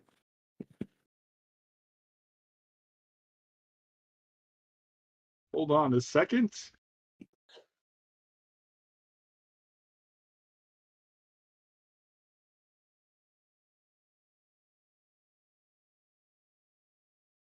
Sorry, I had to write everything down because I don't have that great of a memory. So I went through each part and I was like, oh, I forgot about this. And then I was like, oh, okay, that sounds right. And then I was like, oh, I forgot about this part. Even now, I just remembered that I just said we slew like a Yeti person, but like it was like a Yeti king or whatever. I could have embellished it, but Well, it's there was fine. the Yetis that we killed, and then Yeah, there there was was the two Yetis, and then there was the like the actual Yeti king like. guy that I forgot Well, about. wasn't he like an ice giant or something like that? And the other guy was. Wait, Was no. it? Yeah, it was a troll. It was There was like a regenerating. It was like an troll. ice troll or something. Well, it doesn't matter. He wasn't that important. He could be skipped in the story. I mean, I obliterated him with fireball and double hasted. Yetis, you say? Man, Slew a they're Yeti. huge. Yeah, the Yetis No weren't wonder that those important. caves were. Sorry, let me make a correction. It was an ancient ice dragon. It was an ancient ice dragon. It wasn't just an adult ice dragon. The dragon was about 30 feet. No, it was, what was it? Sorry, it was about 30, 40 feet in length. I can't remember out of game. Probably bigger. It was fucking big. I think it was 30, 40, maybe 50. 1,000. We'll say 40. I'll just say the dragon was probably around 40 to 50 feet. It was an ancient ice dragon. Also, just so you know, I have information to sell of a new mining mithril location, as he will pull out some of the raw mithril and say, I know of a location where to get unlimited amounts of this now. Uh-huh. Not unlimited, obviously, but there's vast amounts in this cave. And I would be willing to sort of sell the location since we'll be moving on from this planet soon. I know that sounds unbelievable, but as I said, I have no interest in the mithril for the future, but I'm sure you, since you're staying here, would have much use for vast amounts of mithril. I see. Well, this reminds me of a song. All right, I will sing your tale. The adventurers left the city to restore the world. One was witty, the other was bored. They slew a yeti and an ice monkey too, but the frost giant was one who let them through. In the brother city they had gone through a portal to slay the dragon too. The winter melts as the heroes return, and the women swoon as their loins do burn. Tell the story of the hero of legend, to follow his story of where his journey ends. Ah! And then a round of applause from everyone in the room. Yeah. They start throwing coins at the bard, who collects them up and goes back to the stage to continue to sing. Clyde's gonna toss or is gonna flip him a platinum piece to see if he catches it. Easily catches the platinum piece. Yeah, and he goes back up on song. stage and continues to sing. Clyde the gunslinging mage and Devin the man of old age. They were. I'm 19, man. Like in the corner. He's been around for 100 years, but no one knows why he has no pointy ears. I start like covering my ears. Elvish blood may run in his family, but we can't tell because he wears a hat happily. Anyway, so, all right. So that being said, back to Gretzky. I'm gonna give you one last chance to regale me with your story, sir. Shit. At the end of the song, the bartender buys you yet another drink and says, "Tell me the story again, but this time don't leave out the important bits." Okay. Meanwhile, a dwarf looking at you with the magnifying glass. Are you sure you're telling me the whole story? Don't you want to tell? I know where you're coming from, but I want to know how you got here and how I can get back there to get some more of that mithril that you have in your hand there. So he knows how to get to the mountain, though. He just doesn't know how to get on top? Through is the problem. Okay, got it. Unless you want to use the zip lines. No. If you want to really use zip lines, if you want to use zip lines as your story, we can go with that. But it's not gonna work out very well. I'm giving you a chance here. Okay, so while traversing back is very treacherous, there is a way. It might not look the safest, but go into the north face of the mountain. You'll see many different fallen trees, which could be used as steps to get about a quarter of the way up the mountain. You'll need to make sure to bring climbing supplies for the trek after. After you get to the icy cliff, you'll need to traverse your way up the icy slope until you find a sole oak tree standing 25 feet tall on the side of the mountain. Next to the tree, you'll see a pathway that leads up to the castle. Now you may think, how did the cave not collapse? You forget. The cave was built by the mighty dwarves of Stormfront Castle. who built the cave systems throughout the mountain. The cave is actually reinforced with mithril beams, which made sure that the cave would not be able to collapse.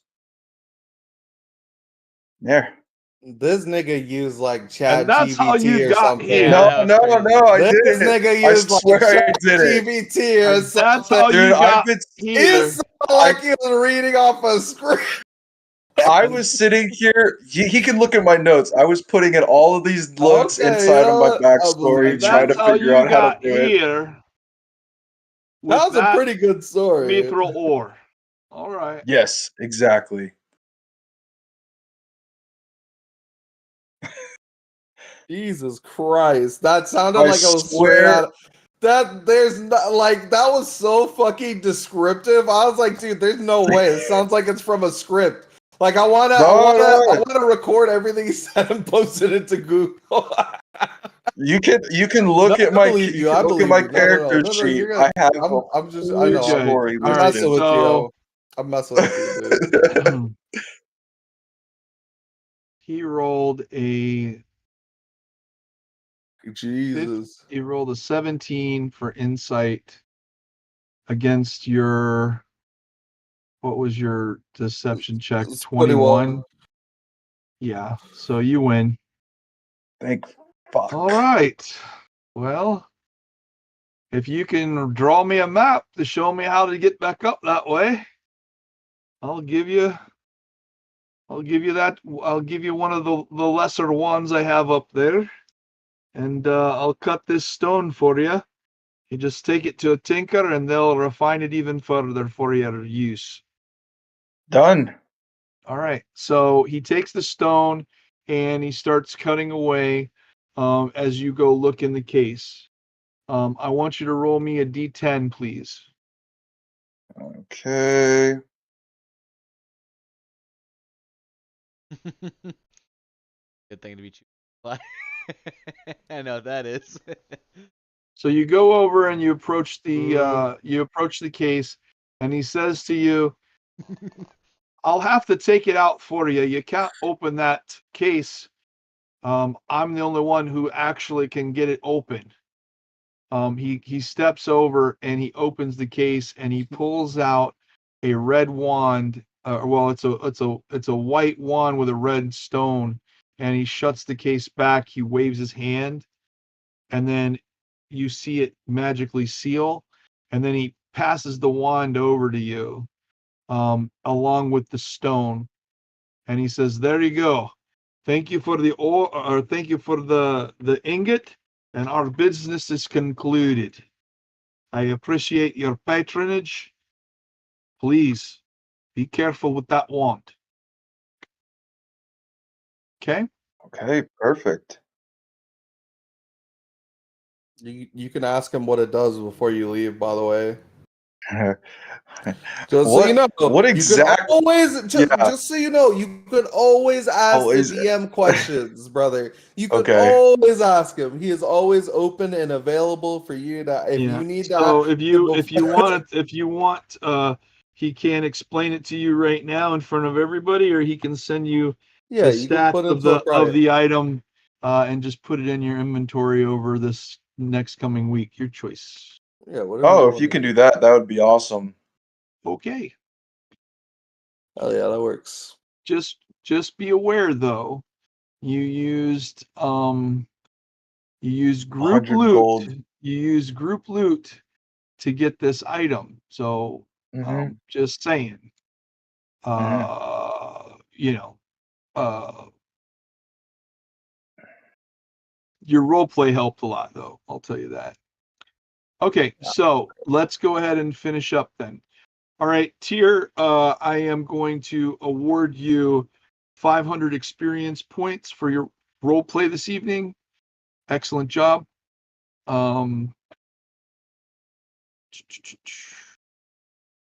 2 inspiration, 1 for moving the campaign along by following the gnome, and also another for moving the campaign along and interacting with, breaking your silence and interacting with the the chocolatier in his office. So, good job. So two inspiration points for that. Gonna go with Gretzky. I'm going to award you 500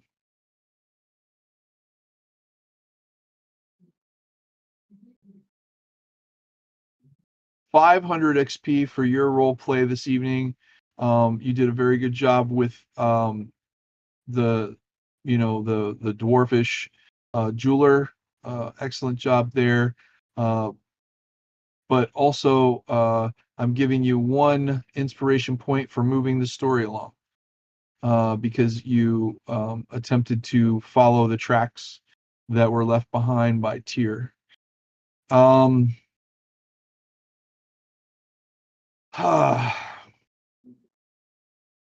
Clyde, I am awarding you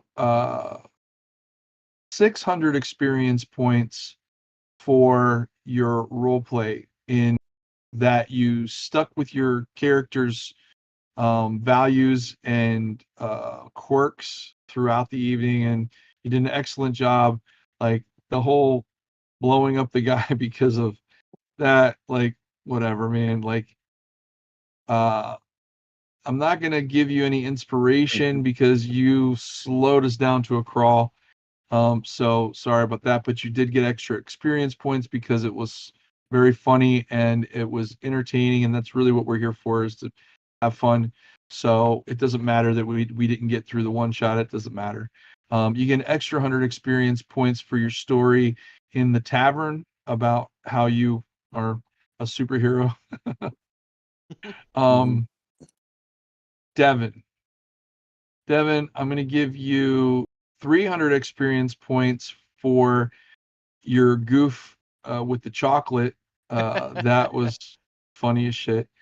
I'm going to give you another 100 experience points for your role play while in the city. You really, actually, I can't. No, I can't do that. I can give you, 100 experience points for your role play in the tavern. You kind of let Clyde do most of the talking on that one, so it wasn't as good of a setup. I'm sorry. I let him go. I was letting him cook. Yeah, but that's all right. It's all right. You can't I wanted to roll go 100. back and forth, go back and Yeah, forth. you I can't don't know roll how to 100 do the every back time. and I mean, yeah, it's I no don't know big how deal. to do the back whatever. and It's no forth. big deal. No, it's still good, yeah. Let's see what else. Interactions with NPCs. So,